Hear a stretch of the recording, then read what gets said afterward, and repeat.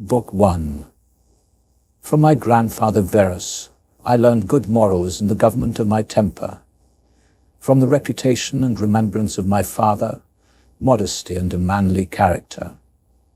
From my mother, piety and beneficence, and abstinence not only from evil deeds, but even from evil thoughts.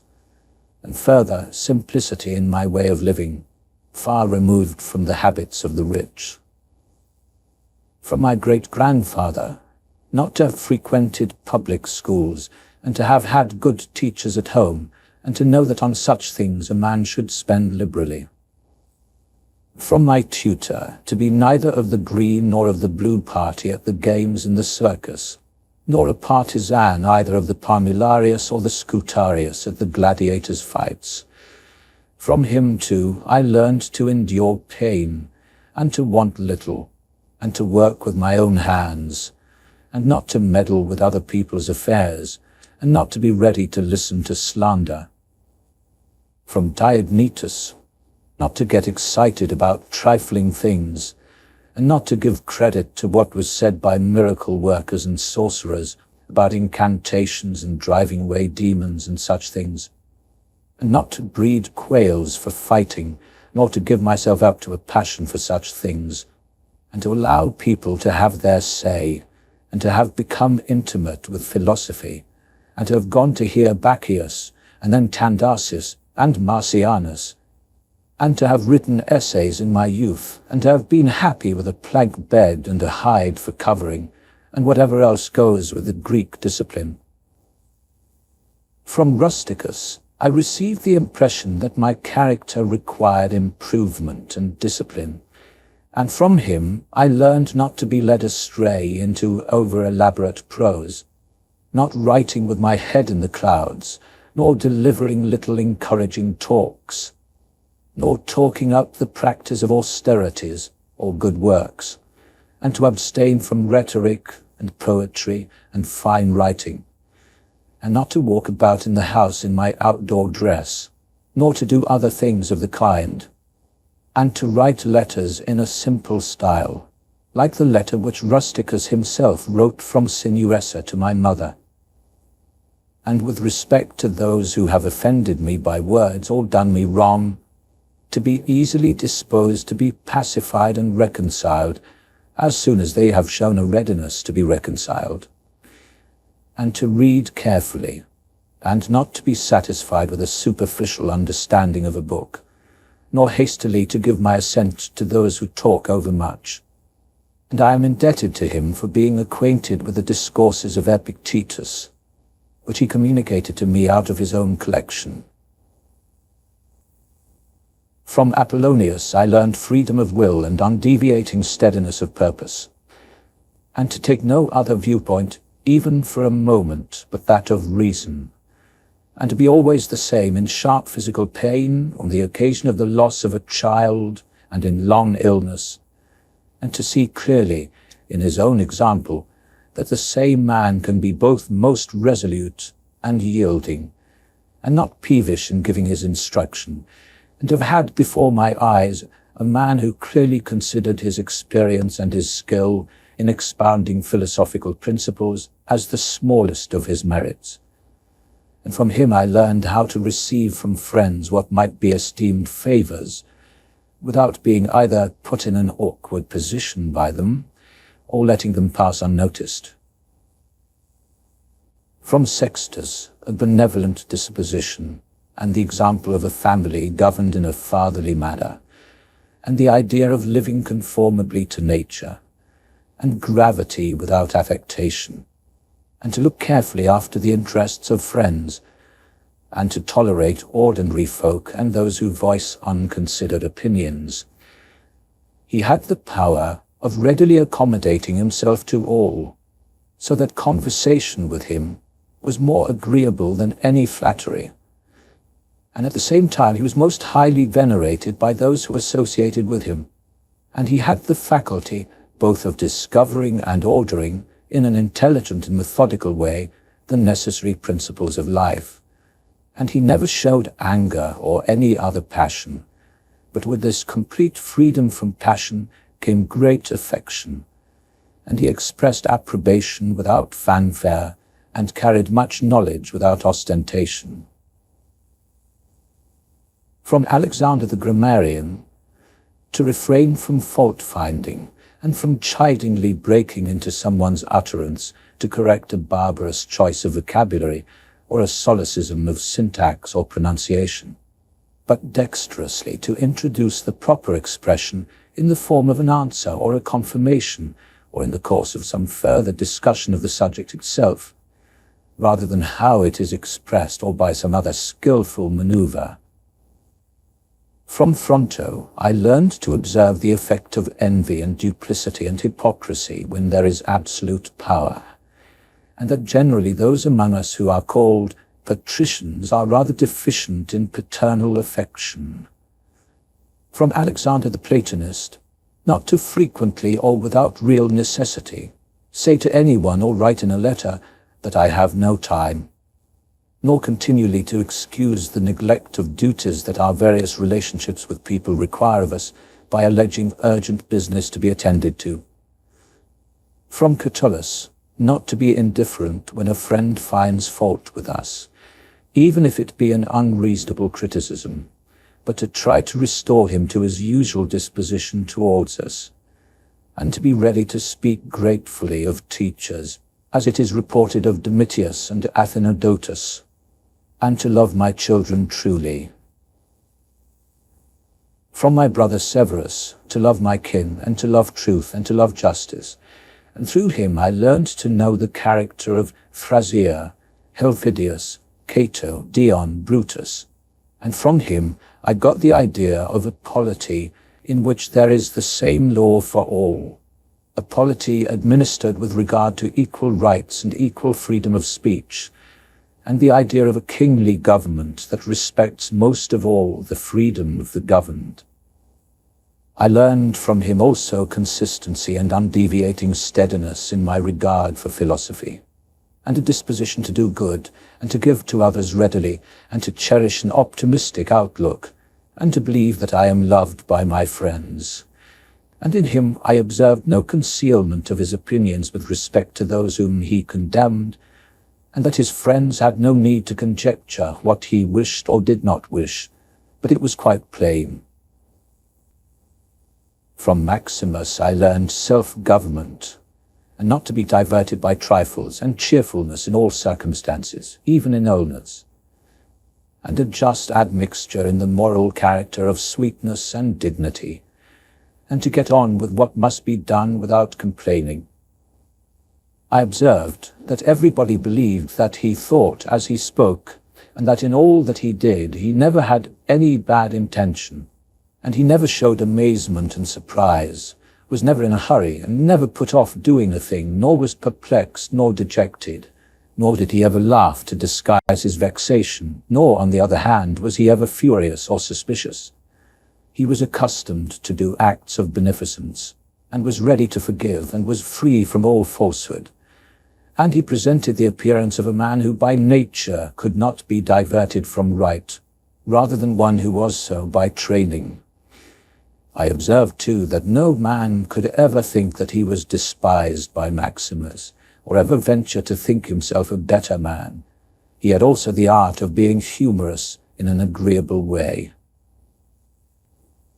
In my adoptive father, I observed mildness of temper, and unchangeable resolution in the things that he had determined upon after due deliberation, and no vain glory in those things that men call honours, and a love of labour and perseverance, and a readiness to listen to those who had anything to propose for the common good, and undeviating firmness in giving to every man according to his deserts, and a knowledge derived from experience of when to act vigorously and when to let be.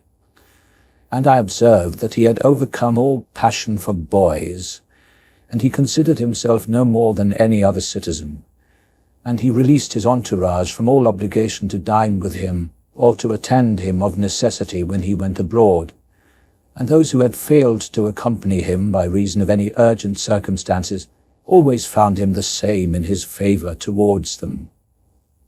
I observed, too, his habit of careful inquiry and council meetings, his persistency, that he never dropped his investigation out of being satisfied with first appearances, and his disposition to keep his friends, being neither soon tired of them nor extravagant in his affection, and his self-mastery and cheerfulness, and his ability to see things coming from a long way off, and his discreet provision for the smallest detail, and his immediate check on public applause and all flattery, and his watchfulness over the things which were necessary for the administration of the empire, and his good management of expenditure, and his patience in putting up with the blame that he got for such conduct. He was neither cravenly superstitious with respect to the gods, nor did he court men by gifts or by trying to please them, or by winning the support of the populace, but he showed sobriety in all things, and firmness, and never a small-minded thought or action, nor love of novelty. And the things that make life comfortable, and of which fortune gave him an abundant supply, he used without arrogance, and without excusing himself, so that when he had them, he enjoyed them without affectation, and when he had them not, he did not regret their absence. No one could ever say of him that he was a sophist, or a jumped-up nobody, or a pedant, but every one acknowledged him to be a man of matured understanding, above flattery, able to manage his own and other men's affairs. Besides this, he honored those who were true philosophers, and he did not reproach those who pretended to be philosophers, nor yet was he easily led by them. He was also easy in conversation, and he made himself agreeable without any offensive affectation. He took a reasonable care of his body's health, not as one who was greatly attached to life, nor out of regard to personal appearance, nor yet in a careless way, but so that through his own attention he very seldom stood in need of the physician's art or medicine or external applications. He was most ready to defer without envy to those who possessed a particular skill, such as eloquence, or knowledge of the law, or of ethics, or some such specialism. And he gave them his help, that each might enjoy a reputation according to their deserts. And he always acted conformably to the institutions of his country, without showing any affectation of doing so. Further, he was not fond of change, nor unsteady, but he loved to stay in the same places, and to employ himself about the same things. And after his migraine attacks, he came immediately fresh and vigorous to his usual occupations. He kept very few secrets, and these only about matters of state, and he showed prudence and economy in the provision of public spectacles, the construction of public buildings, the distribution of donations to the people, and all such things, for he was a man who looked to what ought to be done, not to the reputation that might come with the doing of it. He did not take baths at unseasonable hours. He was not fond of building houses, nor fussy about what he ate, nor about the texture and colour of his clothes, nor about the beauty of his slaves. His dress came from Lorium, his villa on the coast, and from Lanuvium generally. We know how he behaved to the toll collector at Tusculum, who asked his pardon, and such was all his behaviour. There was in him nothing harsh, nor implacable, nor violent, nor, as one may say, anything he would get into a great sweat about. But he examined all things severally, as if he had abundance of time, and without confusion, mindfully, vigorously, and consistently. And that might be applied to him which is recorded of Socrates, that he was able both to abstain from and to enjoy those things which many are too weak to abstain from, and cannot enjoy without excess.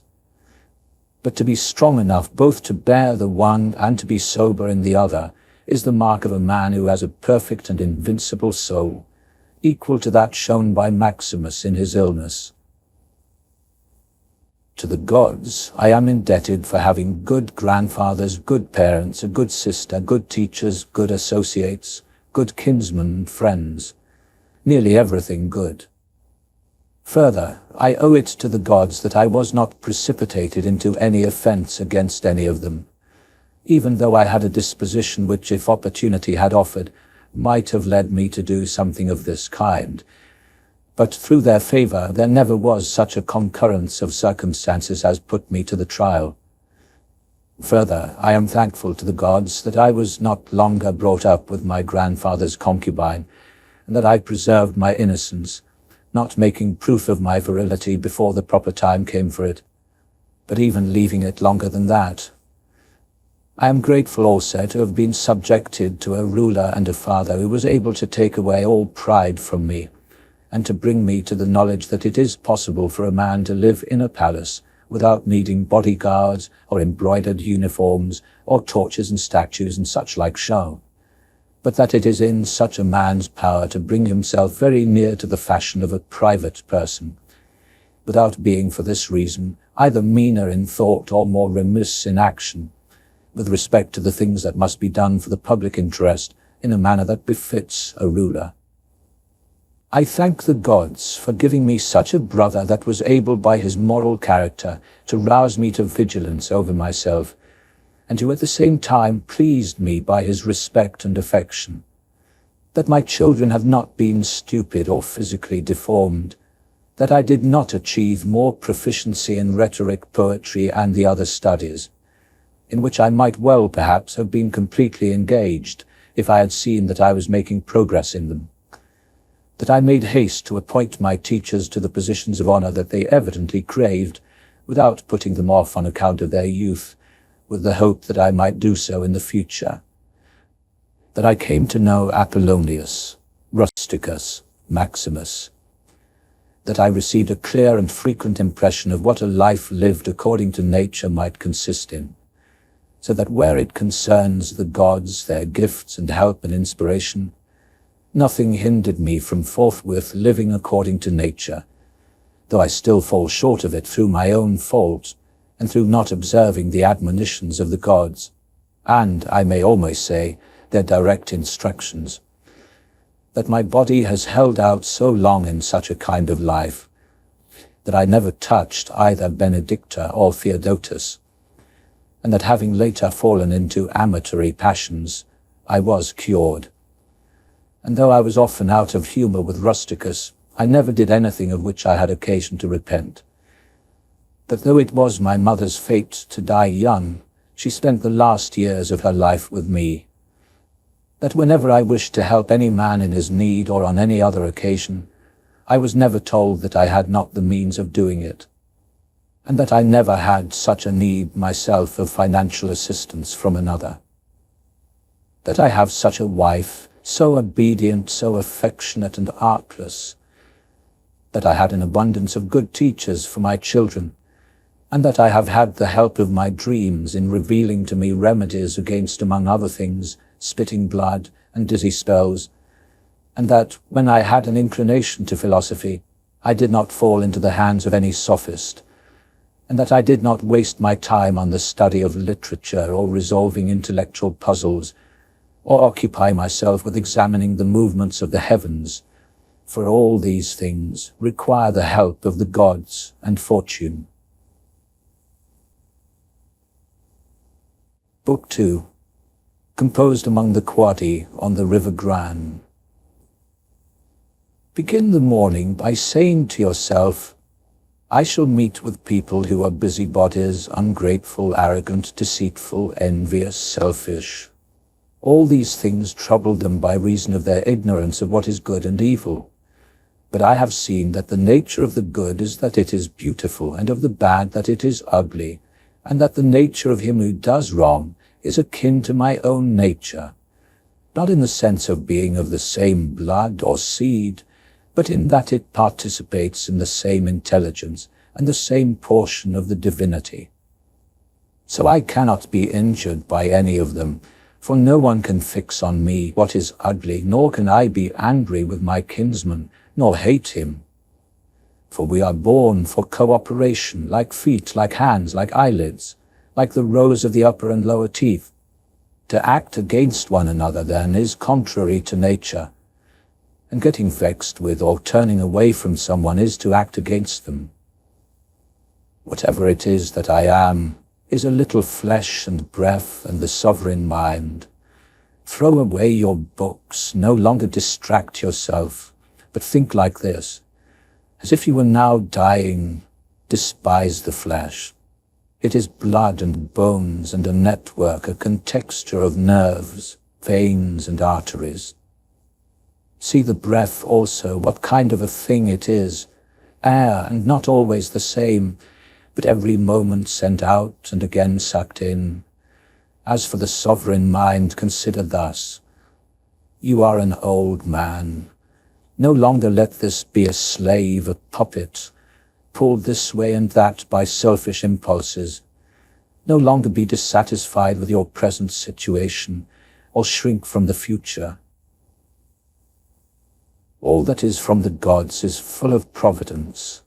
That which is from fortune is not separate from nature, or without an interweaving and involution with the things that are ordered by providence. From thence all things flow, and there is besides necessity, and that which is for the advantage of the whole universe, of which you are a part. Now that is good for every part of nature, which the nature of the whole brings, and that which serves to maintain this nature. And the universe is preserved by change, by the changes of the elements themselves, as by the changes of things compounded of the elements. Let these principles be enough for you. Let them always be fixed opinions, and let go of the thirst after books, that you may not die complaining, but cheerfully, truly, and from your heart thankful to the gods. Remember how long you have been putting off these things, and how often the gods have put opportunity in your way, and yet you do not use it.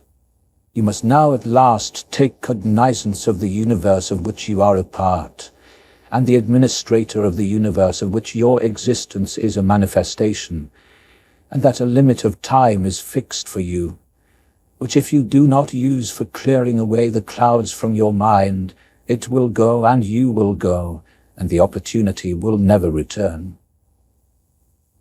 Every moment think steadily as a Roman and a man to do what you have in hand with perfect and simple dignity, and affectionate feeling, and freedom from passion, and justice, and to give your mind relief from all other thoughts. And you will give your mind relief if you perform every action of your life as if it were the last, laying aside all carelessness and passionate aversion from the commands of reason, and all hypocrisy and self-love, and discontent with the portion which has been given to you. You see how few things a man needs to lay hold of in order to be able to live a life that flows in quiet, and is like the existence of the gods. For the gods on their part will require nothing more from him who observes these things. Do wrong to yourself, you do wrong to yourself, my soul, and you will no longer have the opportunity of giving yourself respect. Everyone's life is but a moment, but though yours is nearly finished, your soul does not reverence itself, but places your felicity on the souls of others. Do external things that fall upon your attention distract you? Give yourself time to learn something new and good, and cease to be whirled around by them. But then you must also avoid being carried about the other way, for those too are triflers who have wearied themselves in life by their activity, and yet have no goal to which to direct every movement of the mind, in a word, all their thoughts.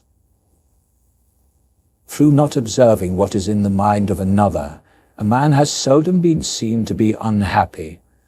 But those who do not observe the movements of their own minds must of necessity be unhappy. This you must always bear in mind. What is the nature of the whole, and what is my nature, and how this is related to that, and what kind of a part it is of what kind of a whole, and that there is no one who hinders you from always doing and saying things that accord with the nature of which you are a part. Theophrastus, in his comparison of evil actions, such a comparison as one would make in accordance with the common notions of mankind, says like a true philosopher, that the offences that are committed through desire are more blamable than those that are committed through anger. For he who is excited by anger seems to turn away from reason with a certain pain and unconscious contraction. But he who offends through desire, being overpowered by pleasure, seems to be in a manner more intemperate and less manly in his offences. Rightly then, and in a way worthy of philosophy, he said that the offence which is committed with pleasure is more blamable than that which is committed with pain. And on the whole, the one is more like a person who has been initially wronged and is compelled to be angry through pain, but the other is moved by his own impulse to do wrong, being carried towards doing something by desire. Since it is possible that you may depart from life this very moment, regulate every act and thought accordingly. But to go away from among men, if there are gods, is not a thing to be afraid of, for the gods will not involve you in evil. But if indeed they do not exist, or if they have no concern about human affairs, what is it to me to live in a universe devoid of gods or devoid of providence? But in truth they do exist, and they do care for human things, and they have put all the means in man's power to enable him not to fall into real evils.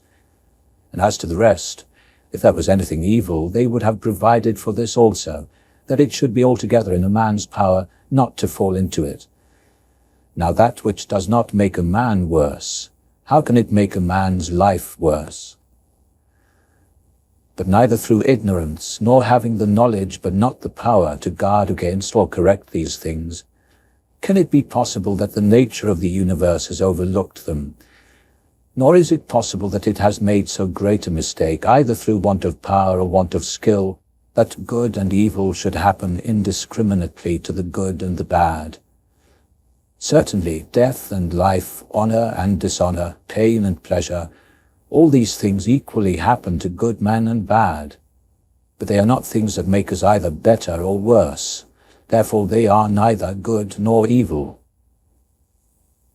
How quickly all things disappear, our bodies themselves into the universe, and into time the remembrance of them. What is the nature of all sense objects, and particularly those that enthrall with the bait of pleasure or terrify by pain, or are noised abroad on the empty vapour of fame?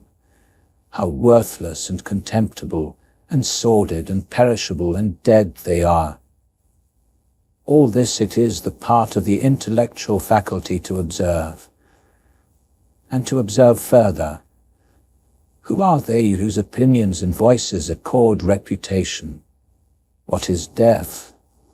And the fact that if a man looks at death in itself, and by the abstractive power of reflection separates out all the things that gather around it in the imagination, he will then consider it to be nothing else than an operation of nature. And if anyone is afraid of an operation of nature, he is a child. And this is not only an operation of nature, but is also a thing that conduces to nature's purposes. To observe, too, how does man come near to the deity, and by what part of him, and when this part of man is so disposed. Nothing is more wretched than a man who runs circles round everything, and, as the poet Pindar says, pries into the things beneath the earth, and seeks by conjecture what is in the minds of his neighbours, without perceiving that it is enough to attend to the guardian spirit within him, and to reverence it sincerely. And reverence of the guardian spirit consists in keeping it pure from passion and thoughtlessness, and dissatisfaction with what comes from gods and man. For the things from the gods merit veneration for their excellence, and the things from men should be dear to us by reason of kinship, though sometimes in a way they also move our pity by reason of men's ignorance of good and bad, this defect being not less than that which deprives us of the power of distinguishing black from white. Though you should be going to live 3,000 years, and as many times 10,000 years, still remember that no man loses any other life than this which he now lives, nor lives any other than this which he now loses. The longest life and the shortest are thus brought to the same condition. For the present is the same to all, and that which perishes is also the same, and so that which is lost is but a mere moment. For a man cannot lose either the past or the future, for how can anyone take from a man what he does not have? These two things then you must bear in mind, the one that all things from eternity are of like forms and come round in a circle, and that it makes no difference whether a man shall see the same things during 100 years or 200 or an infinite time. And the second, that the longest liver and he who will die soonest lose just the same. For the present is the only thing of which a man can be deprived, if it is true that this is the only thing which he has. A man cannot lose a thing if he does not have it. All experience is formed by thinking. What was said by the cynic Monimus is quite clear, and quite clear too is the usefulness of what was said, if one takes from it what may be got out of it as far as it is true. The soul of man does violence to itself, first of all, when it becomes a separate growth, as it were, a tumor on the universe so far as it can. For to be vexed at anything that happens is a separation of ourselves from nature, in some part of which the natures of all other things are contained. In the next place, the soul does violence to itself when it turns away from any man, or even moves towards him with the intention of injuring him, such as are the souls of those who are angry. In the third place, the soul does violence to itself when it is overpowered by pleasure or by pain. Fourthly, when it plays a part, and does or says anything insincerely and untruly. Fifthly, when it allows any act of its own and any movement to be without an aim, and does anything thoughtlessly and without considering what it is, it being right that even the smallest things be done with reference to an end. And the end of rational animals is to follow the reason and the law of the most ancient city and polity of all, that is the universe itself. In a human life, the temporal extent of it is a point, the substance of it is a flux or flow, its perception is dull, and the composition of the whole body subject to putrefaction, and the mind a whirl. Its fortune is hard to divine, and its fame impossible to judge. In a word, everything that belongs to the body is a stream, and what belongs to the mind is a dream and vapor, and life is a warfare and a stranger's sojourn, and the end of all fame is oblivion. What then may guide a man? One thing, and this only, philosophy. But this consists in keeping the guardian spirit within a man free from violence and unharmed, superior to pains and pleasures, doing nothing without purpose, nor yet falsely or with hypocrisy, not feeling the need of another man's doing or not doing anything. Moreover, accepting all that happens and all that is allotted as coming from that source, wherever it is, from whence he himself came. And finally, waiting for death with a cheerful mind, as being nothing else than a dissolution of the elements of which every living being is compounded. Now, if there is no harm to the elements themselves in the way that each continually changes into another, why should a man have any apprehension about the change and dissolution of all the elements? For it is according to nature, and nothing is evil that is according to nature. Book 3. This written in Conuntum.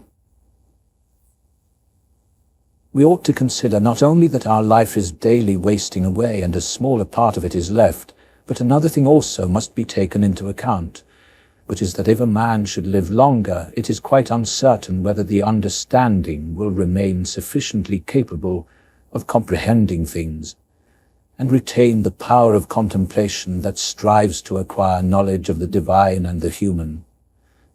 For if he shall begin to fall into dementia, other faculties like perspiration, nutrition, imagination, appetite, and so on will not fail. But the power of making use of ourselves and filling out the measure of our duty and clearly separating all appearances and considering whether a man should now depart from life and whatever else of the kind absolutely requires a disciplined reason, all this is already extinguished. We must make haste then, not only because we are daily nearer to death, but also because the conception of things and the understanding of them cease first. We ought to observe also that even the unlooked-for things that attend on natural processes contain something pleasing and attractive. For instance, when bread is baked, there is some splitting at the surface, and where the loaf cracks open in a fashion contrary to the purpose of the baker's art, it is in some way beautiful and particularly excites the appetite. And again, figs, when they are quite ripe, gape open, and in the ripe olives the very circumstance of their being near to rottenness adds a peculiar beauty to the fruit.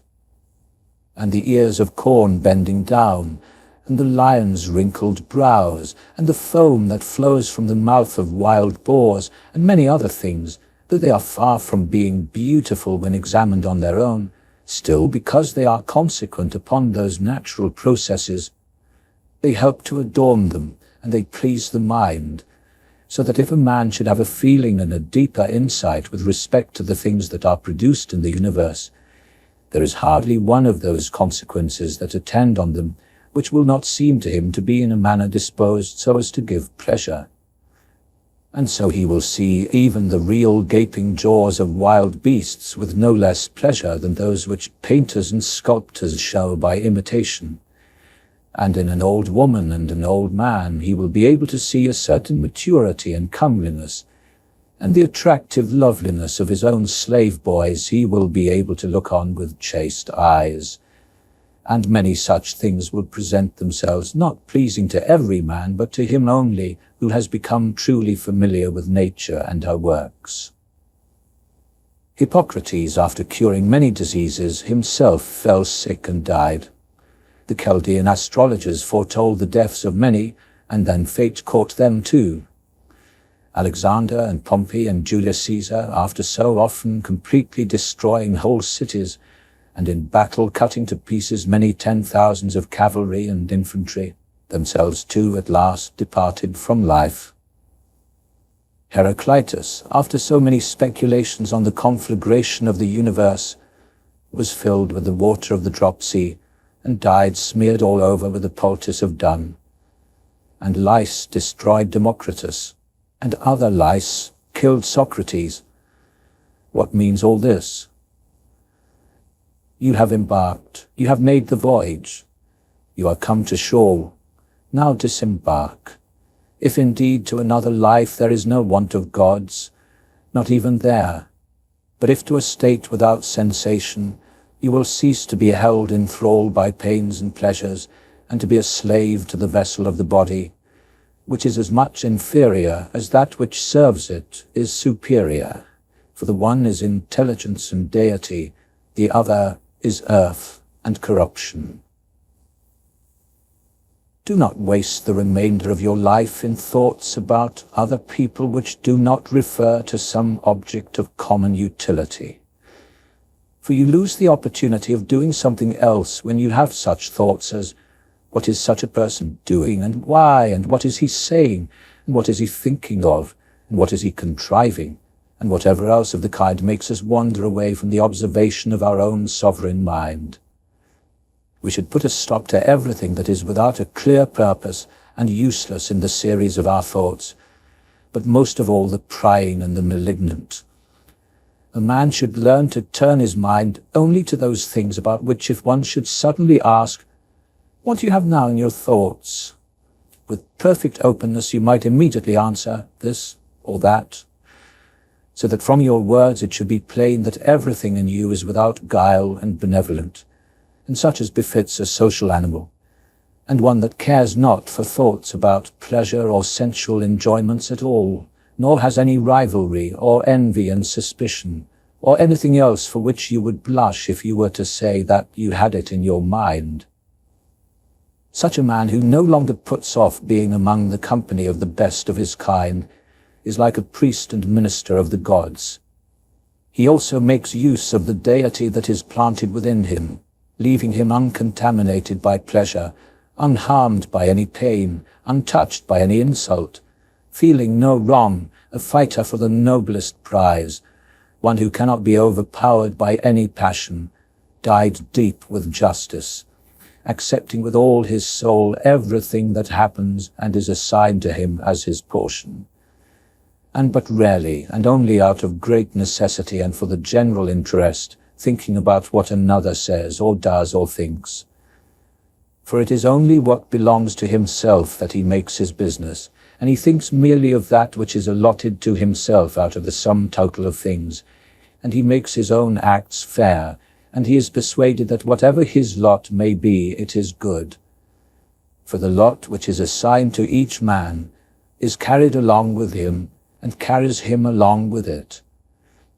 And he remembers also that every rational animal is his kinsman, and that to care for all man is according to man's nature, and a man should hold on to the opinion not of all, but of those only who confessedly live according to nature.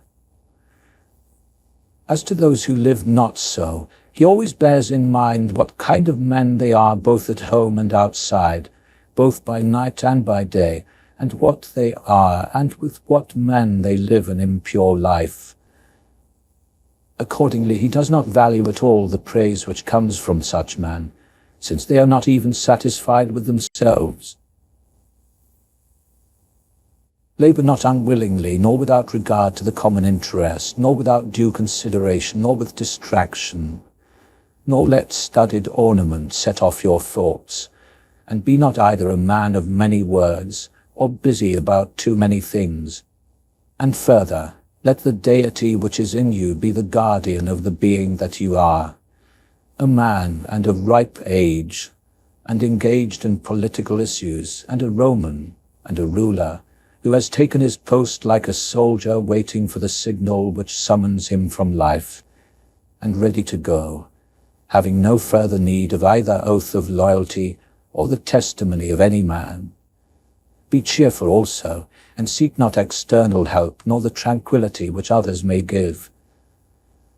A man then must stand erect, not be kept erect by others. If you find in human life anything better than justice, truth, temperance, fortitude, and in a word anything better than your own mind's self-sufficiency, which enables you to do things according to right reason and in the condition that is assigned to you without your own choice, if, I say, you see anything better than this, turn to it with all your soul and enjoy that which you have found to be the best. But if nothing appears to be better than the deity which is planted in you, which has subjected to itself all your appetites, and carefully examines all your thoughts, and, as Socrates said, has detached itself from the persuasions of the senses, and has submitted itself to the gods, and cares for mankind, if you find everything else smaller and of less value than this, then give place to nothing else. For if you do once diverge and incline to it, you will no longer without distraction be able to give the preference to that good thing which is your proper possession and your own. For it is not right that anything of any other kind, such as praise from the many, or power, or enjoyment of pleasure, should come into competition with that which is rationally and politically or practically good. All these things may seem to afford a temporary small advantage, but then they can suddenly overmaster us and carry us away. You must, I say, simply and freely choose the better, and hold to it. As for the saying, that which is useful is the better, well then, if it is useful to you as a rational being, keep to it, but if it is only useful to you as an animal, turn aside, and maintain your judgment without arrogance.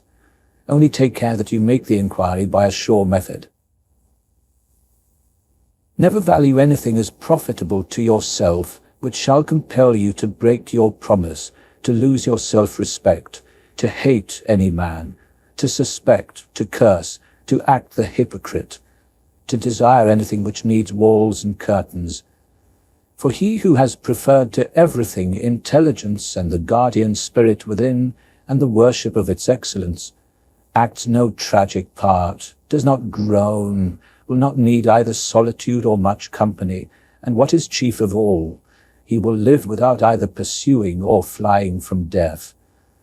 Whether for a longer or a shorter time he shall have the soul enclosed in the body, he cares not at all. For even if he must depart immediately, he will go as readily as if he were going to do anything else which can be done with decency and order, taking care of this only all through life, that his thoughts turn not away from anything which belongs to an intelligent animal and a member of a civil community. In the mind of one who is chastened and purified, you will find no corrupt matter, nor impurity, nor any sore skinned over. Nor is his life incomplete when fate overtakes him, as one may say of an actor who leaves the stage before ending and finishing the play. Moreover, there is in him nothing servile, nor affected, nor too closely bound to other things, nor yet detached from other things, nothing worthy of blame, nothing which seeks a hiding place. Revere the faculty of discrimination. Whether there shall exist in your sovereign mind any opinion inconsistent with nature and the constitution of the rational animal depends entirely on this faculty. And this faculty promises freedom from hasty judgment, and friendship towards man, and obedience to the gods. Throw away then all else, but hold to these few things only. Bear in mind as well that every man lives only this present time, which is an indivisible point, and that all the rest of his life is either past or it is uncertain.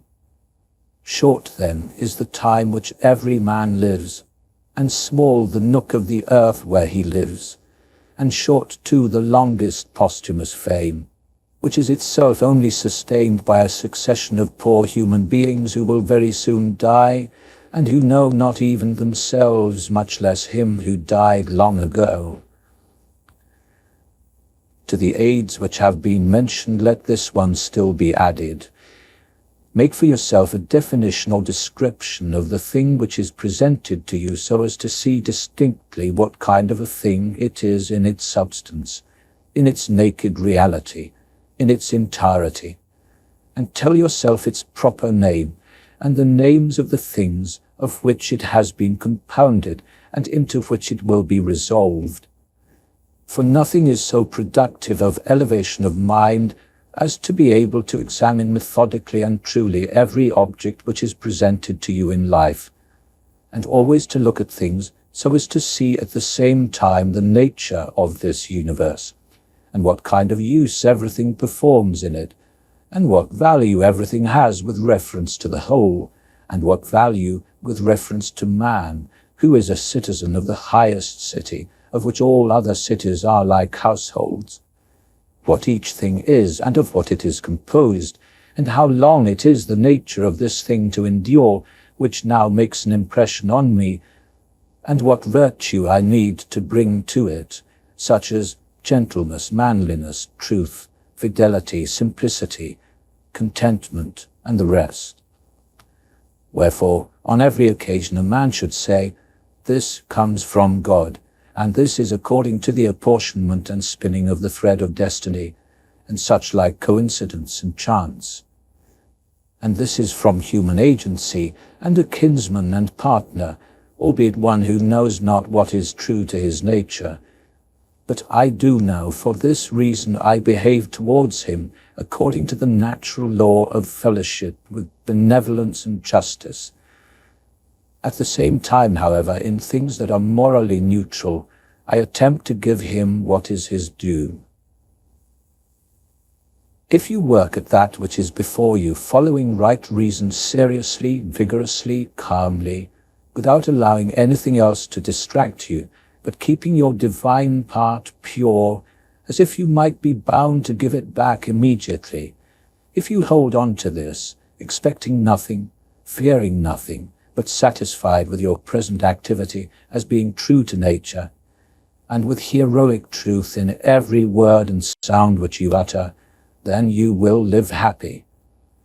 And there is no man who is able to prevent this. Just as physicians have always their instruments and knives ready for cases that suddenly require their skill, so do you have principles ready for the understanding of things divine and human, and for doing everything, even the smallest thing, with a recollection of the bond that unites the divine and human to one another. For nothing that pertains to man is done well without reference to things divine, and vice versa. Stop wandering aimlessly. You are not going to be reading your own memoirs, nor the histories of the ancient Greeks and Romans, and the selections from books which you were reserving for your old age. Hasten then to the end which you have before you, and throwing away idle hopes, help yourself out, if you care at all for yourself, while it is still in your power. They know not how many things are signified by the words stealing, sowing, buying, keeping quiet, seeing what ought to be done. For this is not effected by the eyes, but by another kind of vision. Body, soul, intelligence. To the body belong sensations, to the soul appetites, to the intelligence principles. To receive the impressions of forms by means of appearances belongs even to animals. To be pulled by the strings of desire belongs both to wild beasts and to men who have made themselves into women, and to a Phalaris and a Nero, and to have the intelligence that guides to what would appear to be suitable action belongs also to those who do not believe in the gods, and who betray their country and do their impure deeds behind closed doors. If then everything else is common to all that I have mentioned, there remains that which is peculiar to the good man, to be pleased and content with what happens, and with the thread which is spun for him, and not to defile the divinity which is planted in his breast, nor disturb it by a crowd of images, but to preserve it tranquil, following it obediently as a god, neither saying anything contrary to truth, nor doing anything contrary to justice. And if all men refuse to believe that he lives a simple, modest, and contented life, he is neither angry with any of them, nor does he deviate from the way which leads to the end of life, to which a man ought to come pure, tranquil, ready to depart, and without any sense of compulsion, perfectly reconciled to his lot. Book 4. The power that rules within us, when it is according to nature, is responsive to events, so that it always easily adapts itself to that which is present and that which is presented to it.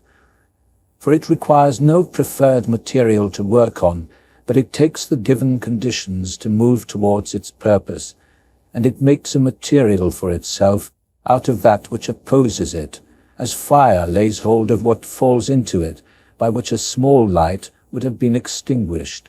When the fire is strong, it soon appropriates to itself the matter which is heaped on it, and consumes it, and rises higher by means of this very material. Let no act be done without a purpose, nor otherwise than according to the perfect principles of life's art. Men seek retreats for themselves, houses in the country, seashores and mountains, and you too tend to desire such things very much. But this is altogether a mark of the most common sort of man, for it is in your power to retire into yourself whenever you choose to. For there is nowhere with more quiet or freedom from trouble for a man to retire to than his own soul, particularly when he has within him such thoughts that by looking into them he is immediately in perfect tranquillity. And by tranquillity I mean nothing else than the good ordering of the mind. Constantly then give yourself this retreat, and renew yourself, and let the principles you turn to be brief and fundamental, which as soon as you shall recall them will be sufficient to cleanse the soul completely and to send you back free from all discontent with the things to which you must return. For what are you discontented with? The wickedness of men? Recall to your mind this conclusion, that rational animals exist for one another, and that to tolerate is a part of justice, and that men do wrong involuntarily, and consider how many already, after mutual enmity, suspicion, hatred, and fighting, have been stretched dead, reduced to ashes, and be quiet at last. But perhaps you are dissatisfied with what is assigned to you out of the universe. Recollect these alternatives. Either there is providence, or there are just atoms, a fortuitous concurrence of things.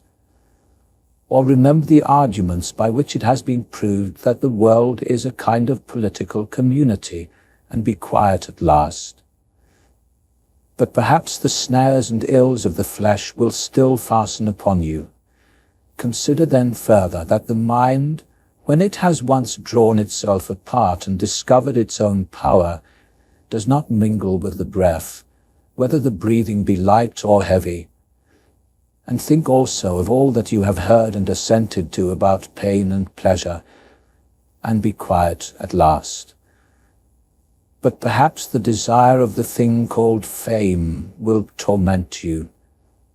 See how soon everything is forgotten, and look at the chaos of infinite time on each side of the present, and the emptiness of applause, and the changeableness and want of judgment in those who pretend to give praise, and the narrowness of the space within which it is circumscribed, and be quiet at last.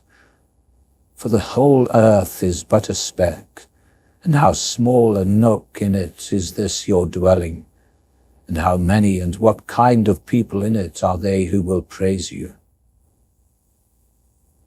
This then remains. Remember to retire into this little territory of your own, and above all, do not distract or torment yourself, but be free and look at things as a man, as a human being, as a citizen, as a mortal. But among the things readiest to hand to which you shall turn, let there be these two. One is that things do not touch the soul, for they are external to its movement, but your anguish comes only from judgments within. The other is that all these things which you see now are changing and will cease to be, and constantly bear in mind how many of these changes you have already witnessed. The universe is transformation. Life is judgment. If the intellectual faculty is common to all, then the power of reason also, that which makes us rational beings, is common to all. If this is so, also common to all is the reason that commands us what to do and what not to do. If this is so, there is a common law also. If this is so, we are fellow citizens. If this is so, we are members of some political community. If this is so, the world is in this manner a state. In what other political community will anyone say that the whole human race is included? And from thence, from this common political community, comes our very intellectual faculty and reasoning faculty, and our capacity for law. Or whence do they come? For as my earthy nature comes from the earth, and that which is watery in me comes from another element, my breath from some other source, and that which is hot and fiery from its own peculiar source, for nothing comes out of nothing, nor does nothing return to non-existence. So also the intellectual part comes from some source. Death is such as birth is, a mystery of nature. There is a composition out of various elements, and a decomposition into the same elements, and altogether not a thing of which any man should be ashamed. For it is not contrary to the nature of a reasonable animal, and not contrary to the reason of our constitution. For such persons, it is natural that these things should occur. It is a matter of necessity, and if a man will not have it so, he will not allow the fig tree to give juice. But anyway, bear this in mind, that within a very short time, both you and he will be dead, and soon not even your names will be left behind. Take away your judging thought, and then there is taken away the complaint, I have been harmed. Take away the complaint, I have been harmed, and the harm is taken away. That which does not make a man worse than he was, also does not make his life worse, nor does it harm him either from without or from within. The nature of that which is universally useful has been compelled to do this. Consider the saying, everything that happens, happens as it ought, and if you observe carefully, you will find it to be so. I do not say as it ought only with respect to the conditioned continuity of things, but with respect to what is just, and as if someone were assigning to each thing its value. Continue to observe, then, as you have begun, and whatever you do, do it in conjunction with being good, in the sense in which a man is properly understood to be good. Keep to this in every action. If someone does you wrong, do not take his view of things or see things as he would have you see them, but look at them as they are in truth. A man should always have these two principles in readiness. The one, to do only what the reasoning faculty that is present with the power of rule and legislation may suggest for the good of all. The other, to change your position if there is any one at hand to set you right and to move you from an opinion. But this change of opinion must proceed only from a clear persuasion as to what is just or to the common good and the like, not because it appears pleasant or makes one popular. Do you have the power of reason? I have. Why then do you not use it? For if this faculty does its work, what else do you need to worry about? You have existed as but a part of the universe. You shall disappear into that which produced you, or rather, you shall be transformed and received back into its creative principle. Many grains of frankincense on the same altar. One falls before, another falls after, but it makes no difference. Within 10 days you will seem a god to those to whom you are now a beast and an ape, if you will return to your principles and the worship of reason. You are not going to live 10,000 years. Death hands over you. While you live, while it is in your power, be good. How much trouble he avoids who does not look to see what his neighbor says or does or thinks, but only to what he does himself, that it may be just and pure, or as Agathon says, look not round at the depraved morals of others, but run straight along the line without deviating from it. He who has a vehement desire for posthumous fame does not consider that every one of those who remember him will himself also die very soon, then likewise they who succeed them, until the whole remembrance of him shall have been extinguished, as a transmission through men who foolishly admire and perish. But even if you imagine that those who will remember are immortal, and that the remembrance will be immortal, what then is this to you? And I do not say merely what is it to the dead, but what is it to the living? What is praise except in so far as it has a certain utility? As it is, you reject the seasonable gift of nature, clinging to something else. Everything which is in any way beautiful is beautiful in itself, and is an end in itself. It does not have praise as part of it. Nothing is made worse nor better by being praised. I affirm this also of the things that are commonly called beautiful, for example, material things and works of art. That which is really beautiful has no need of anything, no more than law, no more than truth, no more than benevolence or modesty. Which of these things is beautiful because it is praised, or spoiled by being blamed? Is such a thing as an emerald made worse than it was if it is not praised, or gold, ivory, purple, a lyre, a little knife, a flower, a shrub?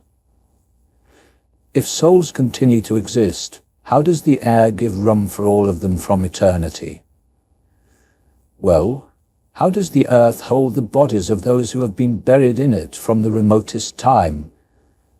For as here the mutation of these bodies after a certain continuance, whatever it may be, and their dissolution make room for other dead bodies, so the souls which are removed into the air after subsisting for some time are transmuted and diffused, and assume a fiery nature by being received into the creative intelligence of the universe, and in this way make room for the fresh souls which come to dwell there.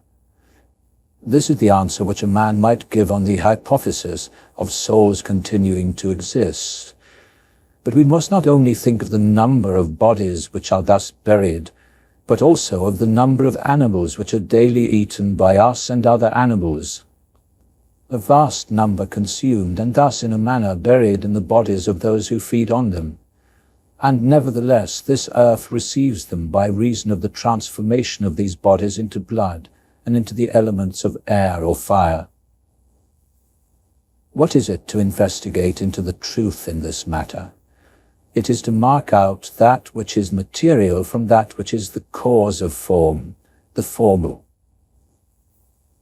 Do not be whirled about by your thoughts, but in every volition have respect to justice, and on the occasion of every sense impression maintain the faculty of comprehension or understanding. Everything that is harmonious to you, O universe, harmonizes with me. Nothing for me is too early nor too late, which is in due time for you. Everything is fruit to me, O nature, which your seasons bring. From you are all things, in you are all things, to you all things return. The poet says, dear city of Cecrops, and will not you say, dear city of Zeus? If you would be contented, says the philosopher Democritus, don't do very much. But consider if it would not be better to say, do whatever is necessary, whatever the reason of the naturally social animal requires, and however it requires it to be done. For this brings not only the tranquility which comes from doing what is right, but also that which comes from doing little. For the greatest part of what we say and do being unnecessary, if one takes this excess away, one will have more leisure and less uneasiness. Accordingly, on every occasion a man should ask himself, is this one of the unnecessary things? And he should excise not only unnecessary acts, but also the unnecessary thoughts that generate superfluous acts. Try how the life of the good man suits you, the life of him who is satisfied with his portion from the whole, and satisfied with his own just acts and benevolent disposition. You have seen something of that other kind of life. Now try this. Do not get anxious. Make yourself all simplicity. Someone does something wrong. It is to himself that he does the wrong. Something happens to you. Well, out of the universe from the beginning, everything that happens has been apportioned and spun out to you. In a word, thy life is short. Profit from this present moment by the aid of reason and justice. Be sober, be relaxed. Whether it is a well-arranged universe or a chaos huddled together, it is still a universe. Can a certain order subsist in you with yet disorder in the whole? Particularly when all things that seem so separate from one another yet diffuse into and relate to one another. An evil character, a womanish character, a stubborn character, a character that is bestial, childish, animal, stupid, counterfeit, scurrilous, fraudulent, tyrannical. If he is a stranger to the universe who does not know what is in it, no less is he a stranger who does not know what is going on in it. He is a runaway who flies from social awareness. He is blind who shuts the eyes of the understanding. He is poor who is dependent on another, and does not hold in himself all the necessities of life. He is an abscess on the universe who withdraws and separates himself from the reason of our common nature through being displeased with the things that happen to him. For the same nature produces this, and has produced you too. He is a piece rent asunder from the state, who tears his own soul from that of all reasoning animals, which is a single unity. This philosopher is without a tunic, another is without a book. Here is another half naked. Bread I have not, he says, yet I abide by reason. But for myself I have all the fruit of learning, and still I am not faithful to my reason. Love the art, poor as it may be, which you have learned, and be content with it, and pass through the rest of your life like one who has entrusted to the gods with his whole soul all that he has, making yourself neither the tyrant nor the slave of any man.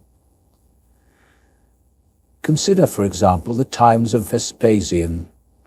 You will see all the same things: people marrying, bringing up children sick, dying, warring, feasting, trafficking, cultivating the ground, flattering, obstinately arrogant, suspecting, plotting, wishing for certain people to die, grumbling about the present, falling in love, heaping up treasure, desiring consulship, kingly power. Well then, that life of these people no longer exists at all. Again, remove to the times of Trajan. Again, all is the same. Their life too is gone.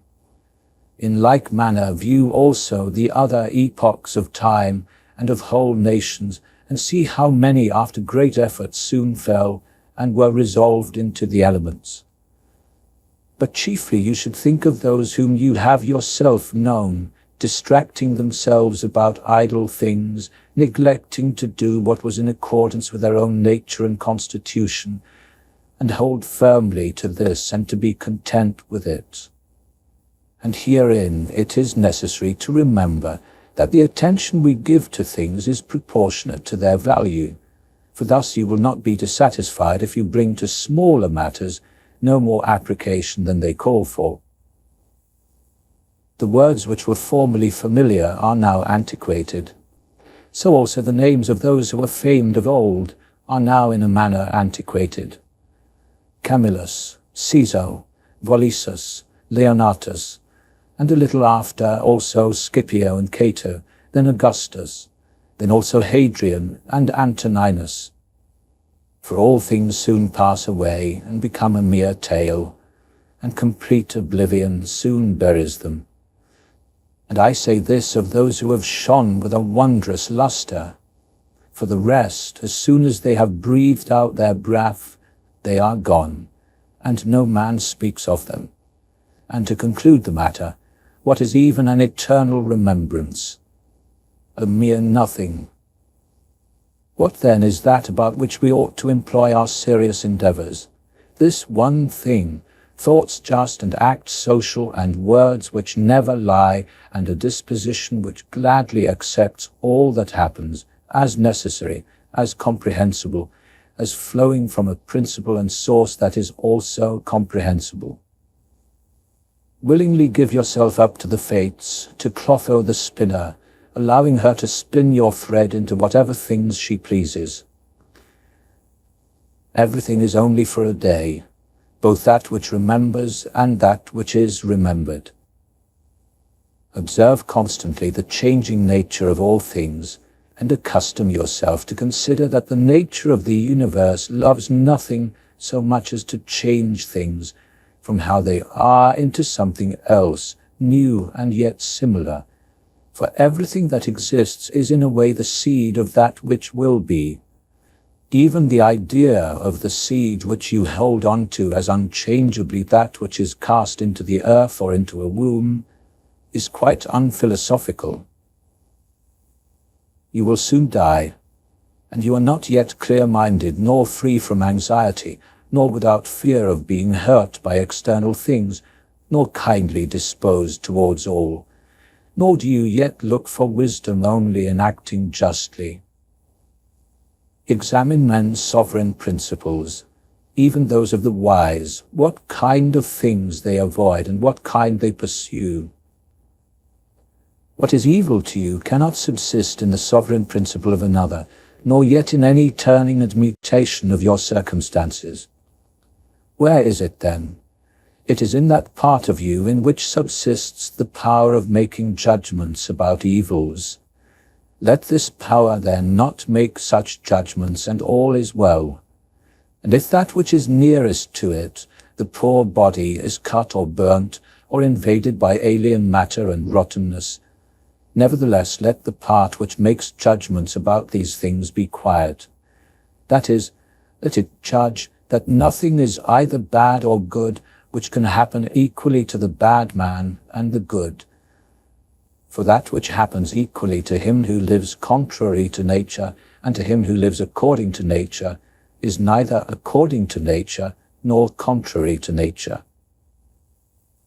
Constantly regard the universe as one living being, having one substance and one soul, and observe how all things have reference to one perception, the perception of this one living being, and how all things act with one movement, and how all things that exist are the cooperating causes of each other.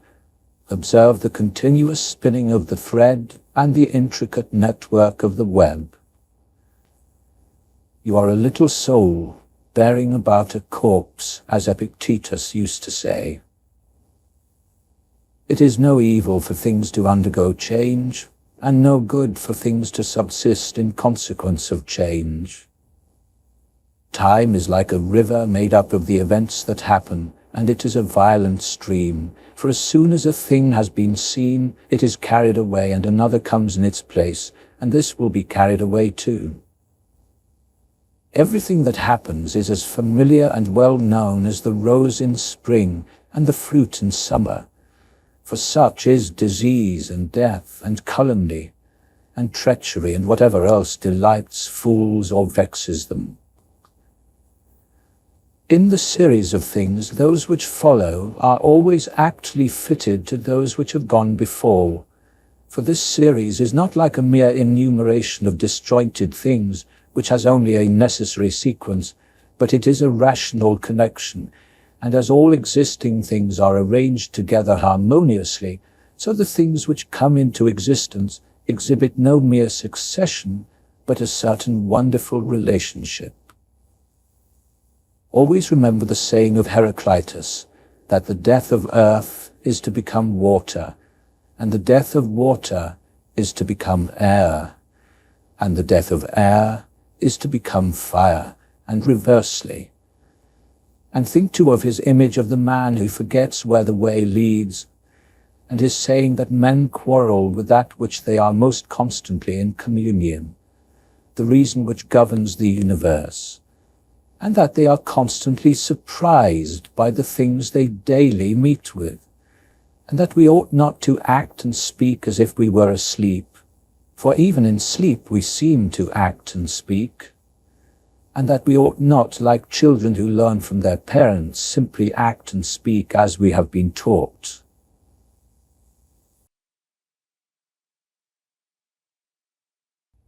If any god told you that you would die tomorrow, or certainly on the day after tomorrow, you would not care much whether it was on the third day or tomorrow, unless you were in the highest degree mean-spirited, for how small is the difference?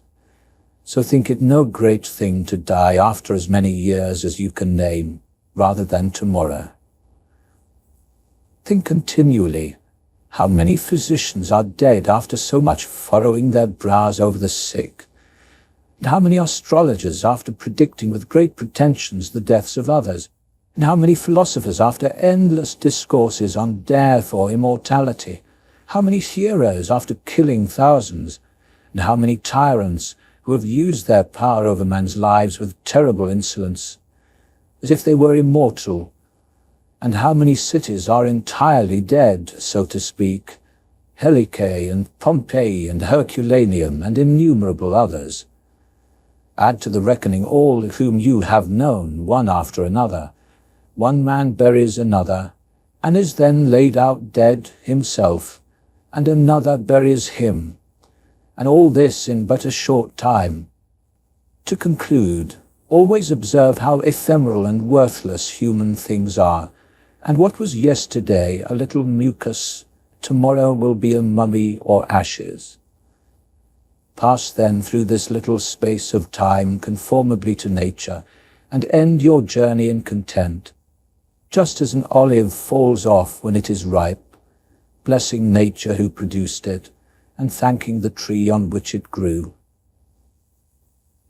Be like the promontory against which the waves continually break. It stands firm and tames the fury of the water around it. I am unhappy because this has happened to me. No, say instead, I am happy, though this has happened to me, because I endure it free from pain, neither crushed by the present nor fearing the future. For such a thing as this might have happened to any man, but not every man would have endured it free from pain on such an occasion. Why then is that experience taken to be a misfortune, any more than your ability to endure it is a good fortune? And do you in all cases call that which is not a deviation from man's nature a man's misfortune? And does a thing seem to you to be a deviation from man's nature when it is not contrary to the will of man's nature? Well, you know the will of nature. Will then this that has happened prevent you from being just, magnanimous, temperate, prudent, secure against inconsiderate opinions and falsehood? Will it prevent you from having modesty, freedom, and everything else, by the presence of which man's nature is fulfilled? Remember, too, on every occasion that leads you to vexation to apply this principle. Not that this is a misfortune, but that to bear it nobly is good fortune. It is a vulgar but still a useful help towards contempt of death to pass in review those who have tenaciously stuck to life. What more then have they gained than those who have died early? Certainly they lie in their tombs somewhere at last. Cadicianus, Fabius, Julianus, Lepidus, or anyone else like them, who have carried out many to be buried and then were carried out themselves. Altogether the interval is small between birth and death, and consider with how much trouble, and in company with what sort of people, and in what a feeble body this interval is laboriously passed. Do not then consider life a thing of any value, for look to the immensity of time behind you, and to the time which is before you, another boundless space. In this infinity, then, what is the difference between him who lives 3 days and him who lives 3 generations? Always run the short way, and the short way is the natural one. Accordingly say and do everything in conformity with the soundest reason. For such a purpose frees a man from trouble and warfare, and all artifice and ostentatious display. Book 5. In the morning, when you feel unwilling to rise, let this thought be present. I am rising to the work of a human being. Why then am I dissatisfied if I am going to do the things for which I exist, and for which I was brought into the world? Or have I been made for this, to lie in the bedclothes and keep myself warm? But this is more pleasant. Do you exist then for the sake of pleasure rather than action or exertion? Do you not see the little plants, the little birds, the ants, the spiders, the bees working together to put in order their own particular corners of the universe? And are you unwilling to do the work of a human being? And do you not make haste to do that which is your very nature to do? But it is necessary to take rest also. It is necessary. However, nature has fixed bounds to this too. She has fixed bounds both to eating and drinking, and yet you go beyond these bounds, beyond what is sufficient. By contrast, in your actions you stop short of what you can do. All this goes to show that you do not love yourself, for if you did, you would love your nature and her will. Those who love their own art, they exhaust themselves in working at them, without washing, without food. But you value your own nature less than the turner values the turning art, or the dancer the dancing art, or the lover of money values his money, or the vainglorious man his little glory. And such men, when they have a violent affection for a thing, choose neither to eat nor sleep in order to perfect the things which they care for. But are the actions that concern society as a whole more vile in your eyes and less worthy of your labor? How easy it is to repel and to wipe away every impression which is troublesome or unsuitable, and immediately to be in complete tranquility. Judge every word and deed that is in accordance with nature to be fit for you, and do not be diverted by the blame or comments from others that follows from it. But if a thing is good to be done or said, do not consider it unworthy of you. For those persons are directed by their own principles and follow their particular feelings and volitions. Do not pay them any regard, but go straight on, following your own nature and the nature common to all. Both of these go by one single way. I pass through the experience meted out by nature until I shall fall and rest, breathing out my breath into that element out of which I daily draw it in, and falling upon that earth from which my father got his seed, and my mother her blood, and my nurse her milk, from which during so many years I have been supplied with food and drink, and which bears me when I tread on it and abuse it in so many ways. You say, men cannot admire the sharpness of my wits.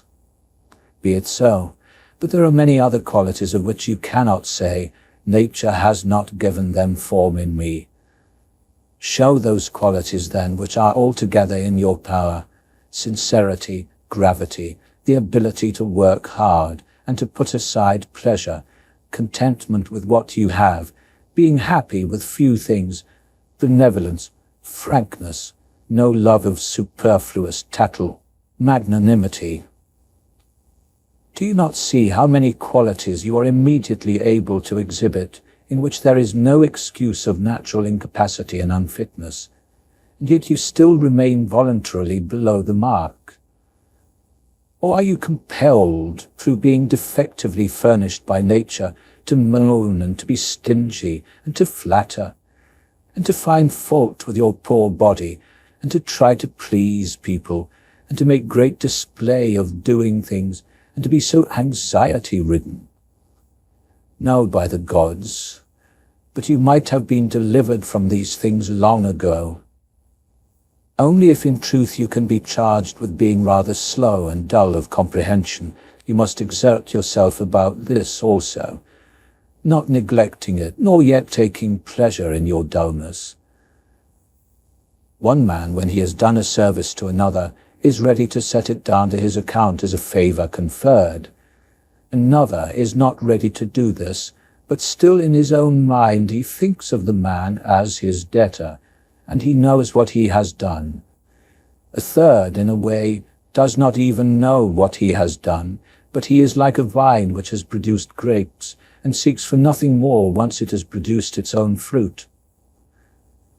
As a horse when he has run, a dog when he has tracked the game, a bee when it has made the honey, so a man when he has done a good act does not call out for others to come and see, but he goes on to another act, as a vine goes on to produce again the grapes in season. Must a man then be one of these who act in this sort of way without looking at what he has done? Yes. But this very thing is necessary, the observation of what a man is doing, for it may be said it is characteristic of the social animal to perceive that he is working in a social manner, and indeed to wish that his social partner also should perceive it. Well, it is true what you say, but you do not quite understand what is being said, and for this reason you will become one of those who mark up favors, of whom I spoke before. For even they are misled by a certain show of reason. But if you will choose to understand the meaning of what is said, do not fear that for this reason you will omit any action of social benefit. The prayer of the Athenians. Rain, rain, O dear Zeus, down on the ploughed fields of the Athenians and on the plains.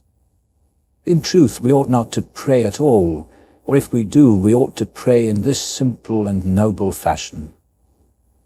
Just as we must understand when it is said that Aesculapius prescribed to this man horse exercise, or bathing in cold water, or going without shoes, so we must understand it when it is said that the nature of the universe prescribed to this man disease or mutilation or loss or anything else of the kind. For in the first case, prescribed means something like this: he prescribed this for this man as a thing adapted to procure health.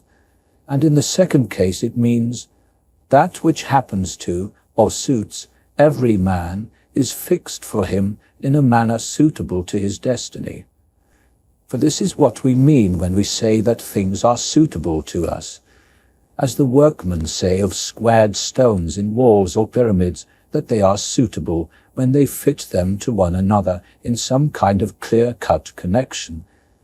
For there is altogether one fitness, one harmony, and as the universe is made up out of all bodies to be such a body as it is, so out of all existing causes, necessity or destiny is made up to be such a cause as it is.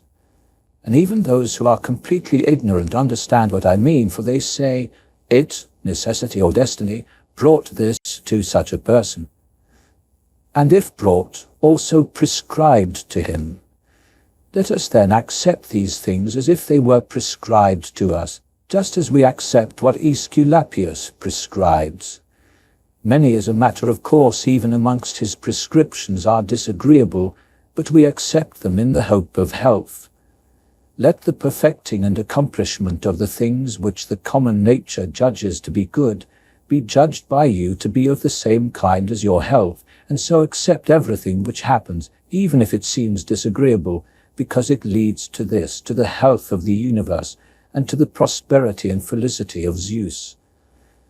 For he would not have brought on any man what he has brought, if it were not useful for the universe as a whole. Neither does the nature of anything, whatever it may be, cause anything which is not suitable to that which is directed by it. For two reasons, then, it is right to be content with what happens to you. The one, because it was done for you and prescribed for you, and in a way had reference to you, originally spun with the thread of your destiny from the most ancient causes, and the other, because even that which comes to every individual in particular is to the power which administers the universe a cause of felicity and perfection, even of its very continuance. For the integrity of the whole is mutilated if you cut off anything whatever from the conjunction and the continuity, either of its constituent parts or of its causes. And you do cut off something as far as it is in your power when you complain at your situation. Just this is in a way damaging to it. Do not be disgusted or discouraged or dissatisfied if you do not succeed in doing everything according to right principles. But when you do fail, return back again and be content if the greater part of what you do is consistent with our true nature, and love this to which you return, and do not return to philosophy as if she were a master, but act like someone with painful eyes who applies a bit of sponge and egg, or as another applies a plaster or a lotion. For thus you will not fail to obey reason, and you will find rest in it. And remember that philosophy requires only the things which your true nature requires, but you would have something else which is not according to your true nature. It may be objected, why, what is more agreeable than this which I am doing? Is this not the very way pleasure deceives us? But consider the ways in which magnanimity, freedom, simplicity, equanimity, piety are more agreeable. For what is more agreeable than wisdom itself, when you think of the security and the happy course of all things that depend on the faculty of understanding and knowledge? Things in their reality are so enveloped and hidden that they have seemed to philosophers, and not a few of them, nor common philosophers, altogether unintelligible. Even to the Stoics themselves they seem difficult to understand. And all the assent we give to what we take in is changeable, for where is the man who never changes? Take your thoughts then to the objects themselves, and consider how short-lived they are and worthless, and that they may be in the possession of a catamite, or a whore, or a robber. Then turn to the morals of those amongst whom you live, and it is hardly possible to endure even the most agreeable of them, to say nothing of being hardly able to endure oneself. In such darkness then and dirt, and in so constant a flux, both of substance and of time, and of motion and of things moved, what there is worth prizing very highly, or even making an object of serious pursuit, I cannot imagine. But on the contrary, it is a man's duty to comfort himself and to wait for the natural dissolution, and not to be vexed at the delay, but to rest in these principles only. The one, that nothing will happen to me which is not conformable to the nature of the universe, and the other, that it is in my power never to act contrary to my God and guardian spirit. For there is no man who will compel me to this. About what am I now employing my own soul? On every occasion I must ask myself this question and inquire, what have I now in this part of me which they call the ruling mind? And what manner of soul do I have now? That of a child, or of a young man, or of the feeble woman, or of a tyrant, or of a domestic animal, or of a wild beast? Here is how we may learn what kind of things most people will regard as good things. If someone were to conceive certain things as being really good, such as prudence, temperance, justice, fortitude, he would not, with a consciousness of these qualities, put up with listening to the popular saying, too many goods to make room, because it will not make sense in those terms. But if a man has first conceived as good the things that appear to most people to be good, he will listen and readily receive as very applicable that which was said by the comic writer. Thus even the majority of people have some sense of the difference. Were it not so, this saying would not offend and be rejected in the first place, whilst we accept it for an apposite and witty remark on the subject of wealth and the rewards of luxury and fame. Go on then and ask if we should value and think those things to be good, to which after their first conception, in the mind of the words of the comic writer might be aptly applied, that he who has them, through pure abundance, has no room to shit. I am composed of the formal and the material, and neither of them will perish into non-existence, as neither of them came into existence out of non-existence. Every part of me then will be reduced by change into some part of the universe, and that again will change into another part of the universe, and so on forever.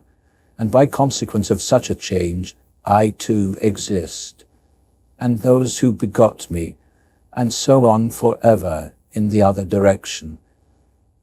Nothing hinders us from saying this, even if the universe is administered according to appointed cycles of change. Reason and the reasoning art are self-defining powers, sufficient for themselves and for their own works. They move from an act first principle, and they make their way to the end that is proposed to them. And this is the reason why such acts are named right acts, which word signifies that they proceed by the right road. None of these things ought to be called a man's, which do not belong to a man as a human being. They are not required of a man, nor does man's nature promise them, nor are they the means of man's nature attaining its end. Neither then does the end of man lie in these things, nor yet that which aids to the accomplishment of this end. and that which aids towards this end is that which is good. Besides, if any of these things did belong to man, it would not be right for a man to despise them and to set himself against them. Nor would a man be worthy of praise who showed that he did not want these things, nor would he who stinted himself in any of them be good, if indeed these things were good. But in fact, the more of these things a man deprives himself of, or of other things like them, or when he is deprived of any of them, the more patiently he endures the loss. In the same degree he is a better man. Such as are your habitual thoughts, such also will be the character of your mind. For the soul is dyed by thoughts. Dye it then with a continuous series of such thoughts as these. For instance, that where a man can live, there he can also live a good life. If he must live in a palace, well then he can also live a good life in a palace. Again, consider that each thing has been constituted for some purpose beyond itself, and towards this it is carried, and its end is in that towards which it is carried, and where the end is, there also is the advantage and the good of each thing. Now the good for the reasonable animal is society, community. For that we are made for society has been shown above. Is it not plain that the inferior exist for the sake of the superior? The things that have life are superior to those that do not have life, and of those that have life the superior are those that have reason. To seek what is impossible is madness, and it is impossible that the bad should not act according to how they are. Nothing happens to any man which he is not formed by nature to bear. What happens to you happened to another, and either because he does not see that they have happened, or because he would show a great spirit, he is firm and remains unperturbed. It is a shame then that ignorance and conceit should be stronger than wisdom. Things themselves do not touch the soul, not in the least degree, nor have they admission to the soul, nor can they turn or move the soul. But the soul turns and moves itself alone, and it consolidates the things that present themselves to it with whatever judgments it may think proper to make of those things. In one respect, man is the nearest thing to me, insofar as I must do good to men and endure them. But insofar as some people make themselves obstacles to my own business, man becomes one of the things that are indifferent to me, no less than the sun or wind or a wild beast. Now it is true that these may impede my action, but they are no impediments to my volition and disposition, which have the power of acting conditionally and changing. For the mind converts and changes every hindrance to its activity into an aid, and so that which is a hindrance to some activity is made a furtherance to it, and that which is an obstacle on the road helps us on this road. Reverence that which is best in the universe. This is what makes use of all things and directs all things, and likewise reverence that which is best in yourself. This is of the same kind as that. For in yourself also, that which makes use of everything else is this, and your life is directed by this. That which does no harm to the state does no harm to the citizen. In the case of every appearance of harm, apply this rule. If the state is not harmed by this, neither am I harmed. If on the other hand the state is harmed, you must not be angry with him who does harm to the state, but show him where his error is. Think often about the rapidity with which things pass by and disappear, both the things which are and the things which are produced. For substance is like a river in a continual flow, and the activities of things are in constant change, and the causes work in infinite varieties, and there is hardly anything which stands still. And consider this which is near to you, this boundless abyss of the past and of the future, in which all things disappear. How then is he not a fool, who is puffed up with such things or plagued about them, and makes himself miserable? For they vex him only for a time, and a short time. Think of the whole substance of the universe, of which you have a very small portion, and of the whole of time, of which a short and indivisible interval has been assigned to you, and of that which is fixed by destiny, and how small a part of it you are. Does another do me wrong? Let him look to it himself. He has his own disposition, his own activity. I now have what the universal nature wills me to have, and I do what my own nature now wills me to do.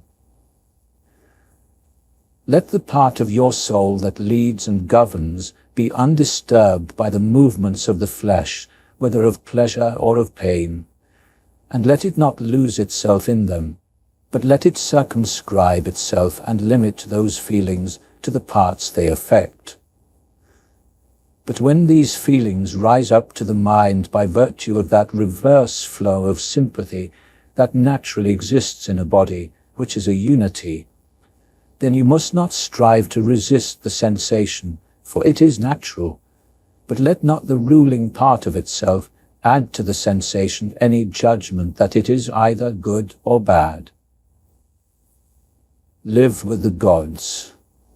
And he does live with the gods, who constantly shows to them that his own soul is at ease with what is assigned to him, and that it fulfills all the wishes of the guardian spirit that Zeus has given as a portion of himself to every man for his guardian guide. And this is every man's understanding and reason. Are you angry with him whose armpits stink? Are you angry with him whose breath smells foul? What do you expect of him? He has such a mouth, he has such armpits. It is necessary that such an emanation must come from such things. But the man has reason, it will be said, and he is able, if he makes some effort, to discover where he causes offense. I wish you well of your discovery. Here you have reason. By your rational faculty, stir up his rational faculty. Show him his error, admonish him. If he listens, you will cure him, and there is no need of anger. As they say, where there are neither declaiming actors nor whores. But why so? As you intend to live when you leave the world, so it is in your power to live while you are in it. If you are not permitted to do so, then get away out of life. Get in such a way as if you suffered no harm by it. The house is smoky and I quit it. Why do you think that this is any problem? But so long as nothing of the kind drives me out, I remain a free individual, and no man shall hinder me from doing what I choose.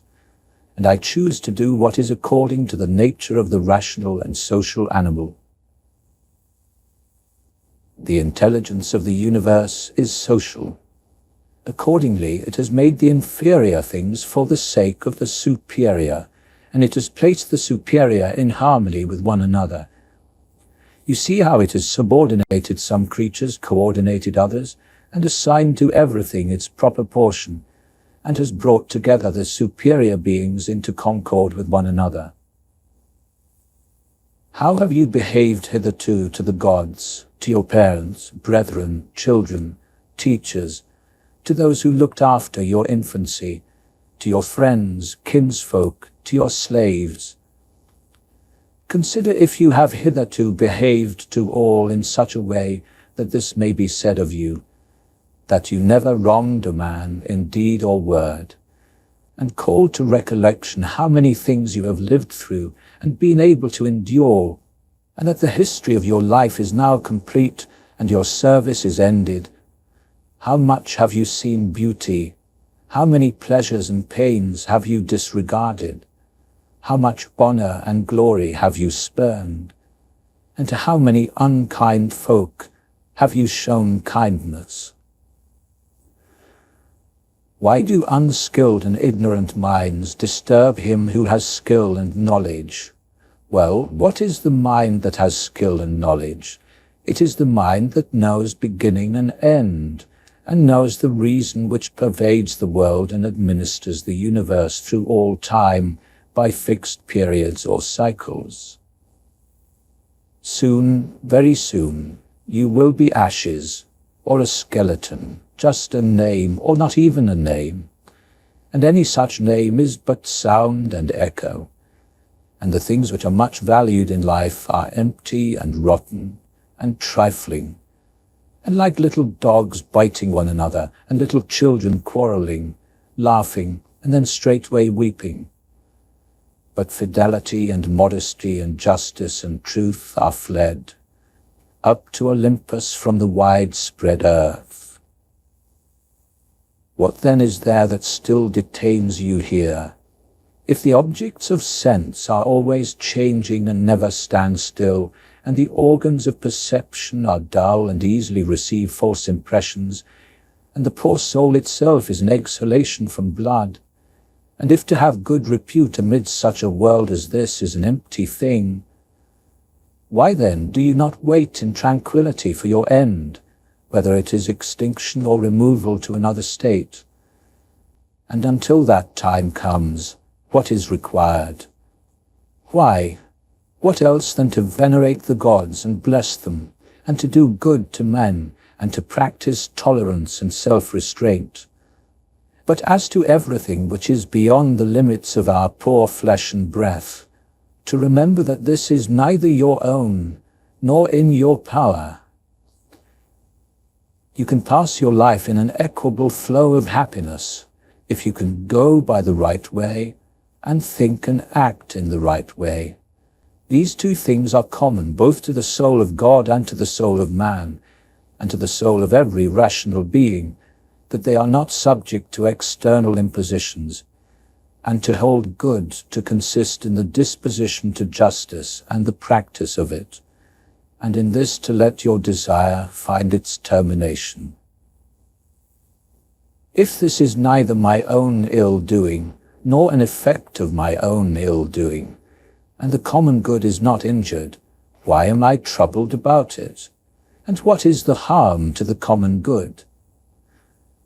Do not be carried along indiscriminately by what may come across in some people as a great loss, but give help to all according to your ability and their deserving, even if they should have sustained loss in matters which are indifferent.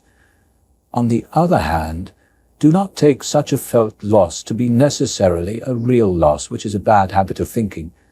But just as the old man in the play, when he leaves, asks for the return of his foster child's top, whilst remembering that it is merely a top, so also should you in this case. When you are crying out to the people on your public platform, "Have you forgotten, man, what these things are worth?" Oh yes, but they are objects of great concern to these people. Will you then be made a fool as well? I was once a fortunate man, but I lost it I know not how. But good fortune is something you assign yourself, and a good fortune is a good disposition of the soul, good emotional responses, good actions. Book 6. The substance of the universe is obedient and compliant, and the reason which governs it has in itself no cause for doing evil, for it has no malice, nor does it do evil to anything, nor is anything harmed by it, but all things are made and perfected according to this reason. So long as you are doing your duty, let it make no difference to you whether you are cold or warm, nor whether you are drowsy or satisfied with sleep, nor whether ill spoken of or praised, nor whether dying or doing something else. For this act by which we die is still one of the acts of life. It is sufficient then in this act also if we can do well what we have before us. Look within. Do not let the particular quality or value of anything escape you. All existing things soon change, and they will either be reduced to vapor, if indeed all material experience is one, or they will be dispersed into atoms. The governing reason knows what its own disposition is, and what it does, and on what material it works. The best way of avenging yourself is not to become like the wrongdoer. Find your pleasure and rest in one thing, to pass from one social act to another social act, thinking of God. The ruling principle of the mind is that which rouses and turns itself, and while it makes itself such as it is and such as it wills to be, it also makes everything that happens appear to itself to be such as it wills. Every single thing is accomplished in conformity to the nature of the universe, for certainly it is not in conformity to any other nature that each thing is accomplished, either a nature which externally comprehends this, or a nature which is comprehended within this nature, or a nature external and independent of this. The universe is either a confusion and a complex network of things, and a dispersion into atoms, or it is unity and order and providence. If then it is the former, why do I desire to tarry in a fortuitous combination of things and such a disorder? And why do I care about anything other than how I shall at last become earth? And why am I disturbed? For the dispersion of my elements will happen whatever I do. But if the other supposition is true, I venerate and I am firm, and I trust in him who governs. When circumstances drive you into some kind of disturbed state, quickly return to yourself and do not continue out of tune longer than the compulsion lasts, for you will have more mastery over the harmony by continually recurring to it. If you had a stepmother and a mother at the same time, you would be dutiful to your stepmother, but still you would constantly return to your mother. Let the court and philosophy now be to you stepmother and mother. Return to philosophy frequently and take your rest in her. Thereby what you are faced with in the court will appear to you tolerable, and you will appear tolerable in the court. When we have meat before us and other eatables, it is a good idea to take in, as a felt impression, the knowledge that this is the dead body of a fish, and this is the dead body of a bird or of a pig, and again that this Falernian wine is only a little grape juice, and this purple road some sheep's wool dyed with the blood of a shellfish, and in the carnal act that it is no more than the rubbing of a membrane and an emission of mucus. Such felt knowledge reaches well to the core of a thing, and to penetrate through it, to see what kind of thing it is. Just in the same way ought we to act all through life, and where there are things which appear most worthy of our approbation, we ought to lay them bare and look at their worthlessness and strip them of all the words by which they are exalted. For outward show is a wonderful perverter of the reason, and when you are most sure that you are employed about things worth doing, it is then that it cheats you most. Consider, for example, what Crates said of Xenocrates himself. Most of the things which the multitude admire may be classed as objects of the most general kind, held together by cohesion such as stones or wood, or natural organization like fig trees, vines, olives. Those that are admired by men who are a little more reasonable come under the heading of things which are held together by a living principle, as flocks or herds. Those which are admired by men who are still more instructed are the things which are held together by a rational soul.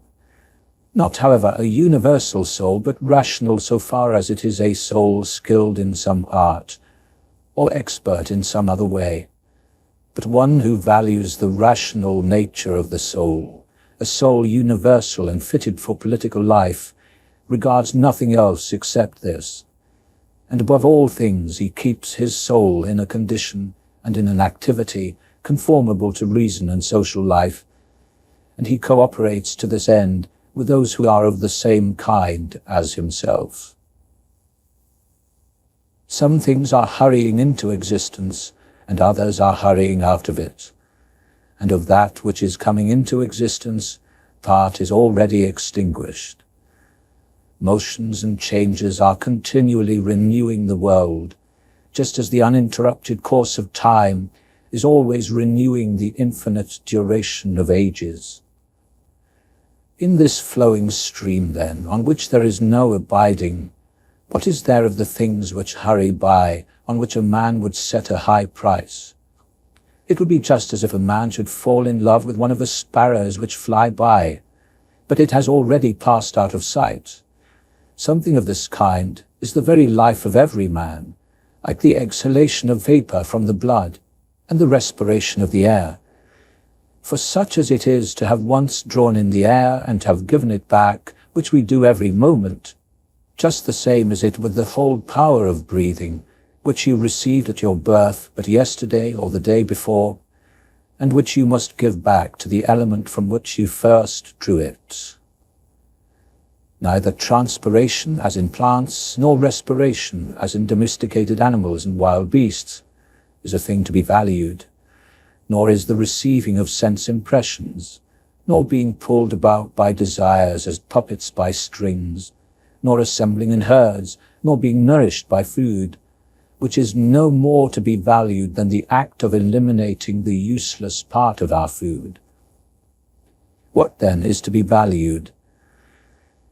To be received with clapping of hands? No. Neither must we value the clapping of tongues, for the praise which comes from the public is just that, a clapping of tongues. Suppose then that you have given up this worthless thing called fame. What remains that is of value?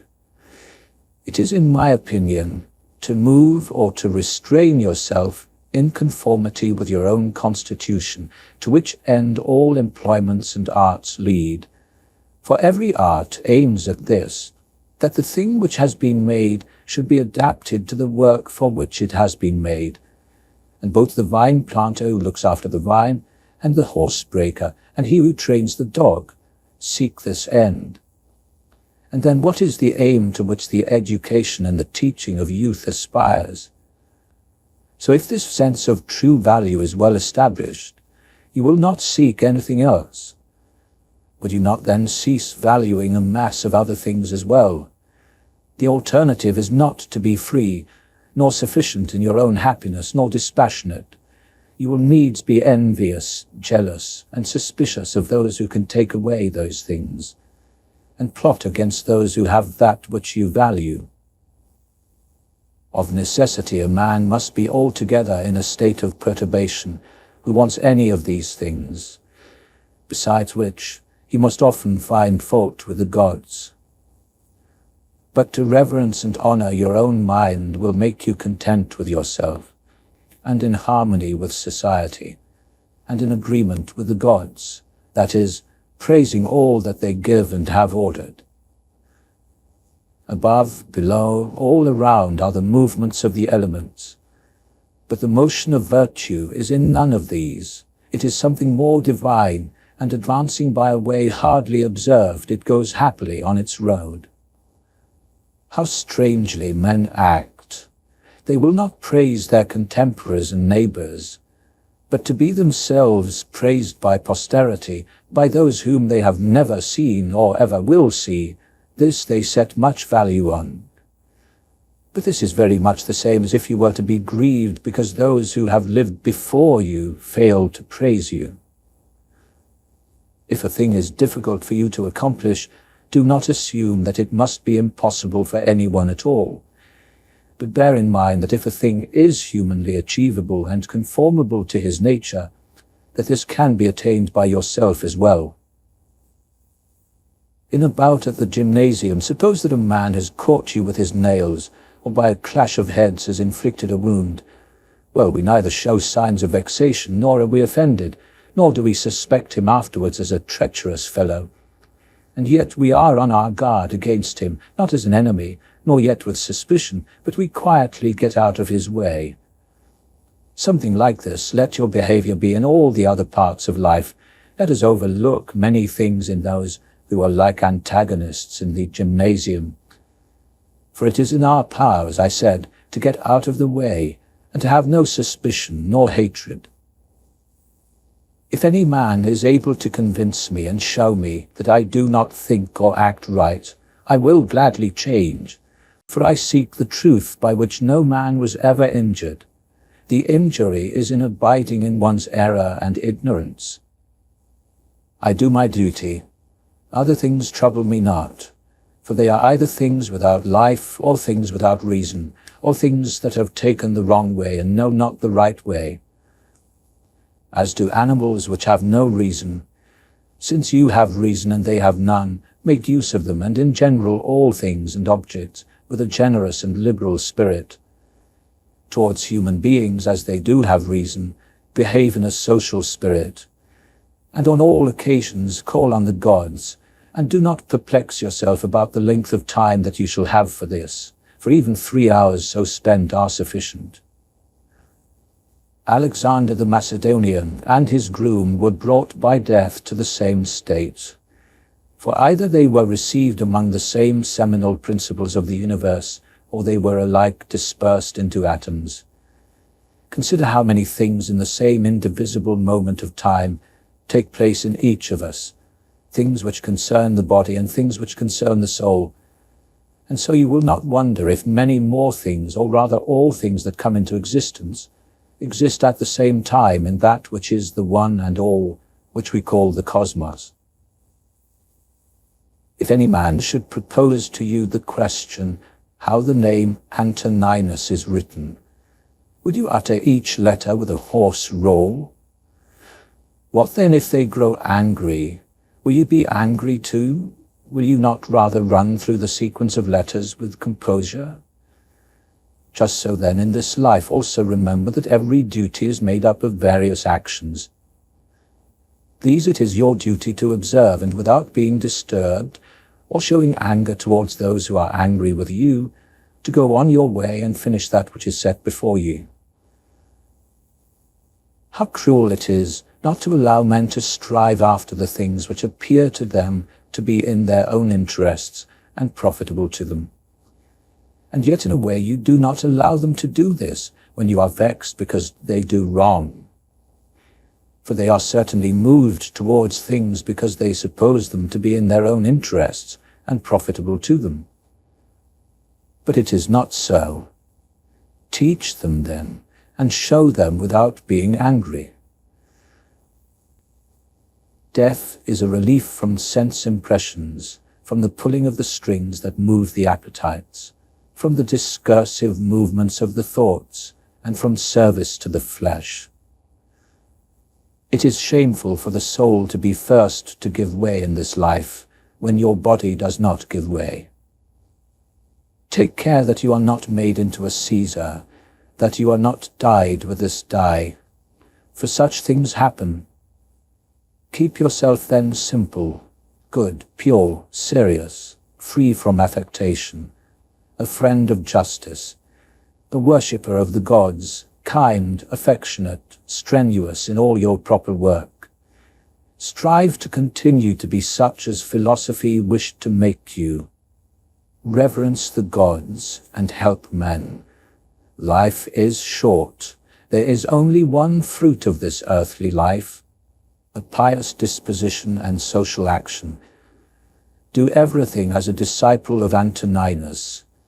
Remember his constancy in every act which was conformable to reason, and his evenness in all things, and his piety, and the serenity of his countenance, and his sweetness, and his disregard of empty fame, and his efforts to understand things, and how he would never let anything pass without having first most carefully examined it and clearly understood it, and how he put up with those who blamed him unjustly without blaming them in return, how he did nothing in a hurry, and how he did not listen to tittle-tattle, and how exact a judge of people's manners and actions he was, and not given to criticizing people, nor timid, nor suspicious, nor pretentious, and with how little he was satisfied in matters of lodging, bed, dress, food, servants, and how hard-working and patient, and how he was able to keep going until the evening on account of his sparing diet, not even requiring to relieve himself by any evacuations except of the usual hour, and his loyalty and consistency in his friendships, and how he gave full freedom of speech to those who opposed his opinions, and his pleasure in being put right, and how religious he was without being superstitious. Imitate all this, that you may have as good a conscience when your last hour comes as he had. Return to sobriety and come back to yourself. And when you have roused yourself from sleep and have perceived that they were only dreams which troubled you, now in your waking hours look at these things about you as you would a dream. I consist of a little body and a soul. Now to this little body all things are indifferent, for it is not able to perceive differences.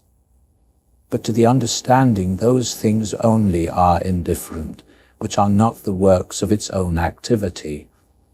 And the works of its own activity are in its power, though of these only those which are done with reference to the present.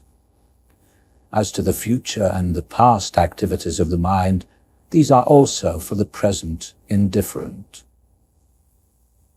Neither the labor which the hand does nor that which the foot does is contrary to nature, so long as the foot does the foot's work and the hand the hand's. In the same way, to a man as a man, the pain of his labor is not contrary to nature, so long as he does the labor of a man. And if the labor is not contrary to his nature, neither is it an evil to him.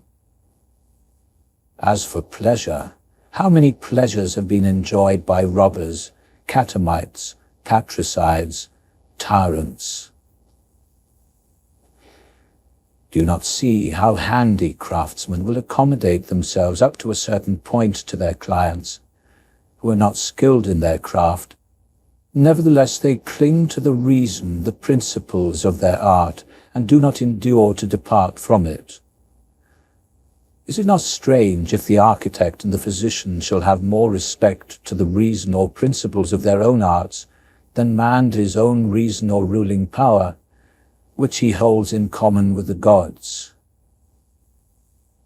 Asia, Europe are minute corners of the universe, all the seas but a drop in the universe, Mount Athos but a little clod of the universe.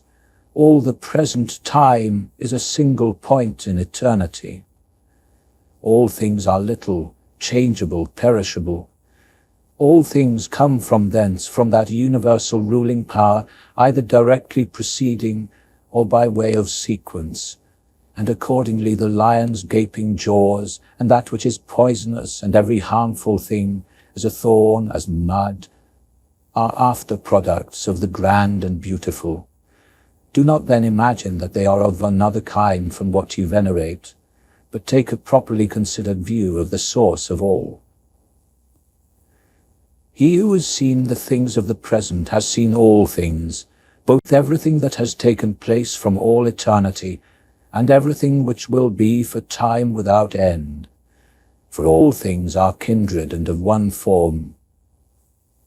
Frequently consider the connection of all things in the universe and their relation to one another. For in a manner all things are implicated with one another, and all in this way are friendly to one another. For one thing comes in order after another, and this is by virtue of the active movement and mutual conspiration and the unity of the substance of things. Adapt yourself to the things amongst which your lot has been cast, and love those people amongst whom you have been placed by fate, but do it truly, sincerely. Every instrument, tool, vessel, if it does the thing for which it has been made, is good, and yet he who made it is not necessary to that good functioning. But in the things which are held together by nature, there is within and there abides in them the power which made them, and therefore it is all the more fitting to reverence this power, and to think that if you do live and act according to its will, everything in you is in conformity to intelligence. And thus also in the universe the things which belong to it are in conformity to intelligence. Whatever you shall suppose to be good or evil for you amongst the things that are not within your control, it must of necessity be that if such a bad thing befall you, or the loss of such a good thing, you will blame the gods and hate men too, those who are the cause of the misfortune or the loss, or those who are suspected of being likely to be the cause. And indeed we do much injustice in our need to make such links. But if we judge only those things which are in our own power to be good or bad, there remains no reason either for finding fault with a god or putting on a hostile attitude to a man. We are all working together to one end, some with knowledge and design, and others without knowing what they do, like people when they are asleep, of whom it is Heraclitus, I think, who says that they too are laborers and cooperators in the things which take place in the universe. But people cooperate in their own very different ways, and even those who find fault with what happens, and those who try to oppose it and to hinder it, cooperate abundantly. For the universe has need even of such men as these. It remains then for you to determine what kind of workmen you place yourself amongst. For he who rules all things will certainly make a proper use of you, and he will admit you into some section of the labor force, whose work together conduce to one end. Only avoid such a part as that of the mean and ridiculous verse in the comedy, which Chrysippus speaks of. Does the sun undertake to do the work of the rain, or Aesculapius the work of the fruit-bearer, the earth? And how is it with respect to each of the stars? Are they not different, and yet they work together to the same end? If the gods have given consideration to me and to the things that must happen to me, they will have considered for my benefit, for it is not easy even to imagine a deity without forethought. And as to doing me harm, why should they have any desire towards that? For what advantage would result from this, whether to themselves or to the general good, which is the special object of their providence? If they have not given me individual consideration, they have certainly considered the general good at least, and inasmuch as the things which happen to me are consequent upon this general arrangement, I ought to accept them with pleasure, and be content with them. But if the gods give consideration to nothing, which it is wicked to believe, and if we do believe it, let us neither sacrifice nor pray nor swear by them, nor do anything else which we do as if the gods were present and lived with us. But if the gods do consider none of the things which concern us, I can at least take consideration for myself, and I shall look to that which is most useful, and that is most useful to a man, which is conformable to his own constitution and nature. And my nature is rational and social. So far as I am Antoninus, my city and country is Rome. So far as I am a man, it is the world. The things then which are useful to these cities are alone useful to me. Whatever happens to the individual person is good for the universe as a whole. This is apparent enough. But if you observe further, you will observe this also as a general truth, that whatever is profitable to the individual is profitable also to others, though the word profitable should be taken here in its common meaning, as applied to things that are what we should call indifferent.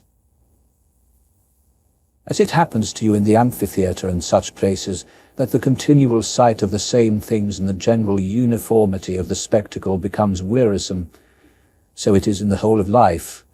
For all things above, below, are the same and come from the same conditions. How much longer then?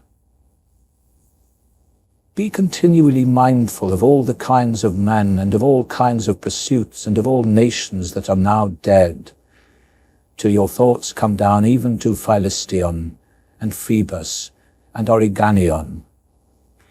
Now turn your thoughts to the other kinds of men.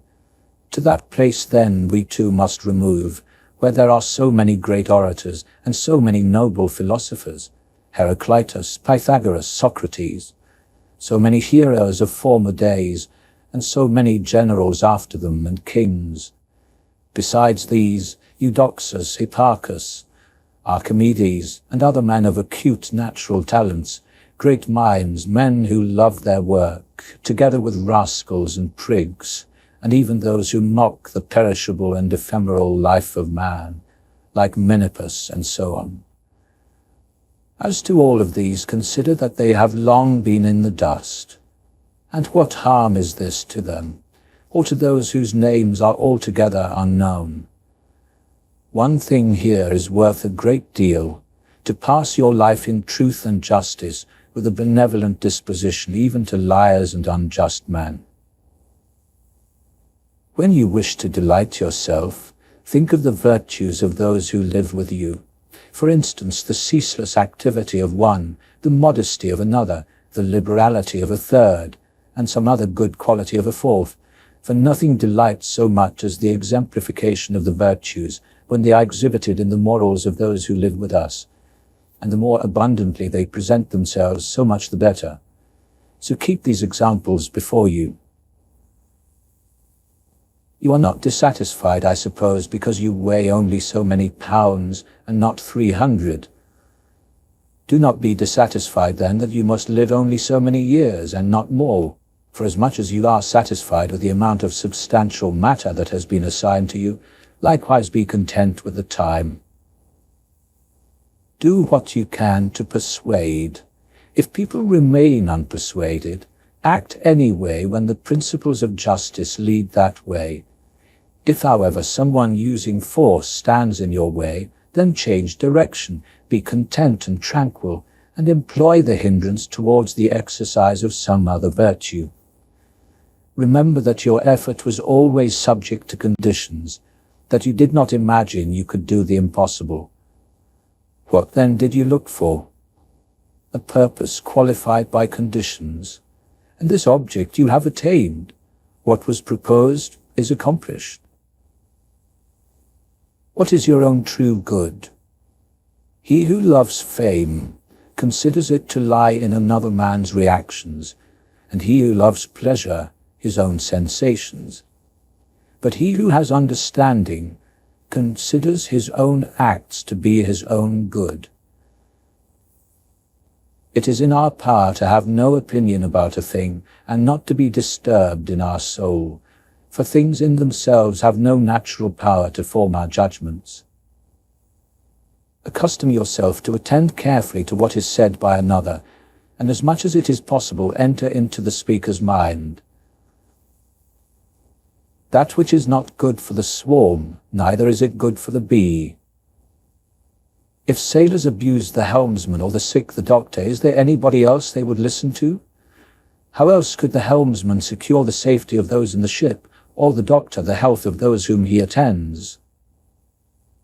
How many with whom I came into the world are already gone out of it? Appearances. To the jaundiced, honey tastes bitter, and to those bitten by mad dogs, water causes fear, and to little children, a ball is a fine thing. Why then am I angry? Do you think that a false opinion has less power than the bile in the jaundiced, or the poison in him who is bitten by a mad dog? No one will hinder you from living according to the reason of your own nature. Nothing will happen to you contrary to the reason of universal nature. What kind of people are they whom men wish to please, and for what objects, and by what kinds of actions? How soon will time cover all things, and how many things it has covered already? Book 7. What is evil? It is that which you have often seen, and in the face of any and every occasion keep this in mind, that it is what you have often seen before. Everywhere up and down you will find the same things with which the old histories are filled, those of ancient times and those of our own day. Cities and houses are filled with them, even now. There is nothing new. All things are familiar, all things are short-lived. How can our living principles become deadened unless the mental impressions which correspond to them are extinguished? But it is in your power continuously to fan these thoughts into a flame. I can form for myself the judgment I ought to have of anything that comes to my attention, and if this is so, why am I disturbed? Things external to my mind have no necessary impact upon it at all. Let this be your state of mind, and you stand upright. To recover your life is in your power. Look at things again as you used to look at them, for in this consists the recovery of your life.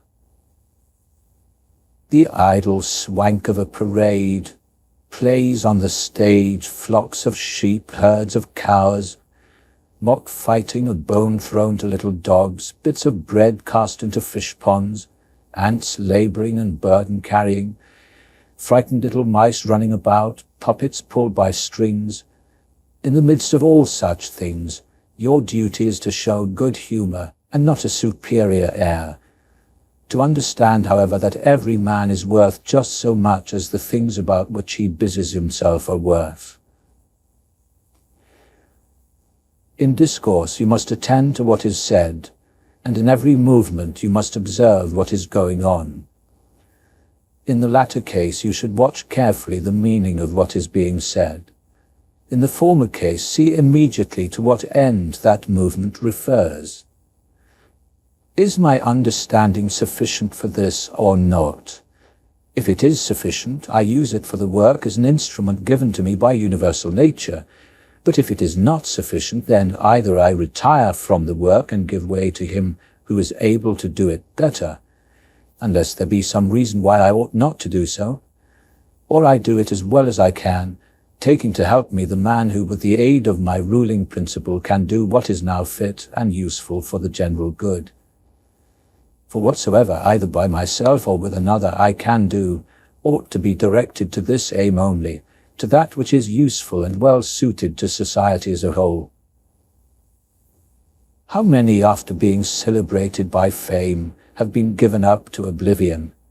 And how many who have celebrated the fame of others have long been dead? Be not ashamed to be helped, for it is your business to do your duty like a soldier in the assault on a town. How then, if being lame you cannot mount up on the battlements alone, but with the help of another it is possible?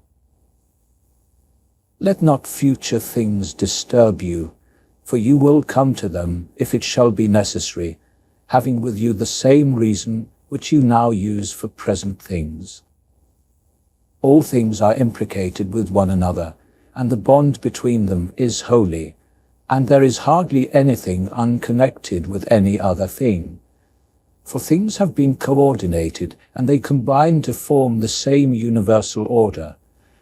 For there is one universe made up of all things, and one God who pervades all things, and one substance and one law, one common reason in all intelligent animals, and one truth. If indeed there is also one perfection for all such beings participating in the same reason.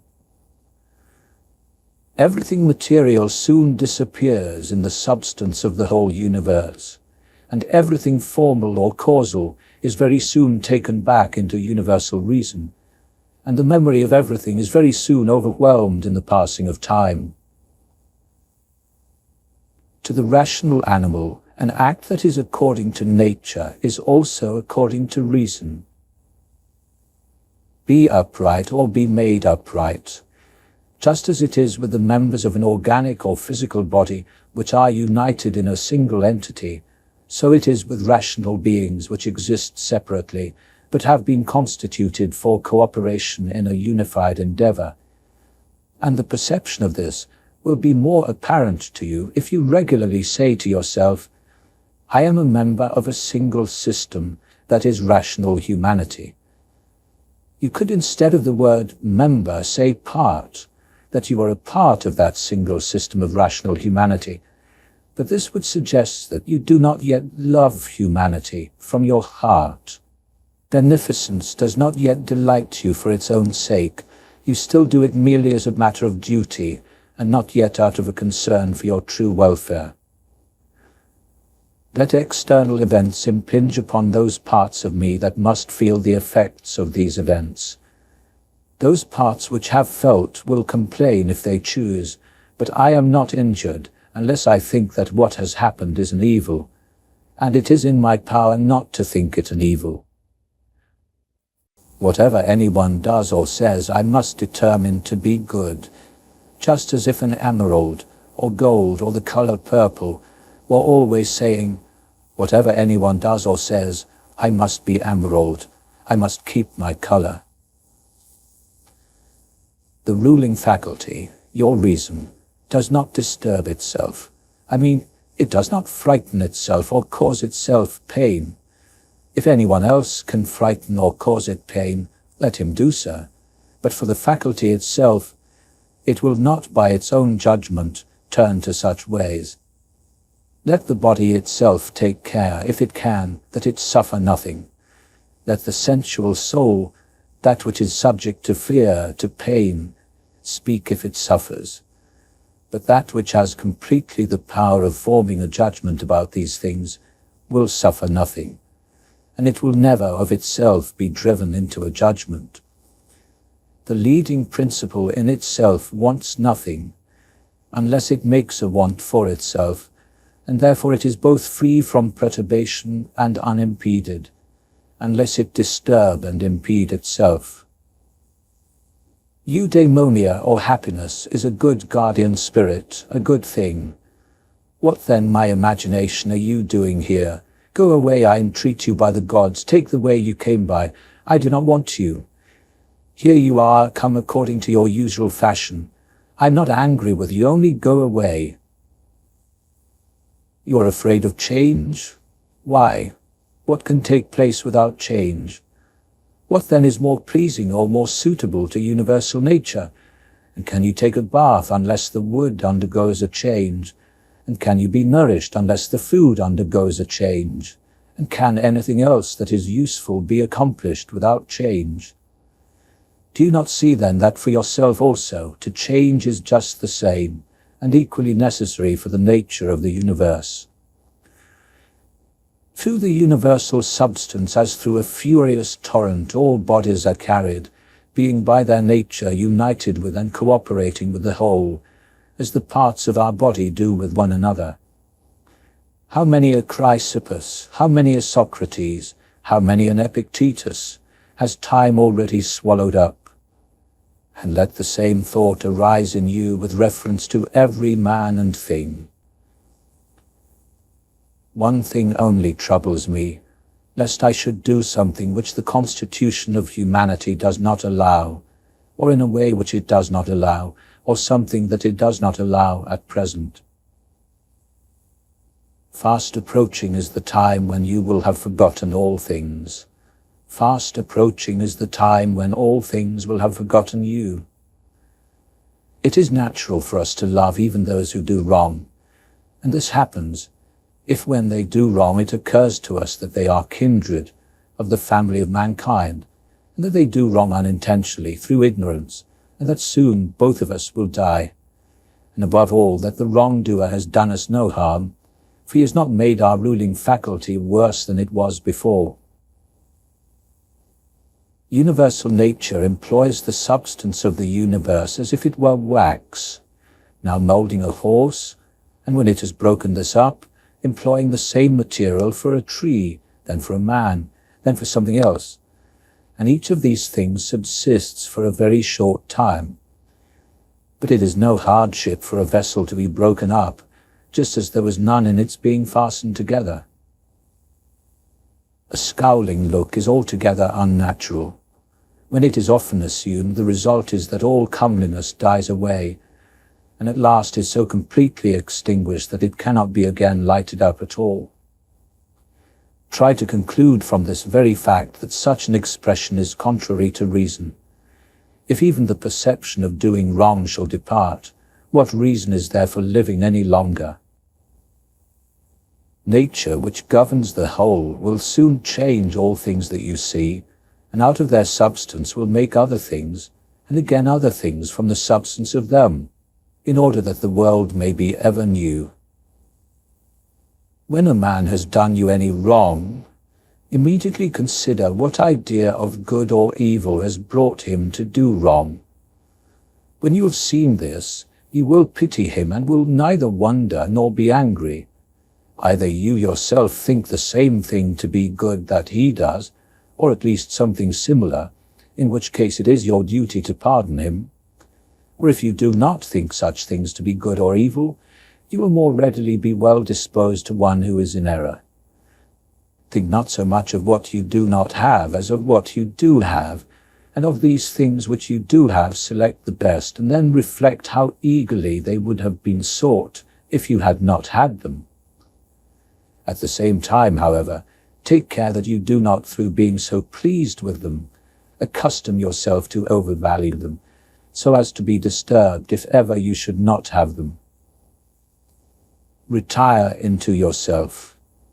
The rational principle which rules has this nature, that it is content with itself when it does what is just, and so secures tranquility. Wipe out the fantasizing imagination. Stop the pulling of the strings from idle impulses. Confine yourself to the present. Understand well what is happening, either to you or to another. Distinguish between the causal and the material nature of the event. Think of your last hour. Let the wrong which is done by someone stay there where the wrong was done. Direct your attention to what is said. Let your understanding enter into the things that are being done, and who are doing them. Delight in simplicity and modesty, and in being indifferent towards the things that lie between virtue and vice. Love mankind, follow God. Democritus says, all else is subject to the law of convention, only the elements are absolute and real. But for you it is sufficient to remember that law rules all. About death. Whether it is a dispersion or a resolution into atoms or annihilation, it is either extinction or change. About pain. The pain which is intolerable carries us off, but that which lasts a long time is tolerable, and the mind maintains its own tranquility by retiring into itself, and the ruling faculty, your reasoning mind, is not itself damaged by pain. As for the parts which are harmed by pain, let them offer their opinion about it if they can. About fame. Look at the minds of those who seek fame. Observe what they are, and what kind of things they avoid, and what kind of things they pursue. And consider that just as drifts of sand piled on one another hide earlier drifts of sand, so in one's life the events which go before are soon covered by those which come after.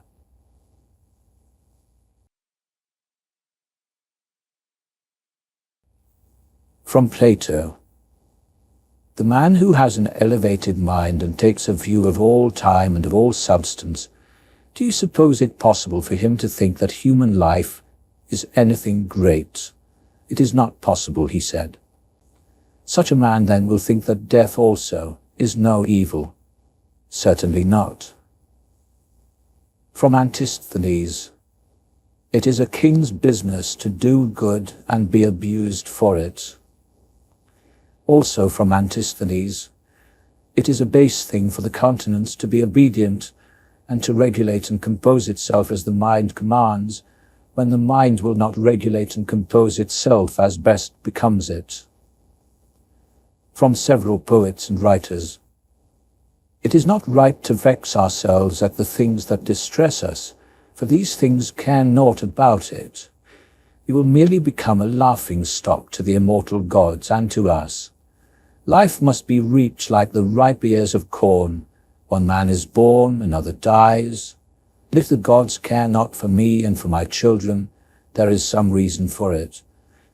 So long as I have the good with me and the just, I will not join the others in their wailing or violent emotion. This from Plato. My just answer is this. You say wrong, sir, if you think that a man of any value should be weighing up the risk of life or death. Surely he should instead be trying to determine in all that he does, whether he is doing what is just or unjust, and the works of a good or a bad man. For thus it is, men of Athens, in truth, wherever a man has placed himself thinking it the best place for him, or has been placed by a commander, there in my opinion he ought to stay and to abide the hazard, taking nothing into the reckoning, either death or anything else, before the baseness of deserting his post. But, my good friend, reflect whether that which is noble and good is not something different from saving someone's life and being yourself saved. And as to a man living for such or such a time, at least one who is really a man, this is surely a thing to be dismissed from his thoughts. And life lived for the sake of life. Rather, he should entrust it to the deity and believe what the women say, that no man can escape his destiny. So the next inquiry is how he may best live the time that he has to live. Look round at the courses of the stars, as if you were going along with them, and constantly consider the changes of the elements into one another. For such thoughts purge away the filth of the earthly life. This is a fine saying of Plato, that he who is discoursing about men should look also at earthly things as if he viewed them from some higher place, should look at the assemblies, armies, agricultural labours, marriages, treaties, births, deaths, the noise of the courts of justice, deserted places, various nations of barbarians, feasts, lamentations, markets, and see how all these form an orderly combination of contraries. Consider the past, such great changes of political supremacies. You can foresee also the things which will be, for they will certainly be of like form, and it is not possible that they should deviate from the order of the things which take place now. Accordingly, to have contemplated human life for 40 years is the same as to have contemplated it for 10,000 years. For what more will ye see? That which is grown from the earth shall to the earth return, but that which is sprung from heavenly seed back to the heavenly realms returns. Euripides means either a dissolution of the mutual involution of the atoms, or a similar dispersal of the unsentient elements. With food and drinks and cunning magic arts, turning the channel's course to scape from death. The breeze which heaven has sent we must endure and toil without complaining. Another may be a more expert wrestler, but he is not more social, nor more modest, nor better disciplined to meet all that happens, nor more considerate with respect to the faults of his neighbours. Where any work can be done conformably to the reason which is common to gods and men, there we have nothing to fear. For where we are able to get profit by means of the activity which is successful and proceeds according to our constitution, there no harm is to be suspected. Everywhere and at all times it is in your power piously to acquiesce in your present condition, and to behave justly to those who are about you, and to exert your skill upon your present thoughts, that nothing shall steal into them without being well examined.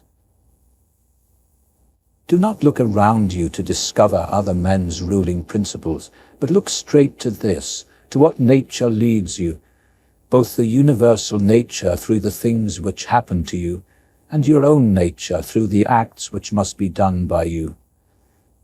Every being ought to do that which is according to its constitution, and all other things have been constituted for the sake of rational beings. Among irrational things, the inferior is made for the sake of the superior, but rational creatures are created for the sake of one another. The prime principle, then, in man's constitution is the social, and the second is not to yield to the persuasions of the body, for it is the peculiar office of the rational and intelligent motion to circumscribe itself, and never to be overpowered either by the motion of the senses or of the appetites, for both are animal. But the intelligent motion claims superiority and does not permit itself to be overpowered by the others, and with good reason, for it is formed by nature to use all of them. The third thing in the rational constitution is freedom from error and from deception. Let then the ruling principle holding fast to these things go straight on, and then it has what is its own. Imagine that your life should have rightfully ended now, and therefore live the remainder, this gracious addition, according to nature. Love that only which happens to you and is spun with the thread of your own destiny, for what is more suitable? In everything that happens, keep before your eyes those to whom the same things happened, and how they were vexed, and treated them as strange things, and found fault with them. And now where are they? Nowhere. Why then do you too choose to act in the same way? Why not leave these agitations which are foreign to nature, to those who cause them and those who are moved by them? And why are you not altogether intent upon the right way of making use of the things which happen to you? For then you will use them well, and they will be a material for you to work on. Only look to yourself, and resolve to be a good man in every act, and remember, look within. Within is the fountain of good, and it will ever bubble up, if you will ever dig. The body ought to be compact, and to show no irregularity either in motion or attitude. For what the mind shows in the face by maintaining in it the expression of intelligence and propriety, that ought to be required also in the whole body. But all of these things should be observed without affectation. The art of life is more like the wrestler's art than the dancer's in this respect, that it should stand ready and firm to meet the sudden and unexpected. Constantly observe those whose approbation you wish to have, and what ruling principles they possess, for then you will neither blame those who offend involuntarily, nor will you lack their approbation if you look to the sources of their opinions and appetites. No soul, the philosopher says, is deprived of truth voluntarily. Consequently, it is only in the same way that it is deprived of justice and temperance and benevolence, and everything of the kind. It is most necessary to bear this constantly in mind, for thus you will be more gentle towards all. In every pain, let this thought be present, that there is no dishonor in it, nor does it make the governing intelligence worse, for it does not damage the intelligence, either so far as the intelligence is rational, nor so far as it is social. Indeed, in the case of most pains, let this remark of Epicurus aid you, that pain cannot be intolerable and everlasting, if you bear in mind that it must have its limits, and if you add nothing to it by your imagination. And remember this too, that there are many things we do not perceive as pain, even though they are disagreeable to us, such as unquiet slumber, being too hot or having no appetite.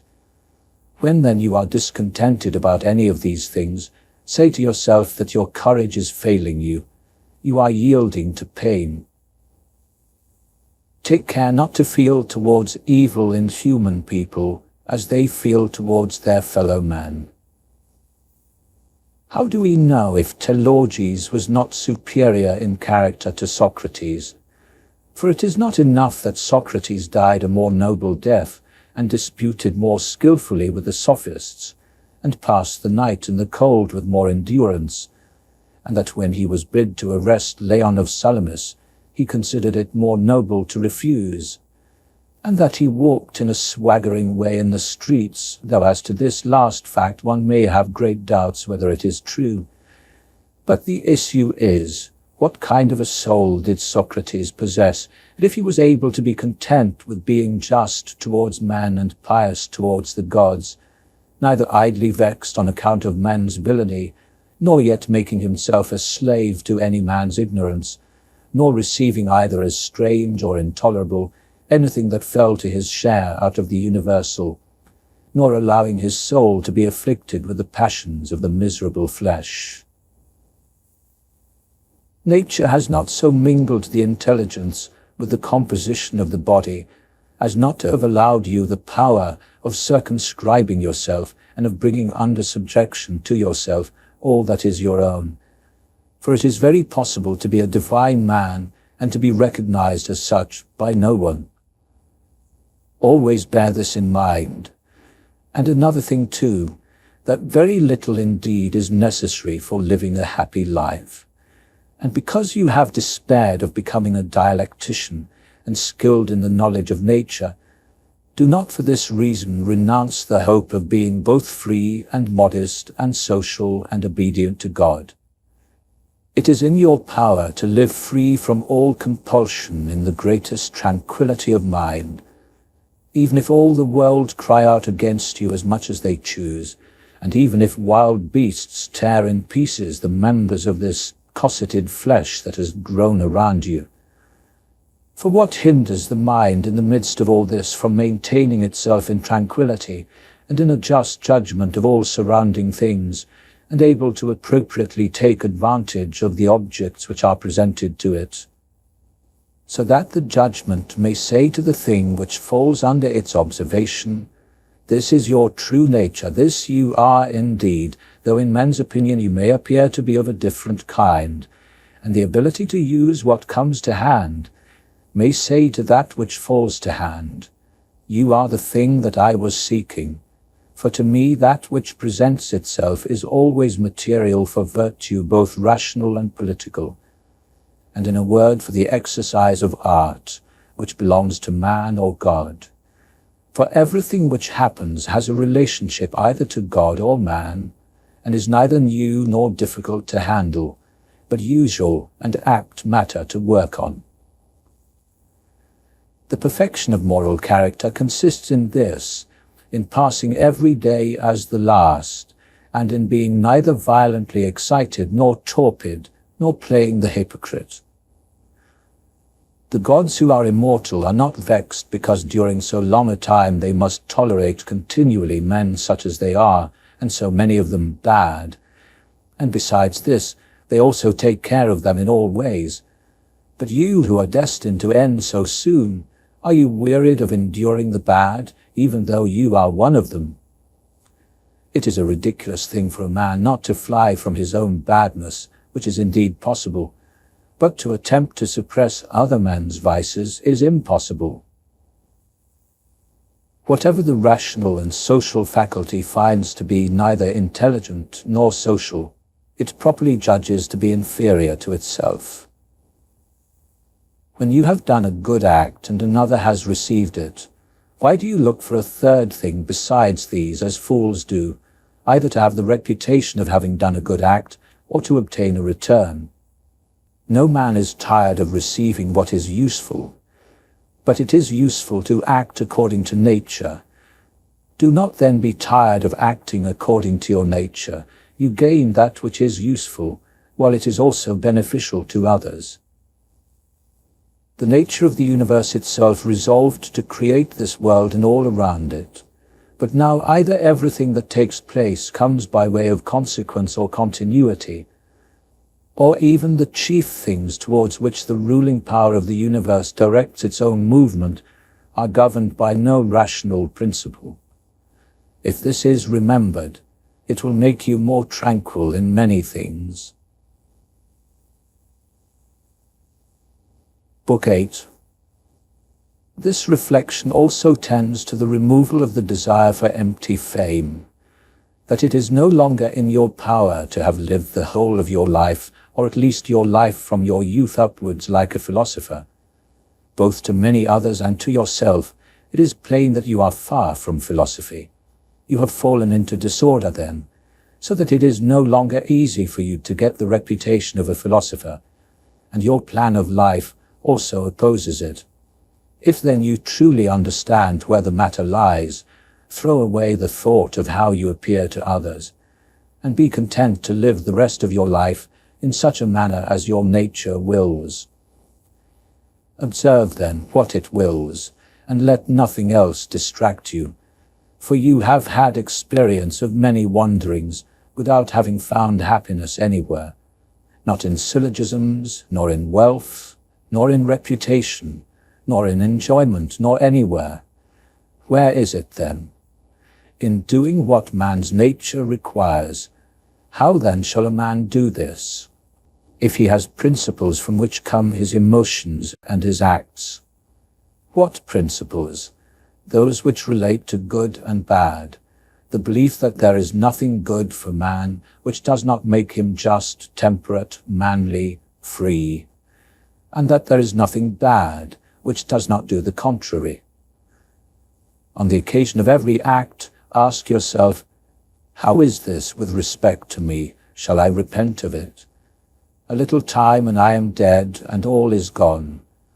What more do I seek, if what I am now doing is work of an intelligent living being, and a social being, and one who is under the same law with God? Alexander and Gaius and Pompeius, what are they in comparison with Diogenes and Heraclitus and Socrates? For the latter were acquainted with things and their nature, their causes and their matter, and the ruling principles of these men were the same. But as to the former, how many things had they to care for, and to how many things were they slaves? Consider that such men will continue to do the same things nevertheless, even though you should burst with indignation. This is the chief thing. Be not perturbed by it, for all things are according to the nature of the universal, and in a little time you will be nobody and nowhere, like Hadrian and Augustus. In the next place, having fixed your eyes steadily on your business, look at it, and at the same time remembering that it is your duty to be a good man. And what man's nature demands, do that without turning aside. And speak as it seems to you most just. Only let it be with a good disposition and with modesty and without hypocrisy.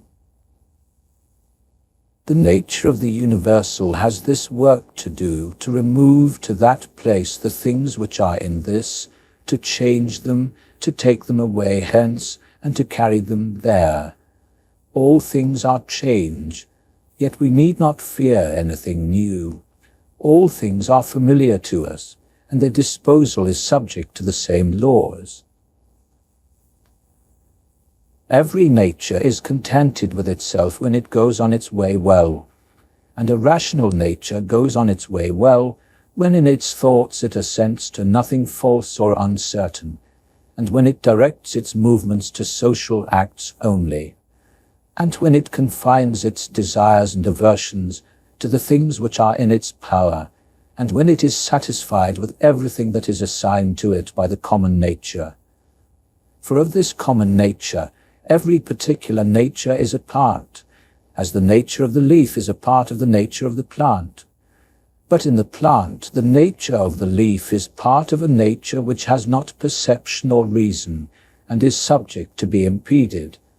But the nature of man is part of a nature which is not subject to impediments, and this nature is intelligent and just, since it gives to everything in equal portions according to its worth, its duration, its substance, its cause, its matter, its form, its activities and incidents.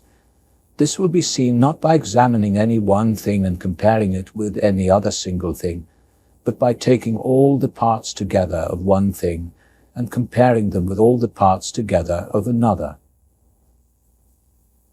You have not leisure or opportunity to read, but you have leisure, opportunity to check arrogance. You have leisure to be superior to pleasure and pain. You have leisure to be superior to love of fame, and not to be vexed at stupid and ungrateful people, nay, even to care for them. Let no man any longer hear you finding fault with the court life or with your own. Repentance is a kind of self-reproof for having neglected something useful, but that which is good is also something useful, and the wholly good man should look for it. But no such man would ever repent of having refused any sensual pleasure. Sensual pleasure then is neither good nor useful. Of all things ask this thing, what is it in itself, in its own constitution? What is its substance and material? And what its causal nature, its form? And what is it doing in the world? And how long does it subsist? When you rise from sleep with reluctance, remember that it is according to your constitution and according to human nature to perform social acts, but sleeping is common also to irrational animals. But that which is according to each individual's nature is also more peculiarly its own, and more suitable to its nature, and indeed also more agreeable. Constantly, and if it be possible on the occasion of every impression on the soul, apply to it the principles of physic, of ethic, and of dialectic.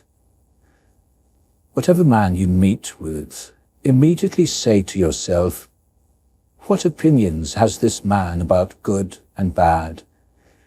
For with respect to pleasure and pain and the causes of each, and with respect to fame and ignominy, death and life, if he has such and such opinions, his behavior will not seem wonderful or strange to me, and I shall bear in mind that he is compelled to do so.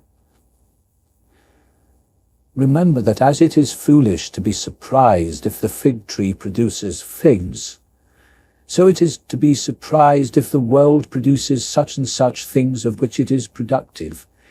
And for the physician and the helmsman it is foolish to be surprised if a man has a fever, or if the wind is unfavorable. Remember that to change your opinion and to follow him who corrects your error is as consistent with freedom as it is to persist in your error. For this also is your own, exerted according to your own movement and judgment, and indeed according to your own understanding too. If a thing is in your own power, why do you do it? But if it is in the power of another, whom do you blame, the atoms or the gods? Both are foolish. You must blame nobody, for if you can, correct that which is the cause, but if you can't do this, correct at least the thing itself. But if you cannot do even this, of what use is it to you to find fault? For nothing should be done without a purpose. That which has died falls not out of the universe. If it stays here, it also changes here, and is dissolved into its proper parts, which are elements of the universe and of yourself. And these too change, and they murmur not. Why should you? Everything exists for some end, a horse, a vine. Why do you wonder? Even the sun will say, I am for some purpose, and the rest of the gods will say the same. For what purpose then are you? To enjoy pleasure? See if common sense allows this. Nature has had regard in everything no less to the end than to the beginning and the continuance, just like the man who throws up a ball. What good is it then for the ball to be thrown up, or harm for it to come down, or even to have fallen? And what good is it to the bubble while it holds together, or what harm when it is burst? The same may be said of the light also. Turn the body inside out and see what kind of thing it is, and when it has grown old, what kind of thing it becomes, and when it is diseased. Short-lived are both the praiser and the praised, and the rememberer and the remembered. And all this praising and remembering is only in a nook of this part of the world, and even here not everyone agrees on who to praise, and no one praises the same person all the time. And in the end, the whole earth too is merely a point in the universe.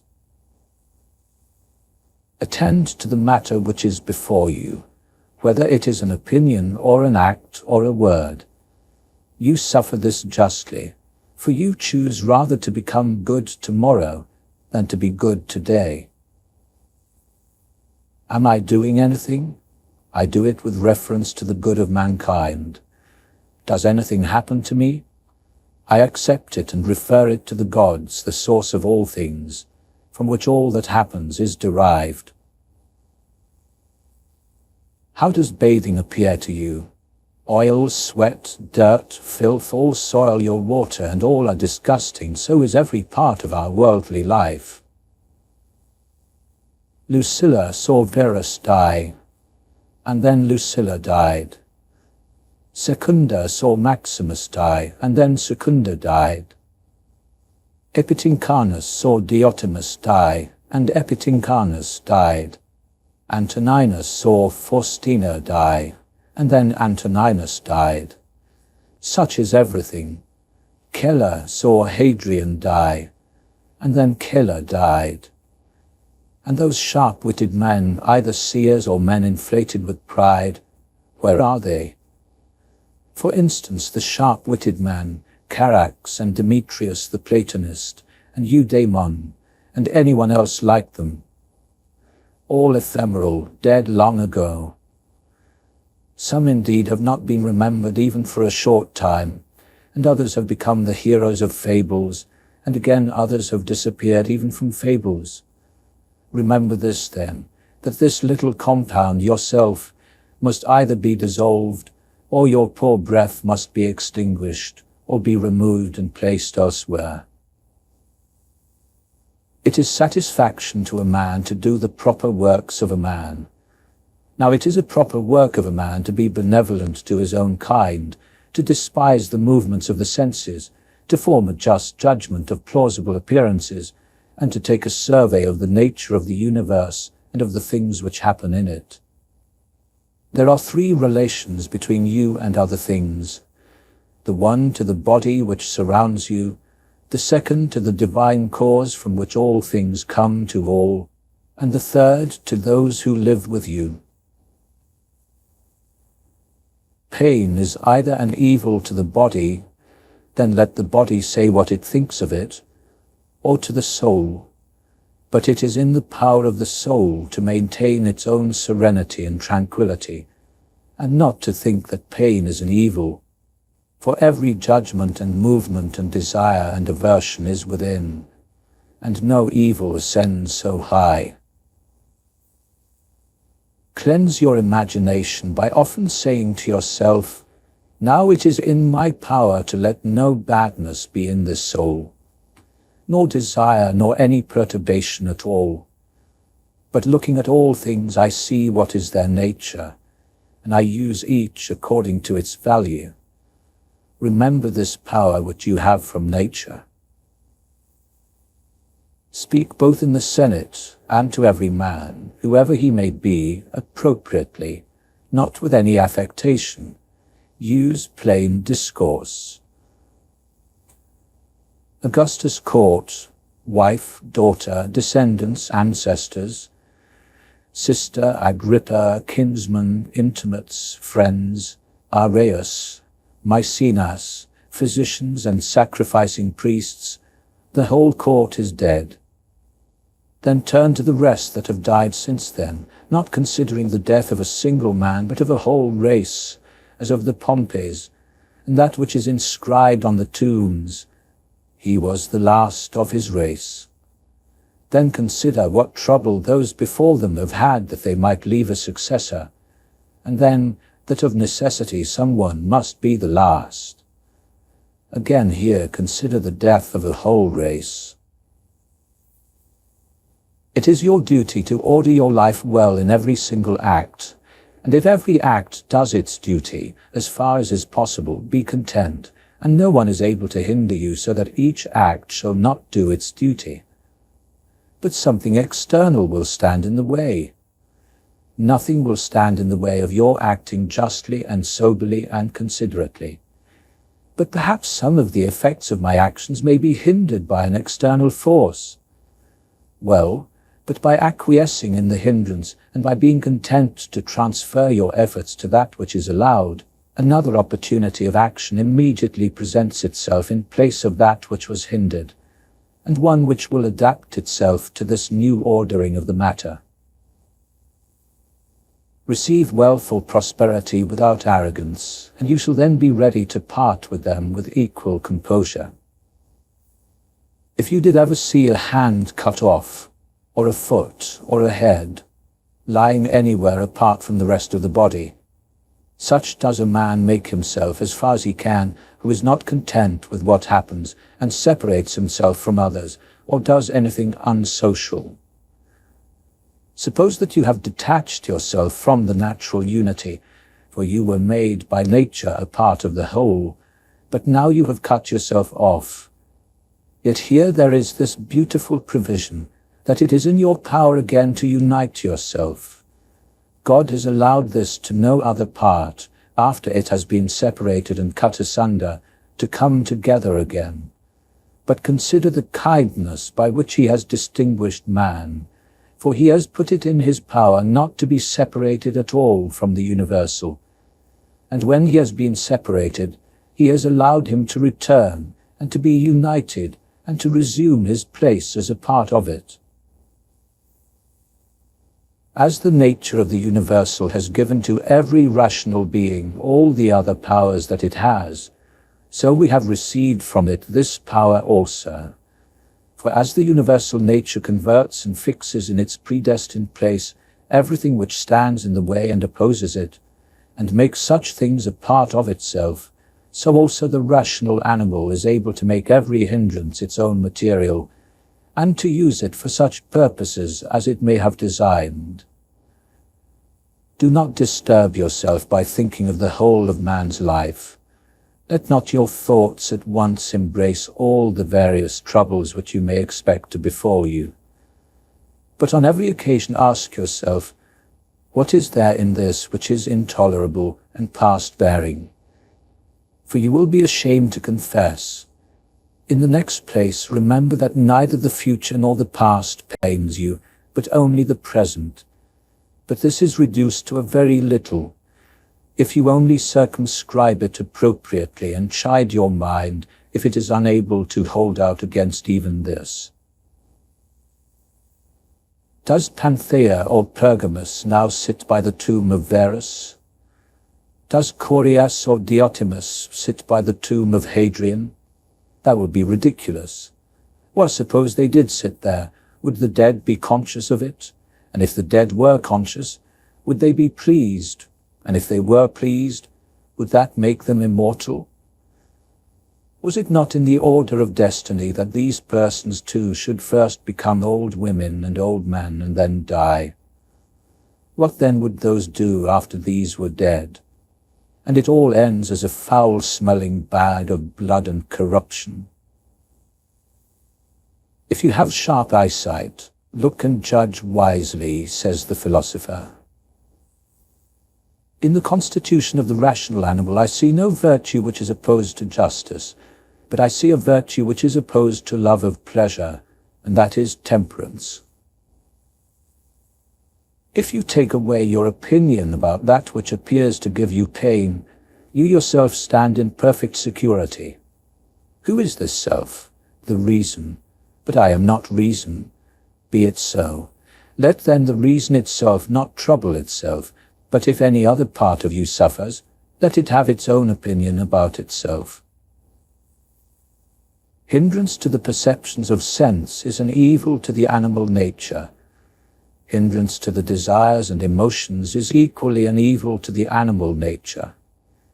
In the same way, there are things that are equally an impediment and an evil to the constitution of plants. So then that which is a hindrance to the intelligence is an evil to the intelligent nature. Apply all these things, then, to yourself. Does pain or sensuous pleasure affect you? The senses will look to that. Has any obstacle opposed you in your efforts towards an object? If you are making this effort absolutely, unconditionally, without any proper reservations, certainly this obstacle is an evil to you considered as a rational animal. But if you apply the proper considerations, you have not yet been injured, nor even impeded. No other man can impede the things which are proper to the understanding, for neither fire, nor iron, nor tyrant, nor abuse touches it in any way. When it has been made a sphere, it continues a sphere. It is not fit that I should give myself pain, for I have never intentionally given pain even to another. Different things delight different people, but it is my delight to keep my reason, the ruling faculty, sound, without turning away either from any man or from any of the things which happen to man, but looking at and receiving all with welcome eyes, and using everything according to its value. See that you secure this present time to yourself, for those who rather pursue posthumous fame do consider that the men of after time will be exactly such as these whom they cannot bear now, and both are mortal. And what is it in any way to you if these men of after time utter this or that sound, or have this or that opinion about you? Take me and cast me where you will, for there I shall keep my divine part tranquil, that is content, if it can feel and act conformably to its proper constitution. Is this change of place sufficient reason why my soul should be unhappy, and worse than it was, depressed, expanded, shrinking, affrighted? And what will you find which is sufficient reason for this?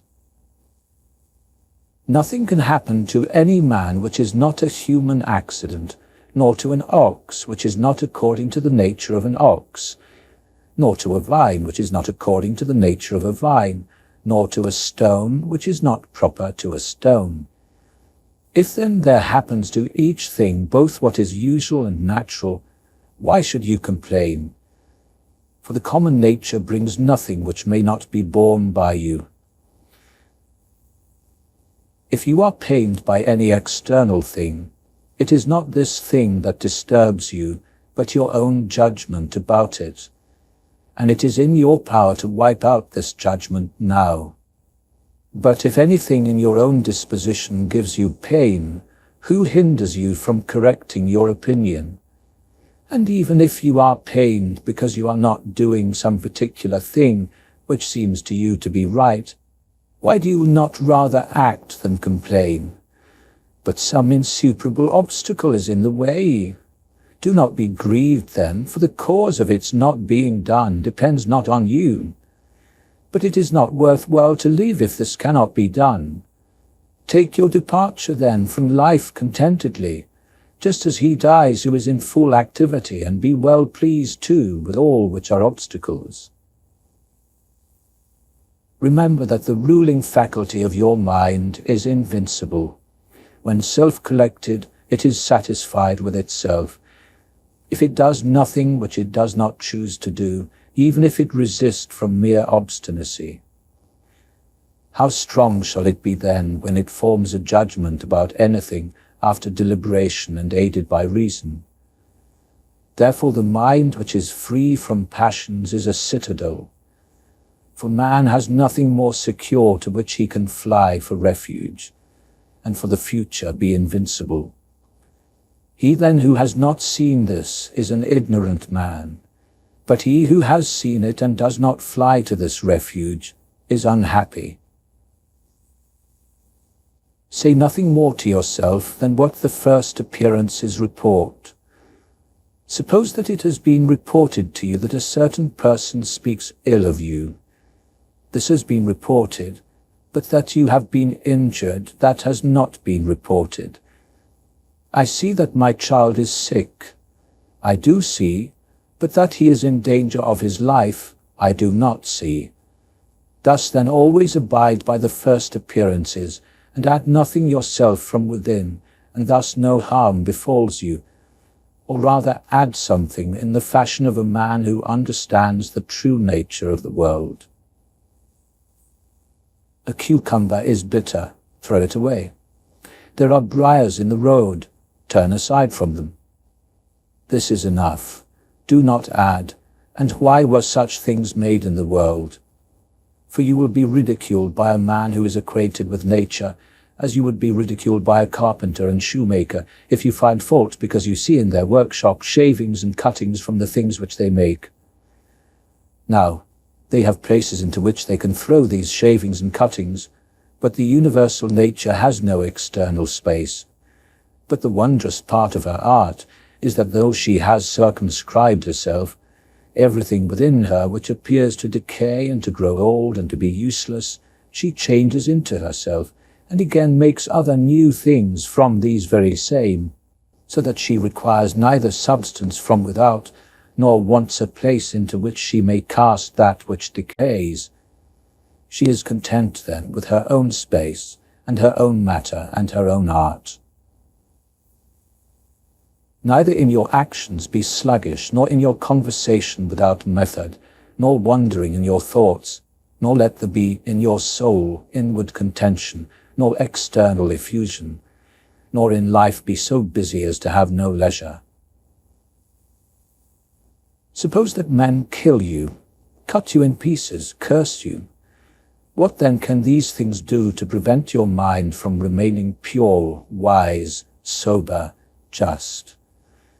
For instance, if a man should stand by a limpid, pure spring and curse it, the spring never ceases sending out potable water, and if he should cast clay into it or filth, it will speedily disperse them and wash them out, and will not be at all polluted. How then shall you possess a perpetual fountain, and not a mere well?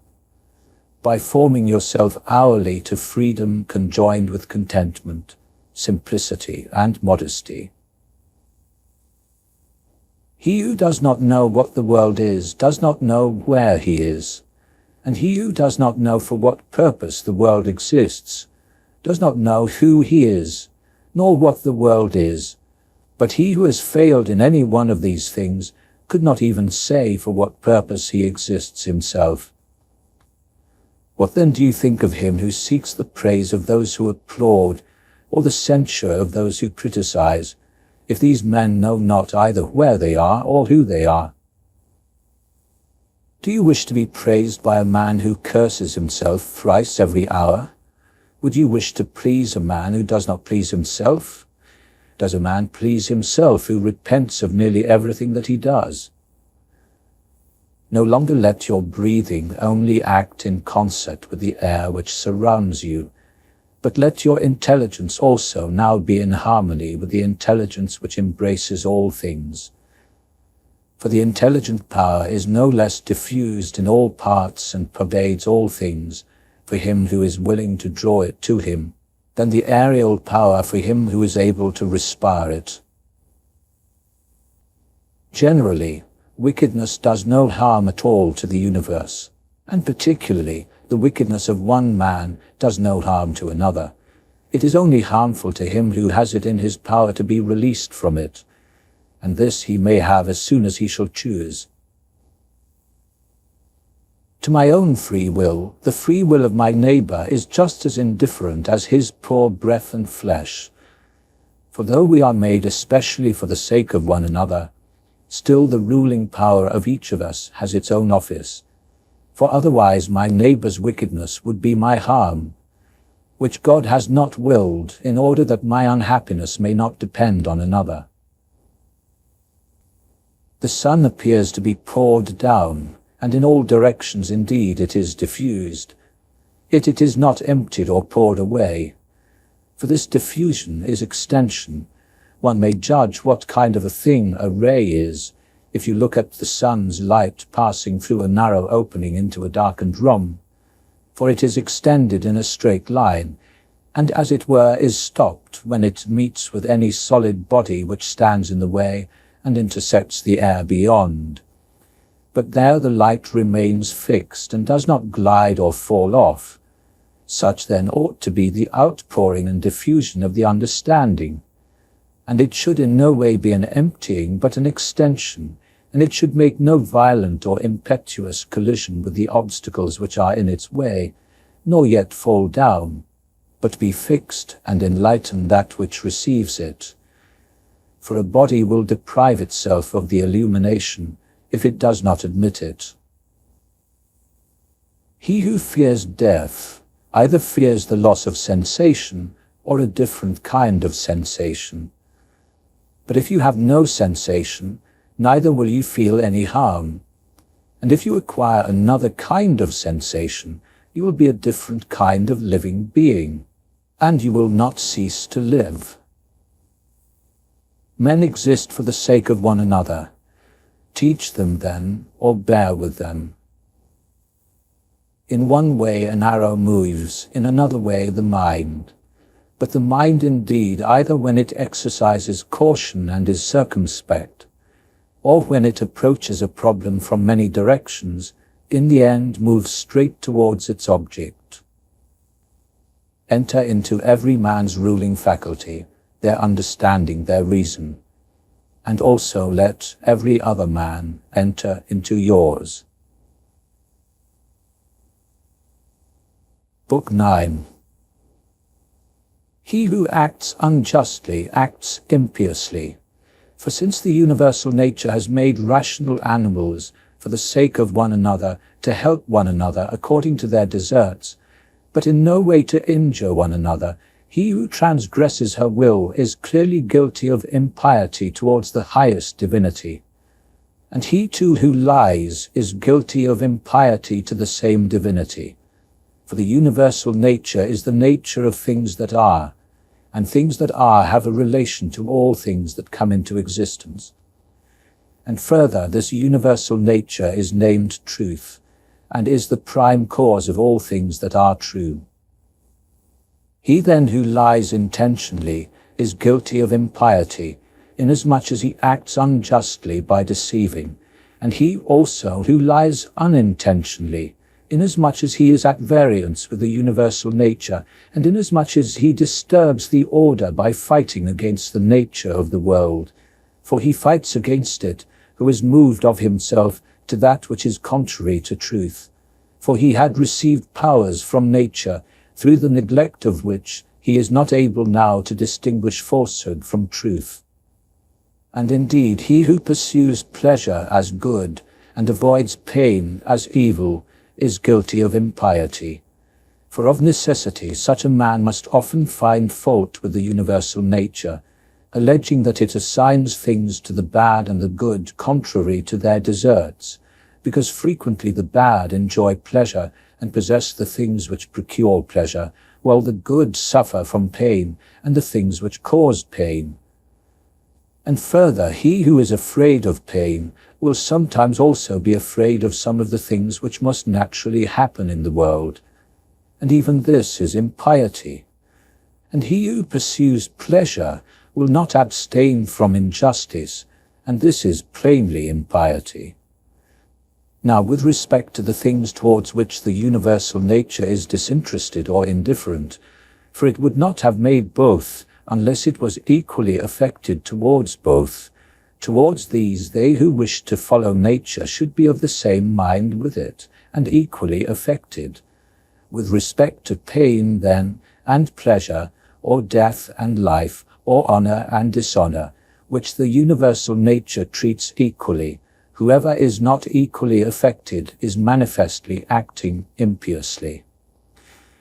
When I say that the universal nature treats them equally, I mean that it sees their happening or not as a matter of indifference in the context of the great continuous series in which everything occurs by virtue of a certain original movement of providence, according to which it moved from a certain beginning to this current ordering of things, the universal nature having conceived certain principles of the things which were to be, and having determined powers productive of beings, and of changes and of such like successions. It would be a man's happiest lot to depart from mankind without having had any taste of lying and hypocrisy and luxury and pride. However, to breathe out one's life when a man has had enough of these things is the next best voyage, as the saying is. Have you determined to abide with vice, and has not experience yet induced you to fly from this pestilence? For the destruction of the understanding is a pestilence, much more indeed than any such corruption and change of this atmosphere which surrounds us. For this corruption is a pestilence of animals so far as they are animals, but the other is a pestilence of men so far as they are men. Do not despise death, but be well content with it, since this too is one of those things which nature wills. For such as it is to be young and to grow old, and to increase and to reach maturity, and to have teeth and a beard and grey hairs, and to beget, and to be pregnant, and to bring forth, and all the other natural operations which the seasons of your life bring, such also is dissolution. This then is consistent with the character of a reflecting man, to be neither careless, nor impatient, nor contemptuous with respect to death, but to wait for it is one of the operations of nature. As you now wait for the time when the child shall come out of your wife's womb, so be ready for the time when your soul shall fall out of this envelope. But if you require also a vulgar kind of comfort which shall reach your heart, you will be made best reconciled to death by observing the objects from which you are going to be removed, and the morals of those with whom your soul will no longer be mingled. Although it is no way right to be offended with man, and it is your duty to care for them and to bear with them gently, yet remember that your departure will be not from men who have the same principles as yourself. For this is the only thing, if there be any, which could draw us the contrary way, and attach us to life, to be permitted to live with those who have the same principles as ourselves. But you are aware how great is the trouble arising from the discordance of those who live together, and so that you may say, Come quick, O death, lest perchance I too should forget myself. He who does wrong against himself. He who acts unjustly to himself, because he makes himself bad. He often acts unjustly who does not do a certain thing, not only he who does a certain thing. If your present opinion is founded on understanding, and your present conduct directed to social good, and your present disposition of contentment with everything which happens, that is enough. Wipe away imaginative fancy, check desire, extinguish appetite. Keep the ruling faculty, your reason, in its own power. Among the animals which have not reason, one life is distributed, but among reasonable animals, one intelligent soul is distributed, just as there is one earth of all things which are of an earthy nature, and we see by one light, and breathe one air, all of us that have the faculty of vision, and all that have life. All things which participate in anything which is common to them, all move towards that which is of the same kind with themselves. Everything which is earthy turns towards the earth. Everything which is liquid flows together, and everything which is of an aerial kind does the same, so that they require something or the application of force to keep them asunder. Fire indeed moves upwards on account of the elemental fire, but it is so ready to be kindled together with all the fire which is here, that even every substance which is somewhat dry is easily ignited, because there is less mingled with it of that which is a hindrance to ignition. Accordingly then, everything also which participates in the common intelligent nature moves in like manner towards that which is of the same kind with itself, or moves even more eagerly. For so much as it is superior in comparison with all other things, in the same degree also is it more ready to mingle with and to be fused with that which is akin to it. Accordingly, among animals devoid of reason, we find swarms of bees and herds of cattle and the nurture of young birds, and in a manner loves. For even in animals there are souls, and that power which brings them together is seen to exert itself in the superior degree, and in such a way as never has been observed in plants, nor in stones, nor in trees. But in rational animals there are political communities, and friendships, and families and meetings of people, and in wars, treaties, and armistices. But in the things which are still superior, even though they are separated from one another, unity in a manner exists, as in the stars. Thus the ascent to the higher degree is able to produce a sympathy even in things which are separated. See then what now takes place, for only intelligent animals have now forgotten this mutual desire and inclination, and in them alone the property of flowing together is not seen. But still, though men strive to avoid this union, they are caught and held by it, for their nature is too strong for them. And you will see what I say if you only observe. You will sooner find anything earthy which comes in contact with no other earthy thing than a man altogether separated from other men. Man and God and the universe produce fruit. At the proper seasons each produces it. But if usage has especially fixed these terms to the vine and like things, this is nothing. Reason produces fruit both for all and for itself, and there are produced from it other things of the same kind as reason itself. If you are able, correct by teaching those who do wrong, but if you cannot, remember that patience is given to you for such occasions, and the gods too are patient with and indulgent to such persons, and for some purposes they even help them to get health, wealth, and reputation, so kind they are. And it is in your power also, or say, who hinders you? Labor not as one who is wretched, nor yet as one who would be pitied or admired, but direct your will to one thing only, to put yourself in motion and to check yourself, as the social reason requires. Today I have got out of all trouble, or rather I have cast out all trouble, for it was not outside but within and in my opinions. All things are the same, familiar in experience and ephemeral in time, and worthless in the matter. Everything now is just as it was in the time of those whom we have buried. Things stand outside of us, themselves by themselves, neither knowing aught of themselves nor expressing any judgment. What is it, then, which does judge about them? The ruling faculty, reason.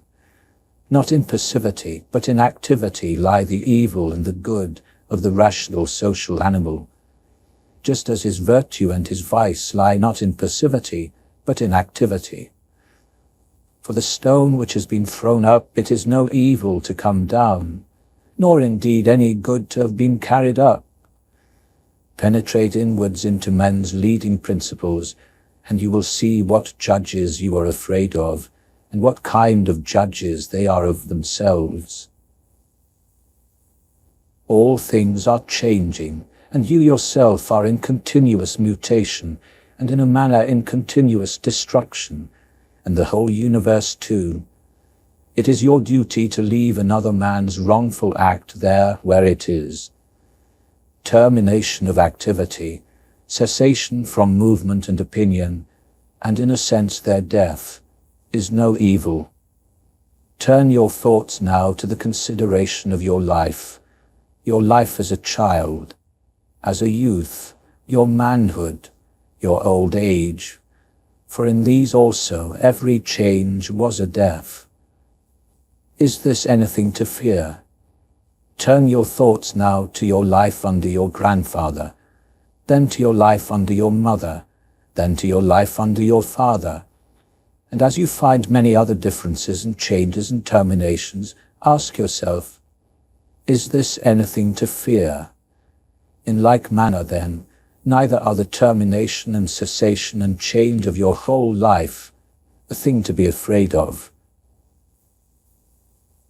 Hasten to examine your own ruling faculty and that of the universe and that of your neighbor, your own that you may make it just, and that of the universe that you may remember of what you are a part, and that of your neighbor that you may know whether he has acted ignorantly or with knowledge, and that you may also consider that his ruling faculty is akin to your own. As you yourself are a component part of a social system, so let every act of yours be a component part of social life.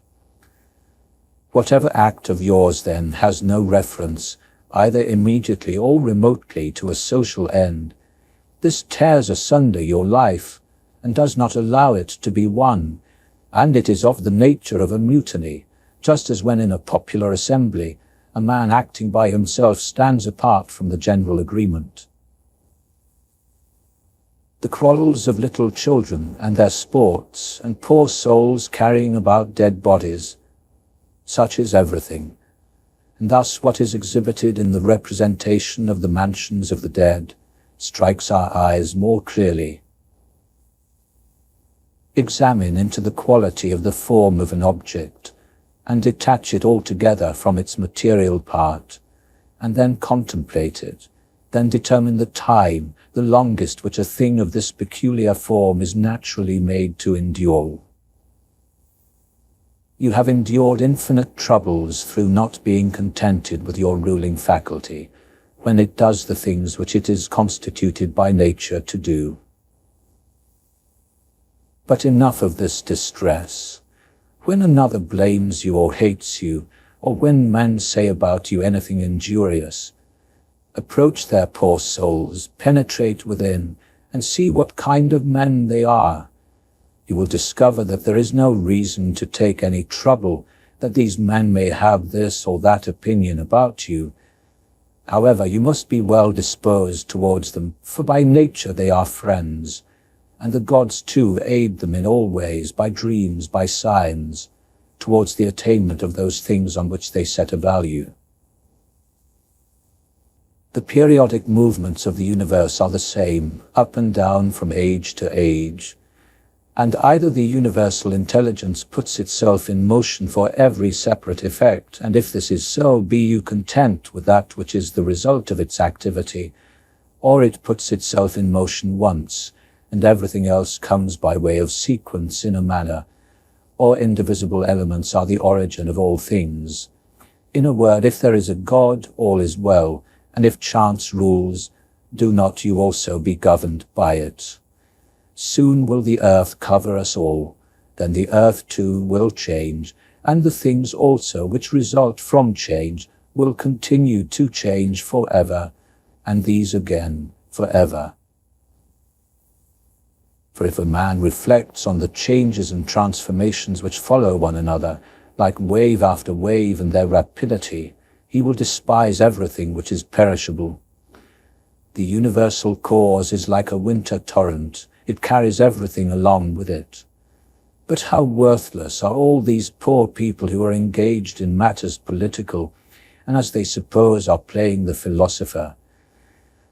All drivellers. Well then, man, do what nature now requires. Set yourself in motion if it is in your power, and do not look about you to see if anyone will observe it, nor yet expect Plato's Republic, but be content if the smallest thing goes on well, and consider such an event to be no small matter. For who can change men's opinions? And without a change of opinions, what else is there than the slavery of men who groan while they pretend to obey? Come now and tell me of Alexander and Philip and Demetrius of Phalerum. They themselves shall judge whether they discovered what the common nature required, and trained themselves accordingly. But if they acted like tragic heroes, no one has condemned me to imitate them. Simple and modest is the work of philosophy. Draw me not aside to indolence and pride. Look down from above on the countless herds of men and their countless solemnities, and the infinitely varied voyagings in storms and calms, and the differences among those who are born, who live together and die. And consider, too, the life lived by others in olden time, and the life of those who will live after you, and the life now lived among barbarous nations, and how many know not even your name, and how many will soon forget it, and how they who perhaps now are praising you will very soon blame you, and that neither a posthumous name is of any value, nor reputation, nor anything else. Let there be freedom from perturbations with respect to the things which come from the external cause, and let there be justice in the things done by virtue of the internal cause. That is, let there be movement and action, terminating in this, in social acts, for this is according to your nature. You can remove out of the way many useless things among those which disturb you, for they lie entirely in your opinion, and you will then gain for yourself ample space by comprehending the whole universe in your mind, and by contemplating the eternity of time, and observing the rapid change of every several thing. How short is the time from birth to dissolution, and the illimitable time before birth, as well as the equally boundless time after dissolution. All that you see will quickly perish, and those who have been spectators of its dissolution will very soon perish too, and he who dies at the extremest old age will be brought into the same condition with him who died prematurely. What are these men's leading principles, and about what kind of things are they busy, and for what kind of reasons do they love and honor? Imagine that you see their poor souls laid bare. When they think that they do harm by their blame or good by their praise, what an idea! Loss is nothing else than change, but the universal nature delights in change, and in obedience to her all things are now done well, and from eternity have been done in like form, and will be such to time without end. What then do you say? That all things have been and all things always will be bad, and that no power has ever been found in so many gods to rectify these things, but the world has been condemned to be found in never-ceasing evil. The rottenness of the matter which is the foundation of everything, water, dust, bones, filth, or again marble rocks are just the callosities of the earth, and gold and silver, the sediments, and garments, only bits of hair, and purple dye, blood, and everything else is of the same kind, and that which is of the nature of breath is also another thing of the same kind, changing from this to that. Enough of this wretched life and murmuring and apish tricks. Why are you disturbed? What is there new in this? What unsettles you? Is it the form of the thing? Look at it. Or is it the matter? Look at it. But besides these there is nothing. In the name of the gods, I beseech you to consider it all more simply and with more goodness. It is the same whether we examine these things for 100 years or 3.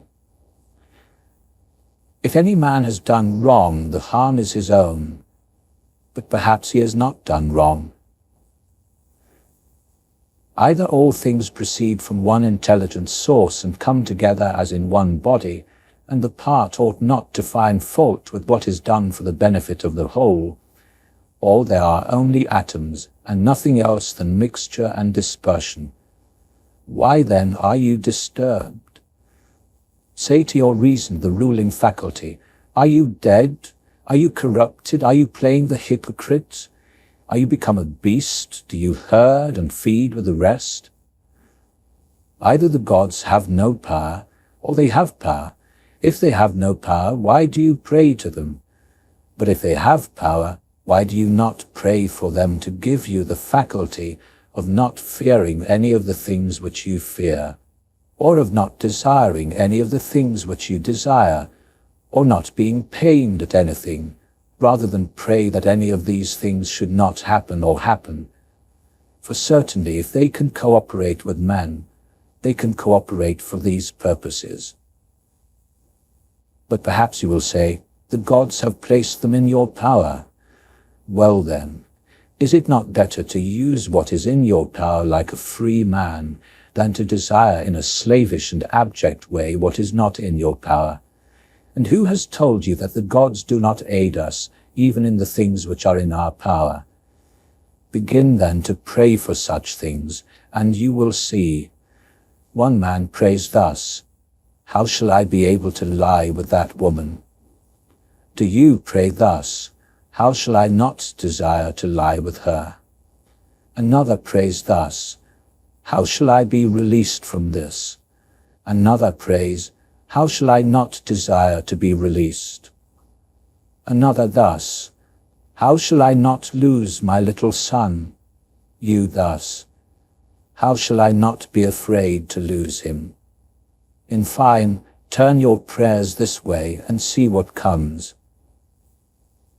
Epicurus says, "In my sickness my conversation was not about my bodily sufferings, nor, says he, did I talk on such subjects to those who visited me, but I continued to discourse on the nature of things as before, keeping to this main point, how the mind, while participating in such movements as go on in the poor flesh, shall be free from perturbations and maintain its proper happiness. Nor did I," he says, "give the physicians an opportunity of putting on solemn looks, as if they were doing something great, but my life went on well and happily. Do then the same that he did, both in sickness if you are sick, and in any other circumstances, for never to desert philosophy in any events that may befall us, nor to hold trifling talk, either with an ignorant man or with one unacquainted with nature, is a principle of all schools of philosophy. But to be intent only on that which you are now doing, and on the instrument by which you do it. When you are offended with any man's shameless conduct, immediately ask yourself, is it possible then that shameless men should not be in the world? It is not possible. Do not then require what is impossible, for this man also is one of those shameless men who must of necessity be in the world. Let the same considerations be present to your mind in the case of the knave, and the faithless man, and of every man who does wrong in any way. For at the same time that you do remind yourself that it is impossible that such kinds of men should not exist, you will become more kindly disposed towards every one individually. It is useful to perceive this, too, immediately when the occasion arises, what virtue nature has given to man to oppose to every wrongful act. For she has given to man as an antidote against the stupid man, mildness, and against another kind of man, some other power. And in all cases it is possible for you to correct by teaching the man who is gone astray. For every man who errs misses his object and is gone astray. Besides, wherein have you been injured? For you will find that no one among those against whom you are irritated has done anything by which your mind could be made worse. But that which is evil to you and harmful has its foundation only in the mind. And what harm is done, or what is there strange, if the man who has not been instructed does the acts of an uninstructed man? Consider whether you should not rather blame yourself, because you did not expect such a man to err in such a way, for you had the means given you by your reason to suppose that it was likely that he would commit this error, and yet you have forgotten and are amazed that he has erred. But most of all, when you blame a man as faithless or ungrateful, turn to yourself, for the fault is manifestly your own, whether you did trust that a man who had such a disposition would keep his promise, or when conferring your kindness, you did not confer it absolutely, nor yet in such a way as to have received from your very act all the profit. For what more do you want when you have done a man a service? Are you not content that you have done something conformable to your nature, and do you seek to be paid for it?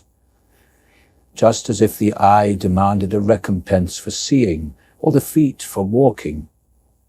For as these members are formed for a particular purpose, and by working according to their several constitutions obtain what is their own, so also as man is formed by nature to acts of benevolence, when he has done anything benevolent or in any other way conducive to the common interest, he has acted conformably to his constitution, and he gets what is his own.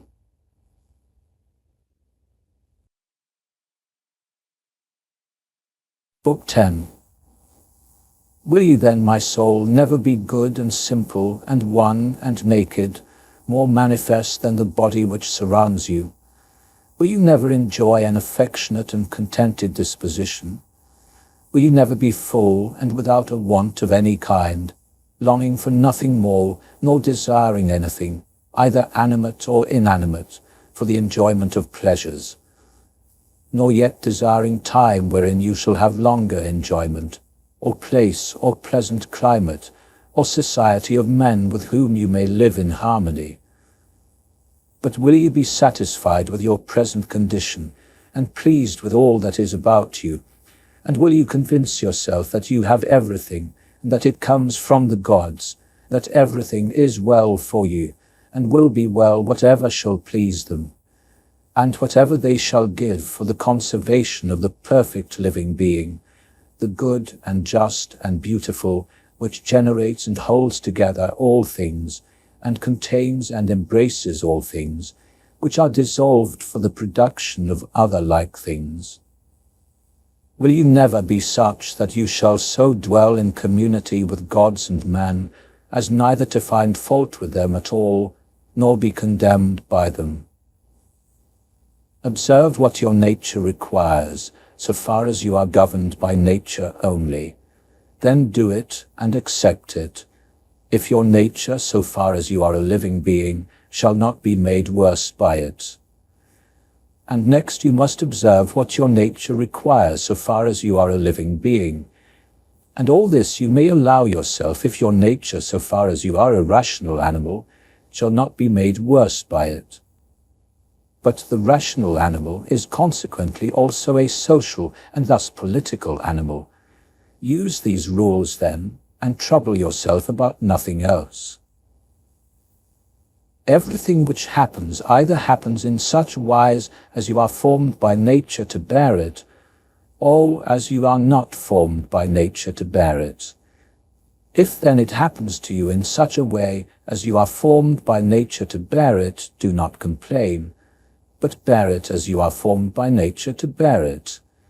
But if it happens in such wise as you are not formed by nature to bear it, do not complain, for it will perish after it has consumed you.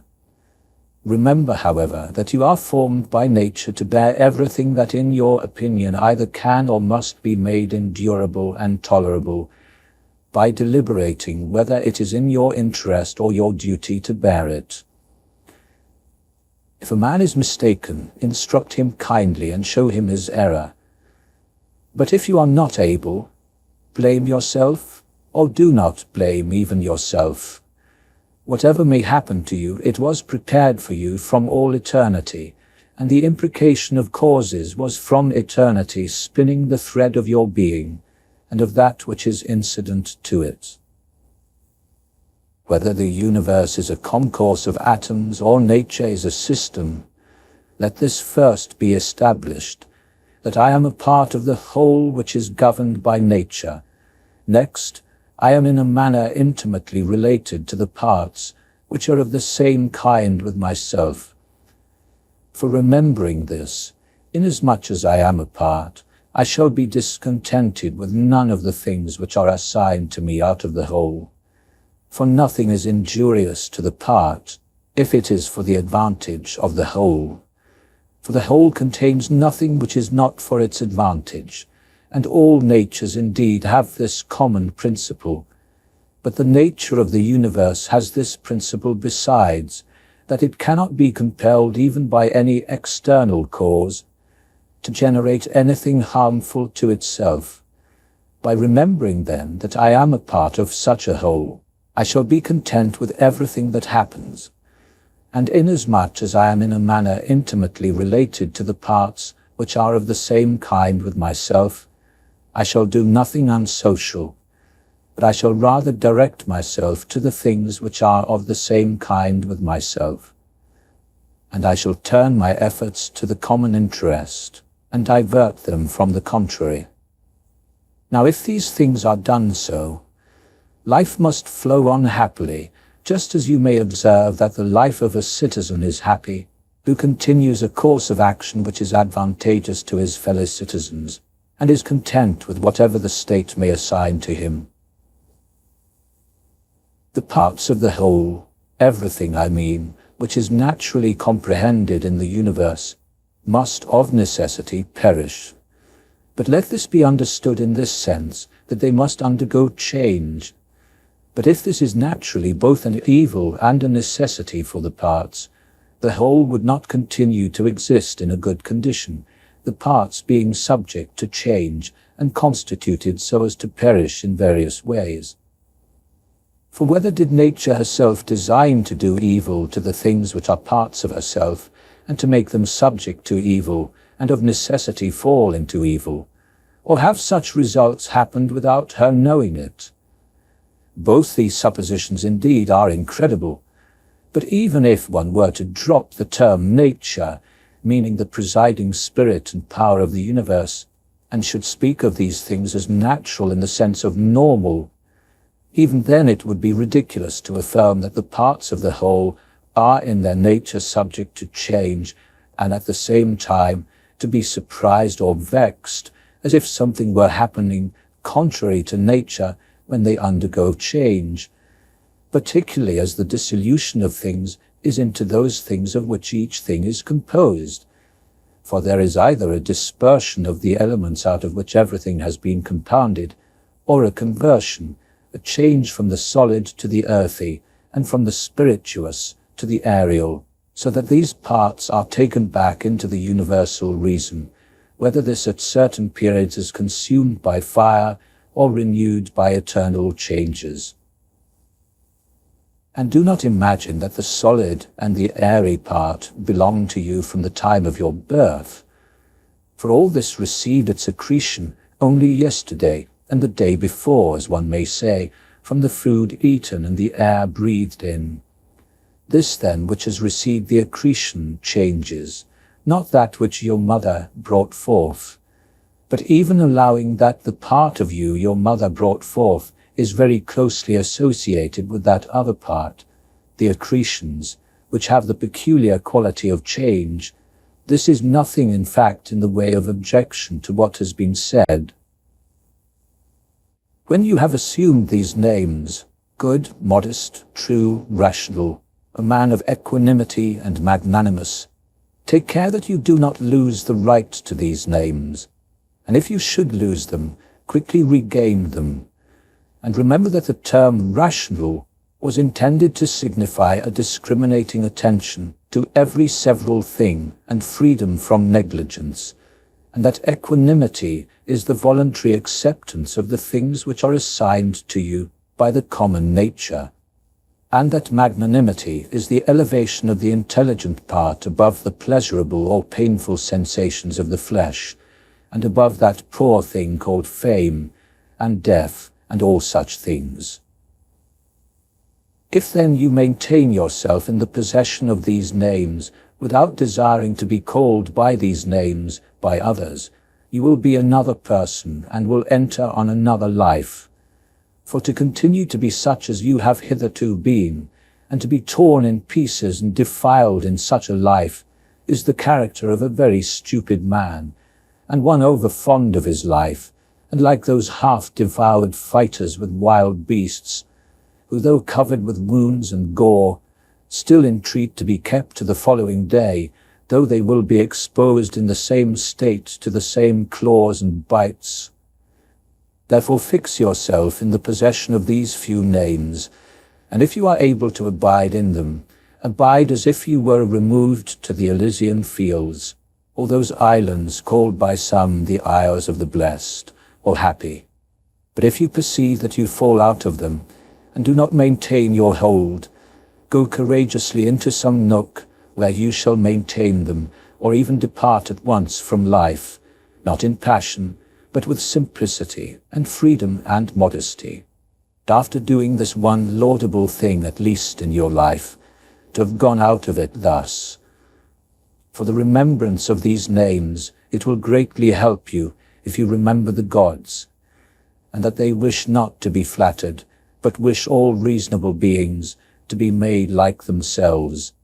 And if you remember that what does the work of a fig tree is a fig tree, and that what does the work of a dog is a dog, and that what does the work of a bee is a bee, and that what does the work of a man is a man. The fripperies of home, the wars abroad, disquietude, torpor, the slavery of ordinary life will daily wipe out those holy principles of yours. How many things are there that without studying their nature did you overlook and neglect? But it is your duty in everything to join action and thought, so that at the same time the power of dealing with circumstances is perfected, and the contemplative faculty is exercised, and the confidence which comes from the knowledge of each several thing is maintained, without showing it, but yet not concealed. For when will you enjoy simplicity, when gravity, and when the knowledge of every several thing, both what it is in substance, and what place it has in the universe, and how long it is formed to exist, and of what things it is compounded, and to whom it can belong, and who are able both to give it and take it away? A spider is proud when it has caught a fly, and a man when he has caught a poor hare, and another man when he has taken a little fish in a net, and another when he has taken wild boars, and another when he has taken bears, and another when he has taken sarmatians. Are not all these robbers, if you examine their opinions, their intentions? Acquire the contemplative way of seeing how all things change into one another, and constantly attend to it, and exercise yourself about this part of philosophy. For nothing is so much adapted to produce magnanimity. And he has freed himself from the bonds of his body who achieves this, and he sees that he must, no one knows how soon, go away from among men, and leave everything here.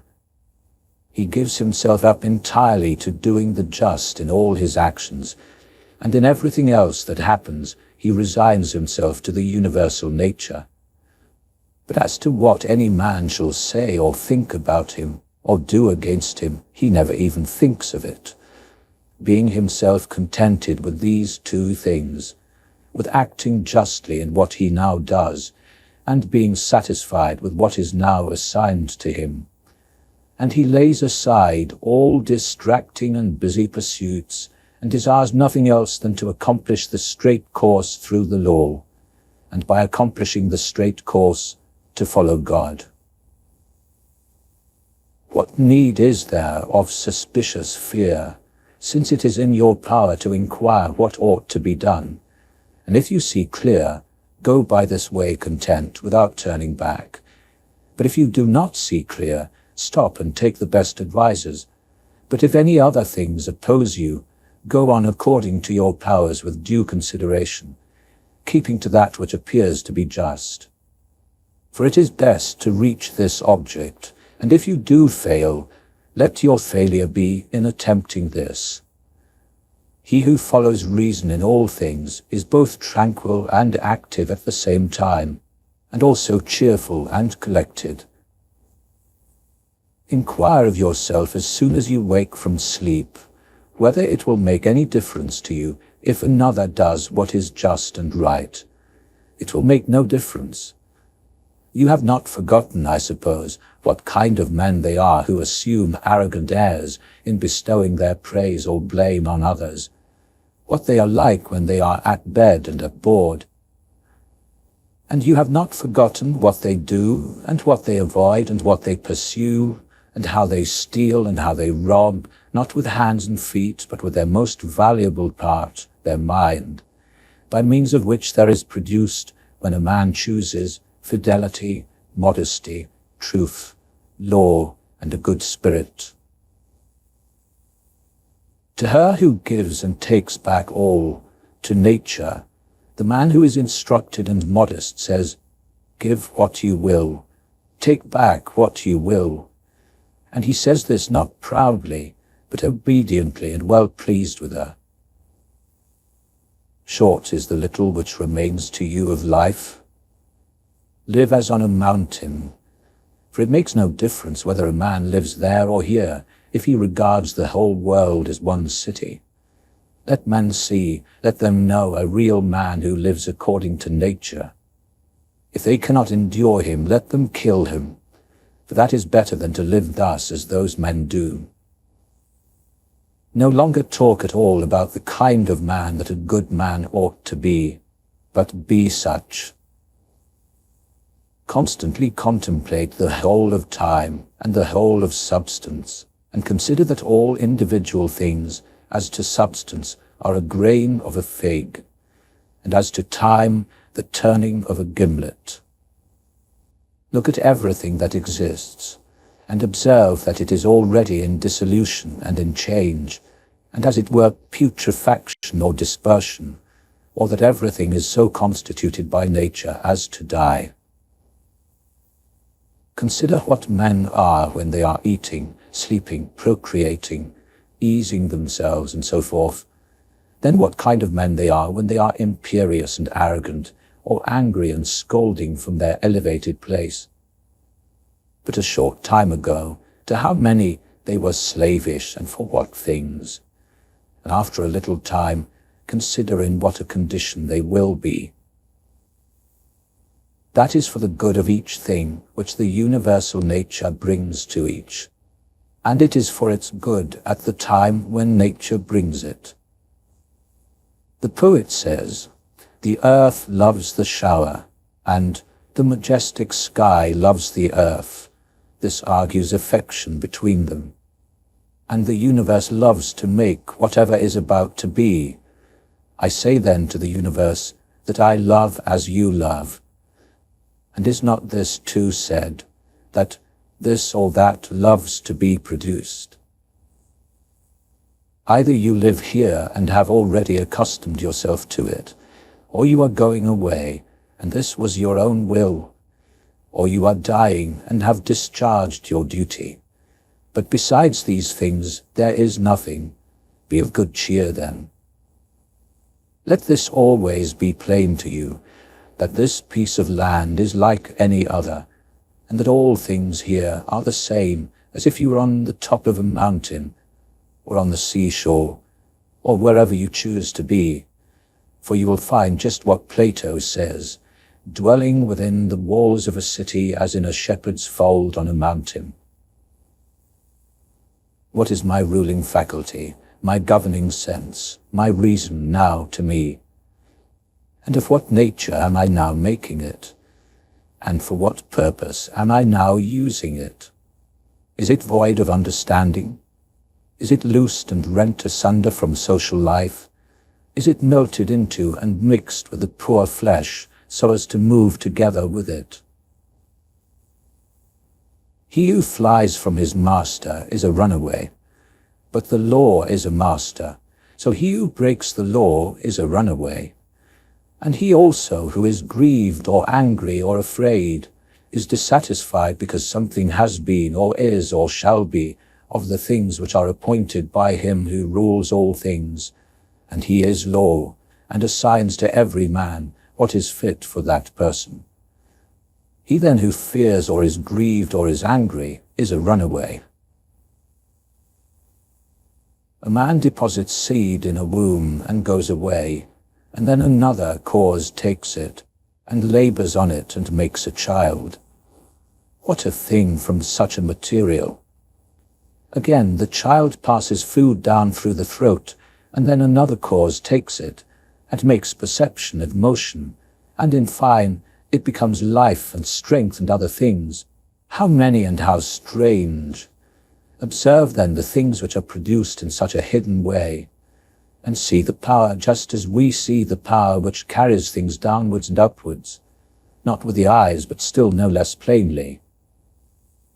Constantly consider how all things such as they now are, in time past also were, and consider that they will be the same again, and place before your eyes entire dramas and stages of the same form. Whatever you have learned from your experience or from older history, for example, the whole court of Hadrian, and the whole court of Antoninus, and the whole court of Philip, Alexander, Croesus. for all those were such dramas as we see now, only with different actors. Imagine every man who is grieved at anything, or discontented, to be like a pig which is sacrificed and kicks and screams. Like this pig also is he who on his bed in silence laments the bonds in which we are held. And consider that only to the rational animal is it given to follow voluntarily what happens, but simply to follow is a necessity imposed on all. Severally, on the occasion of everything that you do, pause and ask yourself if death is a dreadful thing because it deprives you of this. When you are offended at any man's fault, forthwith turn to yourself and reflect in what like manner you do err yourself. For example, in thinking that money is a good thing, or pleasure, or a bit of reputation and the like. For by attending to this, you will quickly forget your anger, if this consideration also is added, that the man is compelled. For what else could he do?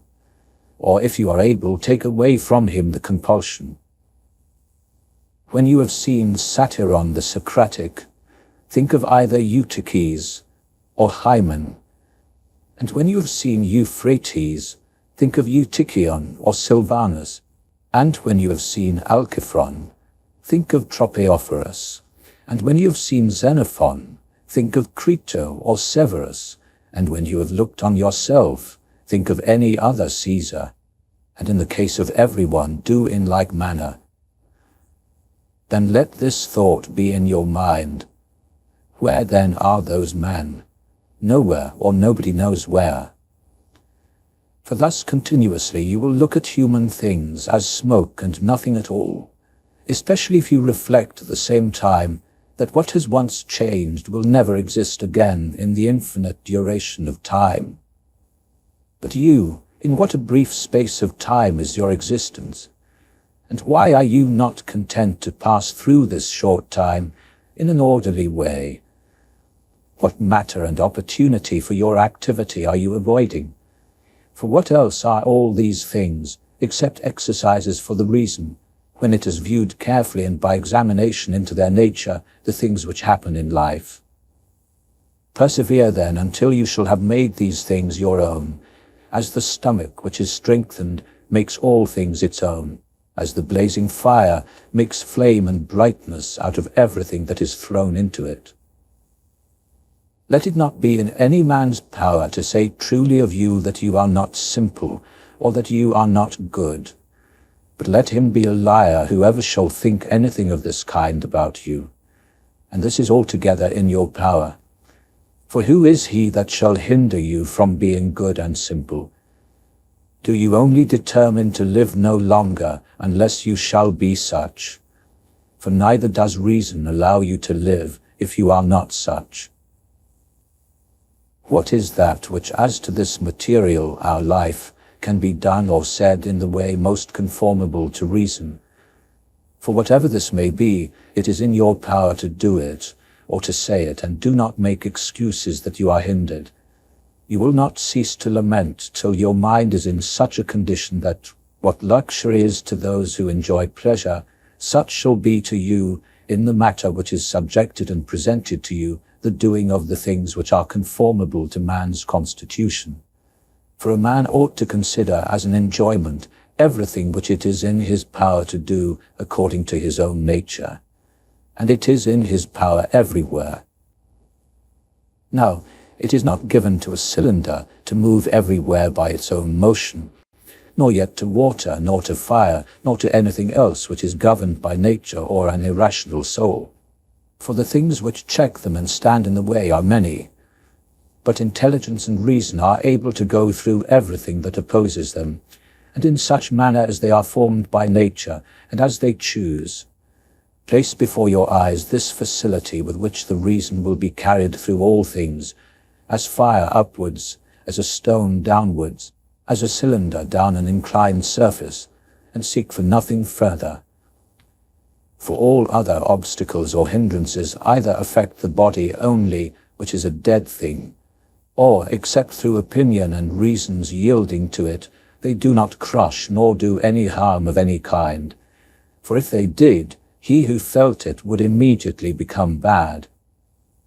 Now in the case of all things which have a certain constitution, whatever harm may happen to any of them, that which is so affected becomes consequently worse.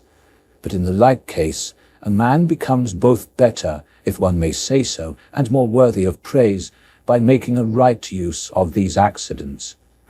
And finally, remember that nothing harms him who is really a citizen, which does not harm the state, nor yet does anything harm the state which does not harm the law. And of these things which are called misfortunes, not one harms the law. What then does not harm the law, does not harm either state or citizen. To him who is penetrated by true principles, even the briefest and most common precept is sufficient to remind him that he should be free from grief and fear. For example, the wind scatters 1 year's leaves on the ground, so it is with the race of man. Leaves also are your children, and leaves too are they who cry out as if they were worthy of credit and bestow their praise, or on the contrary curse, or secretly blame and sneer. And leaves in like manner are those who shall receive and transmit a man's fame to after times. For all such things as these are produced in the season of spring, as the poet says. Then the wind casts them down, then the forest produces other leaves in their places. But a brief existence is common to all things, and yet you avoid and pursue all things as if they would be eternal. A little time, and you shall close your eyes, and him who has attended you to your grave, another soon will lament. The healthy eye ought to see all visible things, and not to say, I wish for green things, for this is the condition of a diseased eye. And the healthy hearing and smelling ought to be ready to perceive all that can be heard and smelled. And the healthy stomach ought to be with respect to all food, just as the mill with respect to all things which it is formed to grind. And accordingly the healthy understanding ought to be prepared for everything which happens. But that which says, Let my dear children live, and let all men praise whatever I may do, is an eye which seeks for green things, or teeth which seek for soft things. There is no man so fortunate that there shall not be by him when he is dying some who are pleased with what is going to happen. Suppose that he was a good and wise man, will there not be at last someone to say to himself, Let us at last breathe freely, being relieved from this schoolmaster. It is true that he was harsh to none of us, but I perceive that he tacitly condemns us. This is what is said of a good man, but in our own case how many other things are there for which there are many who wish to get rid of us? You will consider this then when you are dying, and you will depart more contentedly by reflecting thus. I am going away from such a life in which even my associates, in behalf of whom I have striven so much, prayed and cared, themselves wish me to depart, hoping perchance to get some little advantage by it. Why then should a man cling to a longer stay here? Do not, however, for this reason go away less kindly disposed to them, but preserving your own character, and friendly and benevolent and mild, and on the other hand not as if you were torn away, but as when a man dies a quiet death, the poor soul is easily separated from the body. Such also ought your departure from man to be, for nature united you to them and associated you. But does she now dissolve the union? Well, I am separated as from kinsmen, not however dragged resisting, but without compulsion, for this too is one of the things according to nature. Accustom yourself as much as possible on the occasion of anything being done by any person to inquire with yourself, for what object is this man doing this? But begin with yourself and examine yourself first. Remember that this which pulls the strings is the thing which is hidden within. This is the power of persuasion, this is life, this, if one may say so, is man. In contemplating yourself, Never include the vessel which surrounds you and these instruments which are attached about it, for they are like a workman's axe, differing only in this, that they grow to the body. For indeed there is no more use in these parts, without the cause which moves and checks them, than in the weaver's shuttle, and the writer's pen, and the driver's whip. Book 11. These are the properties of the rational soul. It sees itself, analyzes itself, and makes itself such as it chooses. The fruit which it bears itself enjoys, for the fruits of plants and that in animals which corresponds to fruits others enjoy. It obtains its own end, wherever the limit of life may be fixed. Not as in a dance and in a play and in such like things, where the whole action is incomplete if anything cuts it short, but in every part and wherever it may be stopped, it makes what has been set before it full and complete, so that it can say, I have what is my own. And further, it traverses the whole universe and the surrounding vacuum, and surveys its form, and it extends itself into the infinity of time, and embraces and comprehends the periodical renovation of all things, and it comprehends that those who come after us will see nothing new, nor have those before us seen anything more, but in a manner he who is 40 years old, if he has any understanding at all, has seen by virtue of the uniformity that prevails all things which have been and all that will be. This too is a property of the rational soul, love of one's neighbor, and truth and modesty, and to value nothing more than itself, which is also the property of law. Thus then right reason differs not at all from the reason of justice. You will set little value on pleasing songs or on graceful dancing, or on the skills of the wrestlers, if you disentangle the melody of the voice into its several sounds, and ask yourself as to each separate part if you are delighted by this, for you will be ashamed to admit that.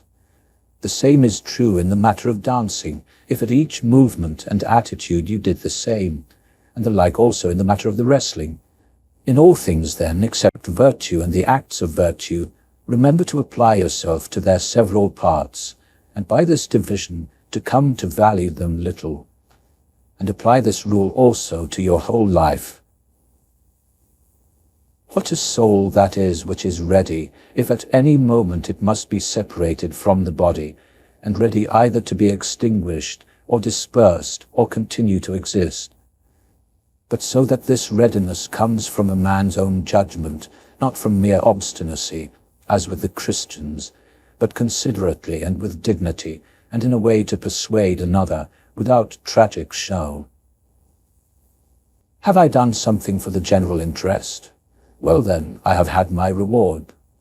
Let this always be present to your mind, and never stop doing such good. What is your art? To be good.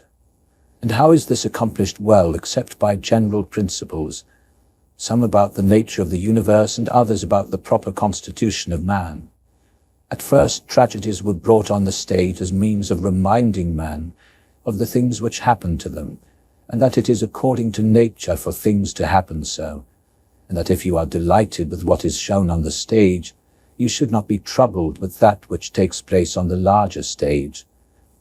For you see that these things must be accomplished thus, and that even they bear them, who cry out, O Kitharon! And indeed some things are said well by the dramatic writers, of which kind is the following especially. Me and my children, if the gods neglect, this has its reason too. And again, there is nothing gained by raging at the external things themselves. And life's harvest reaped like the wheat's fruitful ear. And other things of the same kind. After tragedy, the old comedy was introduced, which had a magisterial freedom of speech, and by its very plainness of speaking, was useful in reminding men to beware of insolence, and for this purpose too Diogenes used to take from these writers.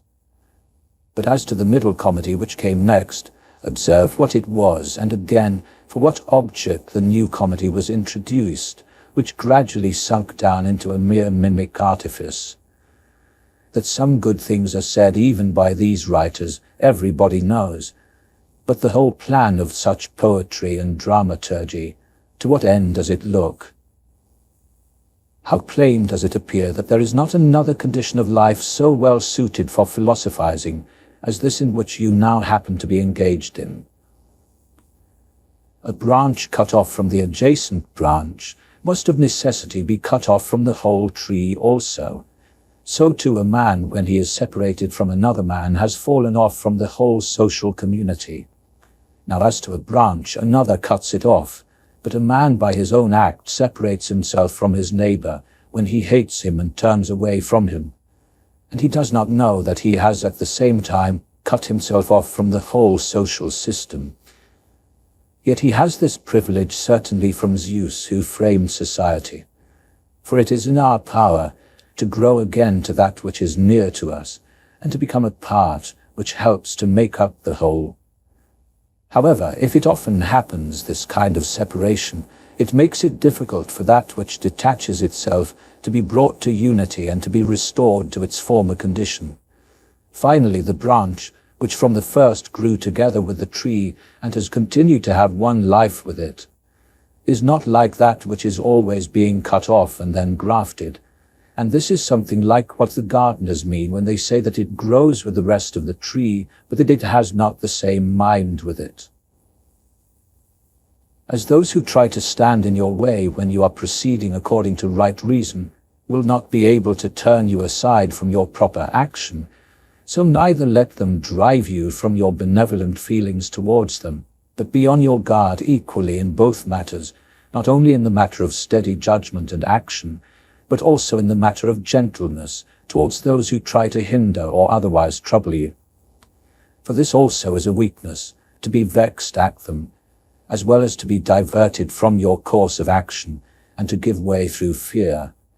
For both are equally deserters from their post, the man who does it through fear, and the man who is alienated from him who is by nature a kinsman and a friend. There is no nature which is inferior to art, for the arts imitate the nature of things. But if this is so, that nature which is the most perfect and the most comprehensive of all natures cannot fall short of the skill of art. Now all arts do the inferior things for the sake of the superior, therefore the universal nature does so too. And indeed, hence is the origin of justice, and in justice the other virtues have their foundation. For justice will not be observed if we either care for indifferent things, or are easily deceived and careless and changeable. If the things do not come to you, the pursuits and avoidances of which disturb you, still in a manner you go to them. Let then your judgment about them be at rest, and they will remain quiet, and you will not be seen either pursuing or avoiding. The spherical form of the soul maintains its figure when it is neither extended towards any object, nor contracted inwards, nor dispersed, nor sinks down, but is illuminated by light, by which it sees the truth of all things, and the truth which is in itself. Suppose any man shall despise me, let him look to that himself. But I will look to this, that I be not discovered doing or saying anything deserving of contempt. Shall any man hate me, let him look to it. But I will be mild and benevolent towards every man, and ready to show even him his mistake, not reproachfully, nor yet as making a display of my endurance, but nobly and honestly, like the great Phocion, unless indeed he only assumed it. For the interior parts ought to be such, and a man ought to be seen by the gods neither dissatisfied with anything nor complaining. For what evil is it to you, if you are now doing what is agreeable to your own nature, and are satisfied with that which at this moment is suitable to the nature of the universe, since you are a human being placed at your post, in order that what is for the common advantage may be done in some way? Men despise one another and yet flatter one another. and men wish to raise themselves above one another and still crouch before one another. How unsound and insincere is he who says, "I have determined to deal with you in a fair way." What are you doing, man? There is no occasion to give this notice. It will soon show itself by acts. The voice ought to be plainly written on the forehead. Such as a man's character is, he immediately shows it in his eyes, just as he who is beloved forthwith reads everything in the eyes of lovers.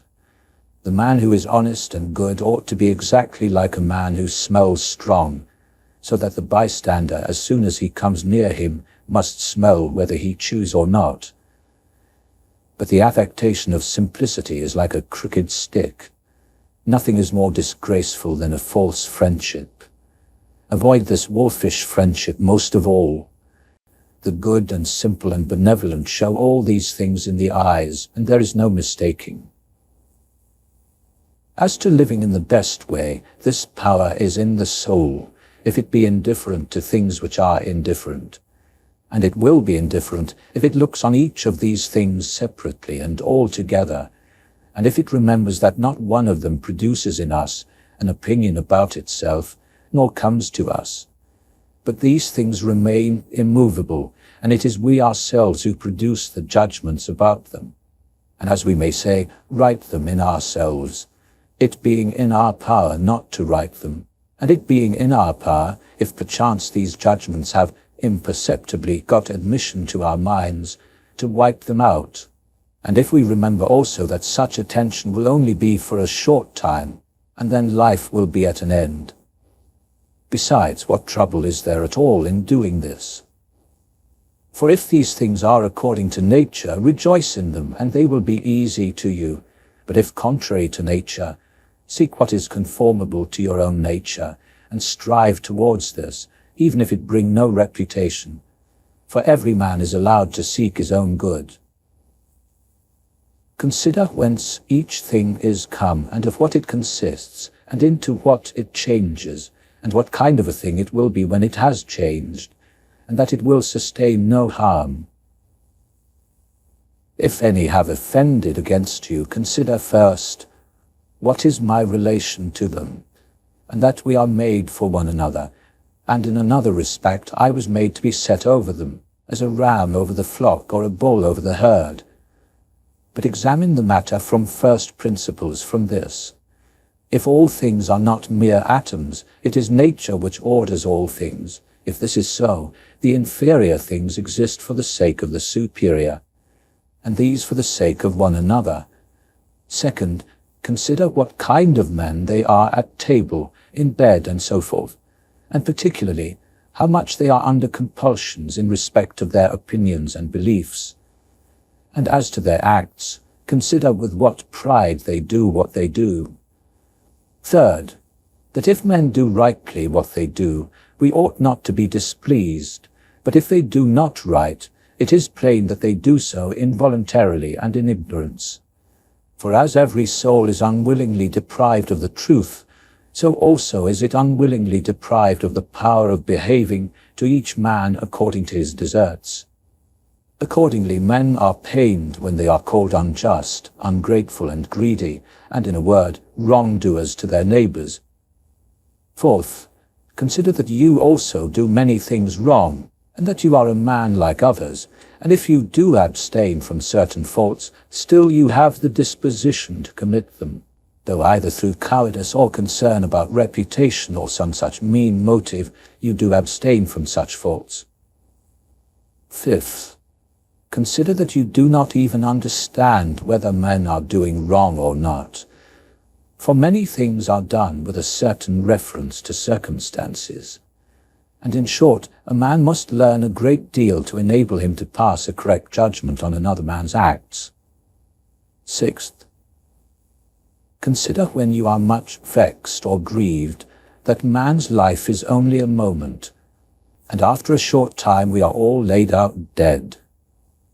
Seventh, that it is not men's acts which disturb us, for those acts have their foundation in men's ruling principles, but it is our own opinions which disturb us.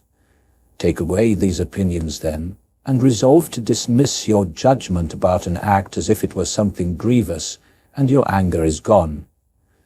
How then shall I take away these opinions? By reflecting that no wrongful act of another brings shame on you. For if you allow anything else to be evil than those things that are shameful, you may fall into wrongdoing to avoid these evils, and become a thief or someone of the worst character to achieve your worldly aims. 8th, consider how much more pain is brought on us as a result of the anger and vexation caused by such acts than by the acts themselves at which we were angry and vexed. 9th, consider that a good disposition is invincible if it be genuine and not an affected smile and acting a part. For what will the most violent man do to you if you continue to be of a kind disposition towards him? And if, as opportunity offers, you gently admonish him and calmly correct his errors at the very time when he is trying to do you harm, saying, "Not so, my child, we are constituted by nature for something else. I shall certainly not be injured, but you are injuring yourself, my child," and show him with gentle tact and by general principles that this is so, and that even bees do not do as he does, nor any animals which are formed by nature to be gregarious. And you must do this neither with any double meaning nor in the way of reproach, but affectionately and without any rancor in your soul, and not as if you were lecturing him, nor yet that any bystander may admire, but meant for him alone, even if others are present. Remember these 9 rules as if you had received them as a gift from the Muses, and begin at last to be a man while you live. But you must equally avoid flattering men and being vexed at them, for both are unsocial and lead to harm. And let this truth be present to you in the excitement of anger, that to be moved by passion is not manly, but that mildness and gentleness, as they are more agreeable to human nature, so also are they more manly. And he who possesses these qualities possesses strength, nerves, and courage, and not the man who is subject to fits of passion and discontent. For in the same degree in which a man's mind is nearer to freedom from all passion, in the same degree also is it nearer to strength. And as the sense of pain is a characteristic of weakness, so also is anger. For he who yields to pain and he who yields to anger, both are wounded and both submit. But if you will, receive also a 10th present from the leader of the Muses, Apollo. And it is this, that to expect bad men not to do wrong is madness. For he who expects this desires an impossibility. And to allow men to behave so to others, and to expect them not to do you any wrong, is irrational and tyrannical. There are 4 principal aberrations of the superior faculty, the soul, against which you should be constantly on your guard: rash agreement, anger, insincerity, and lust. When you have detected them, you should wipe them out and say on each occasion thus, "This thought is not necessary, this tends to destroy social union. This which you are going to say comes not from the real thoughts." For you should consider it among the most absurd of things for a man not to speak from his real thoughts. But the 4th is when you shall reproach yourself the most, for this is an evidence of the diviner part within you being overpowered and yielding to the less honorable and to the perishable part, the body, and to its gross pleasures. Your aerial part and all the fiery parts which are mingled in you, though by nature they have an upward tendency, still in obedience to the disposition of the universe, they are overpowered here in the compound mass, the body. And also the whole of the earthy part in you, and the watery, though their tendency is downward, still are raised up and occupy a position which is not their natural one. In this manner, then, the elemental parts obey the universal, for when they have been fixed in any place, perforce they remain there until again the universal shall sound the signal for dissolution. Is it not then strange that your intelligent part only should be disobedient and discontented with its own place, and yet no force is imposed on it, but only those things which are conformable to its nature. Still it does not submit, but is carried in the opposite direction. For the movement towards injustice and intemperance, and to anger and grief and fear and sensuality, is nothing else than the act of one who deviates from nature. And also when the ruling faculty is discontented with anything that happens, then it too deserts its post. For it is constituted for piety and reverence towards the gods no less than for justice. For these qualities also are comprehended under the generic term of contentment with the constitution of things, and indeed they are prior to acts of justice. He who has not one and always the same object in life cannot be one and the same all through his life. But what I have said is not enough, unless this also is added, what this object ought to be. For as there is not the same opinion about all the things which in some way or other are considered by the majority to be good, but only about some certain things, that is, things which concern the common interest, so also ought we to propose to ourselves an object which shall be of a common kind, social and political. For he who directs all his own efforts to this object will make all his acts alike, and thus will always be the same. Think of the country mouse and of the town mouse, and of the alarm and trepidation of the town mouse. Socrates used to call the opinions of the many by the name of lamiae, bugbears to frighten children. The Lacedaemonians at their public spectacles used to set seats in the shade for strangers, but themselves sat down anywhere.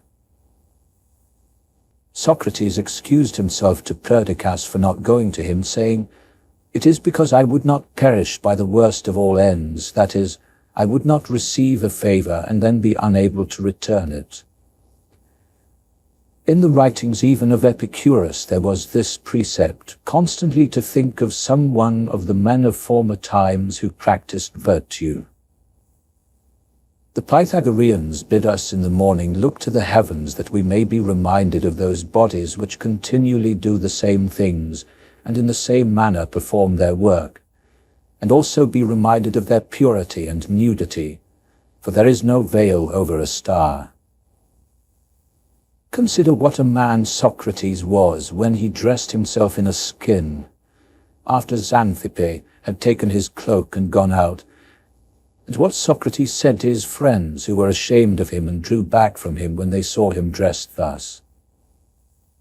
Neither in writing nor in reading will you be able to lay down rules for others before you shall have first learned to obey rules yourself. Much more is this so in life. As the saying is, a slave you are, free speech is not for you. From Homer, and my heart laughed within me. From Hesiod, and virtue they will curse, speaking harsh words. To look for the fid in winter is a madman's act. Such is he who hopes for a child when it is no longer to be granted. When a man kisses his child, said Epictetus, he should whisper to himself, "Tomorrow perchance you will die." But those are words of bad omen. No word is a word of bad omen, said Epictetus, which expresses any work of nature, or if it is so, it is also a word of bad omen to speak of the ears of corn being reaped. The unripe grape, the ripe bunch, the dried grape, all are changes, not into nothing, but into something which exists not yet. No man can rob us of our free will, Epictetus also said. A man must discover an art with respect to giving his assent, and in respect to his inclinations he must be careful that they be made with regard to circumstances, that they be consistent with social interests, that they have regard to the value of the object, and as to sensual desire, he should altogether keep away from it, and as to aversion, he should not show it with respect to anything which is not in his power. The dispute then, he said, is not about any common matter, but about being mad or not. Mad as the vulgar are who have no philosophy, or not as those who are wise and virtuous are. Socrates used to say, "What do you want? Souls of rational men or irrational?" Souls of rational men, of course. Of what kind of rational men? Sound or unsound? Sound. Why then do you not seek for them? Because we have them already. Why then do you fight and quarrel? Book 12. All those things at which you wish to arrive by a circuitous road, you can have now, if you do not refuse them to yourself. That is, if you will take no notice of all the past and trust the future to providence, and direct the present only conformably to piety and justice. Conformably to piety, that you may be content with the lot which is assigned to you, for nature designed it for you and you for it. Conformably to justice, that you may always speak the truth freely and without disguise, and do the things which are agreeable to law and according to the worth of each. And let neither another man's wickedness hinder you, nor opinion, nor voice, nor yet the sensations of the poor flesh which has grown about you. Let that which suffers see to itself. If then, whenever the time may be when you shall be near to your departure, neglecting everything else, you shall respect only your mind, your ruling faculty, and the divinity within you, and if you shall be afraid not because you must sometime cease to live, but if you shall fear never to have begun to live according to nature, then you will be a man worthy of the universe which has produced you, and you will cease to be a stranger in your native land, and to wonder at things which happen daily as if they were something unexpected, and to be dependent on this or that. God sees the minds and understanding of all man, bared of the material vesture and rind and impurities. For with his intellectual part alone he touches the intelligence only, which has flowed out and been derived from himself. And if you also can do this, you will rid yourself of much trouble, for he who regards not the poor flesh which envelops him, surely will not trouble himself by looking after raiment and dwelling, and fame and such like externals and show. You are composed of 3 things, a little body, a little breath, and your mind. Of these, the first 2 are yours only so far as it is your duty to take care of them, but the third alone is properly yours. Therefore, if you separate from yourself, that is, from your understanding, whatever others do or say, and whatever you have done or said yourself, and whatever future things trouble you because they may happen, and whatever in the body which envelops you or in the breath of life, which is by nature associated with the body, is attached to you independent of your will, and whatever the external circumfluent vortex whirls round, so that the intellectual power exempt from the things of fate can live pure and free by itself, doing what is just and accepting what happens and saying the truth. If you will separate, I say, from this ruling faculty, this intelligence, the things which are attached to it by the impressions of sense, and the things of time to come and of time that is past, and will make yourself like Empedocles' sphere, all round and in its joyous rest reposing. And if you shall strive to live only what is really your life, that is the present, then you will be able to pass that portion of life which remains for you up to the time of your death, free from perturbations, nobly, and obedient to the spirit that is within you. I have often wondered how it is that every man loves himself more than all the rest of man, but yet sets less value on his own opinion of himself than on the opinion of others. For if a god or a wise teacher should present himself to a man and bid him to think of nothing that he would not express as soon as he conceived it, he could not endure it even for a single day. So much more respect have we to what our neighbors think of us than to what we shall think of ourselves. How can it be that the gods, after having arranged all things well and benevolently for mankind, have overlooked this alone, that some man, and very good men, and men who, as we may say, have had most communion with the divinity, and through pious acts and religious observances, have been most intimate with the divinity, when they have once died, should never exist again, but should be completely extinguished. But if this is so, be assured that if it ought to have been otherwise, the gods would have done it. For if it were just, it would also be possible, and if it were according to nature, nature would have had it so. But because it is not so, if in fact it is not so, be you convinced that it ought not to have been so. For you see even of yourself that in this inquiry you are disputing with the deity. And we should not thus dispute with the gods, unless they were most excellent and most just. But since they are so, they would not have allowed anything in the ordering of the universe to be neglected unjustly and irrationally. Practice even in those things which you despair of accomplishing. For even the left hand, which is ineffectual for all other things for want of practice, holds the bridle more vigorously than the right hand, for it has been practiced in this. Consider in what condition, both in body and soul, a man should be when he is overtaken by death, and consider the shortness of life, the boundless abyss of time, past and future, the feebleness of all matter.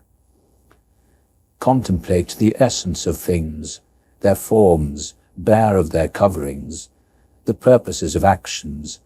Consider what pain is in itself, what pleasure is, and death and fame. Who is to himself the cause of his uneasiness? How no man is hindered by another, that everything is opinion. In the application of your principles, you must be like the pancratiast, who wrestles and boxes, not like the gladiator. For if the gladiator lets fall the sword which he uses, he is doomed, but the other always has his hand, and needs to do nothing else than use it. See what things are in themselves, dividing them into matter, form, and purpose. What a power man has to do nothing except what God will approve, and to accept all that God may give him. With respect to that which happens conformably to nature, we ought to blame neither gods, for they do nothing wrong either voluntarily or involuntarily, nor man, for they do nothing wrong except involuntarily. Consequently, we should blame nobody. How ridiculous and strange he is who is surprised at anything which happens in life. Either there is a fate which may be utter necessity and invincible order, or a kind and placable providence, or a confusion without a purpose and without any governing hand. If then there is an invincible necessity, why do you resist? But if there is a providence which allows itself to be propitiated, make yourself worthy of the help of the divinity. If there is a confusion without governor, be content that in such a tempest you have in yourself a certain ruling intelligence, and even if the tempest carry you away, let it carry away the poor flesh, the poor breath, everything else, for the intelligence at least it will not carry away. Does the light of the lamp shine without losing its splendor until it is extinguished? And shall the truth which is in you, and justice and temperance, be extinguished before your death? When a man has presented the appearance of having done wrong, say, "How then do I know if this is a wrongful act? And even if he has done wrong, how do I know that he has not condemned himself? And so this is like tearing his own face. Consider that he who would not have the bad man do wrong is like the man who would not have the fig tree to bear juice in the figs, and the infants to cry, and the horse to neigh, and whatever else must of necessity be. For what must a man do who has such a character? If then you are irritable, cure this man's disposition. If it is not right, do not do it. If it is not true, do not say it. In everything that presents itself to you, always resolve it by dividing it into its form or essence, its material, its purpose, and the time within which it must end. Perceive at last that you have in you something better and more divine than the things which cause the various emotions, and as it were pull you by strings. What is there now in my mind? Is it fear, or suspicion, or desire, or anything of the kind? First, do nothing inconsiderately, nor without a purpose. Second, make your acts refer to nothing else than to a social end. Consider that before long you will be nobody and nowhere, nor will any of the things exist which you now see, nor any of those who are now living. For all things are formed by nature to change and be turned and to perish in order that other things, in continuous succession, may exist. Consider that everything is opinion, and opinion is in your power. Take away then when you choose your opinion, and like a mariner who has doubled the promontory, you will find calm, everything stable and a waveless bay. Any activity, whatever it may be, when it has ceased at its proper time, suffers no evil because it has ceased. Nor does he who has done this act suffer any evil because the act has ceased. In like manner then, the whole which consists of all the acts, which is our life, if it cease at its proper time, suffers no evil because it has ceased. Nor he who has terminated this series at the proper time, has he been ill dealt with. But the proper time and the limit is fixed by nature, sometimes as in old age the peculiar nature of man, but always the universal nature, by the change of whose parts the whole universe continues ever young and perfect. And everything which is useful to the universal is always good and in season. Therefore the termination of life for every man is no evil, because neither is it shameful, since it is both independent of the will and not opposed to the general interest, but it is good, since it is seasonable and profitable to and congruent with the universal. So in this way too is he moved by the deity, who is moved in the same manner with the deity, and moved towards the same things in his mind. These three principles you must have in readiness. Do nothing either inconsiderately or otherwise than as justice herself would act, but with respect to what may happen to you from without, consider that it happens either by chance or according to providence, and you must neither blame chance nor accuse providence. Second, consider what every being is from the seed to the time of its receiving a soul, and from the reception of a soul to the giving back of the same, and of what things every being is compounded, and into what things it is resolved.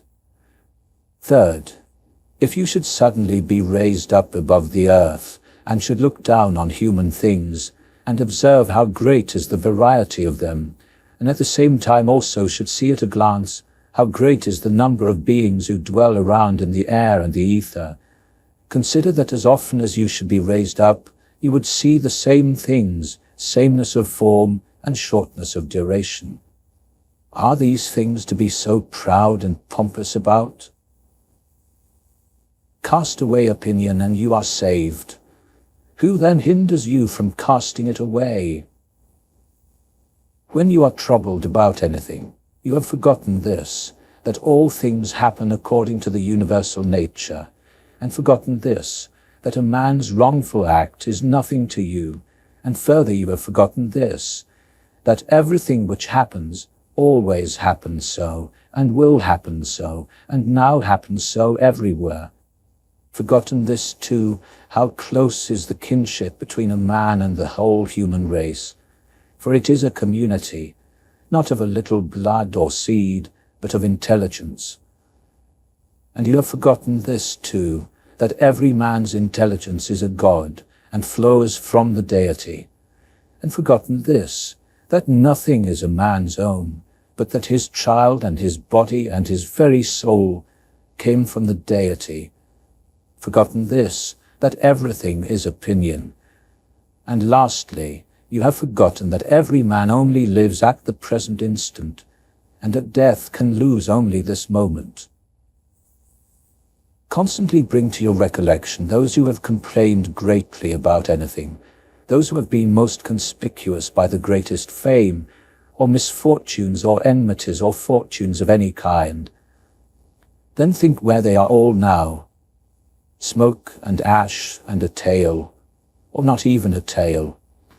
And let there be present to your mind also everything of this sort, how Fabius Catilinus lived in the country, and Lucius Lupus in his gardens, and Stertinius at Baiae, and Tiberius at Capreae, and Rufus at Velia. And in fine, think of the eager pursuit of anything conjoined with pride, and how worthless everything is, after which men violently strain, and how much more philosophical it is for a man, in the opportunities presented to him, to show himself just, temperate, obedient to the gods, and to do this with all simplicity. For the pride which is proud of its want of pride is the most intolerable of all. To those who ask, where have you seen the gods, or how do you comprehend that they exist and so worship them? I answer, in the first place, they may be seen even with the eyes. In the second place, neither have I seen even my own soul, and yet I honor it. Thus then, with respect to the gods, from what I constantly experience of their power, from this I comprehend that they exist, and I venerate them.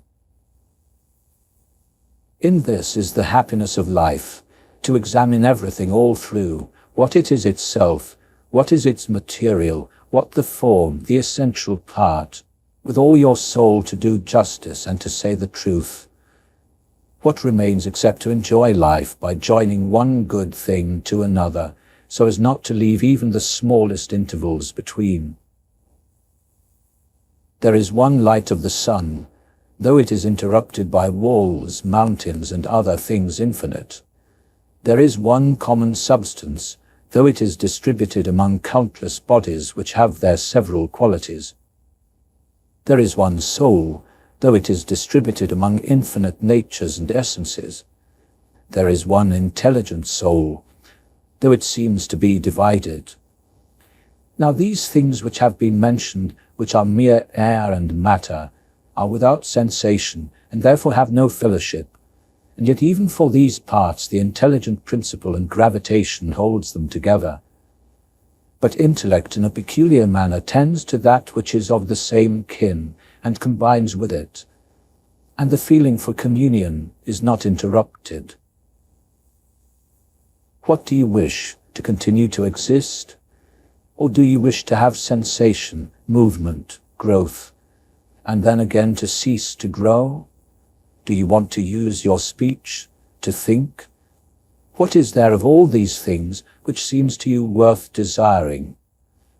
If it is easy to set little value on all these things, turn to that which remains, which is to follow reason and God. But it is inconsistent with honoring reason and God to be troubled that by death a man will be deprived of the other things.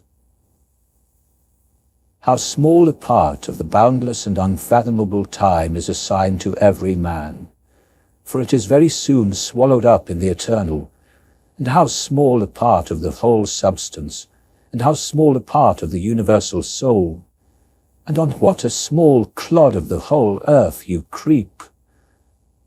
Reflecting on all this, consider nothing to be great, except to act as your nature leads you, and to endure that which the common nature brings. How does the ruling faculty, reason, understanding, make use of itself? For all lies in this. Everything else, whether it is in the power of your will or not, is only lifeless ashes and smoke.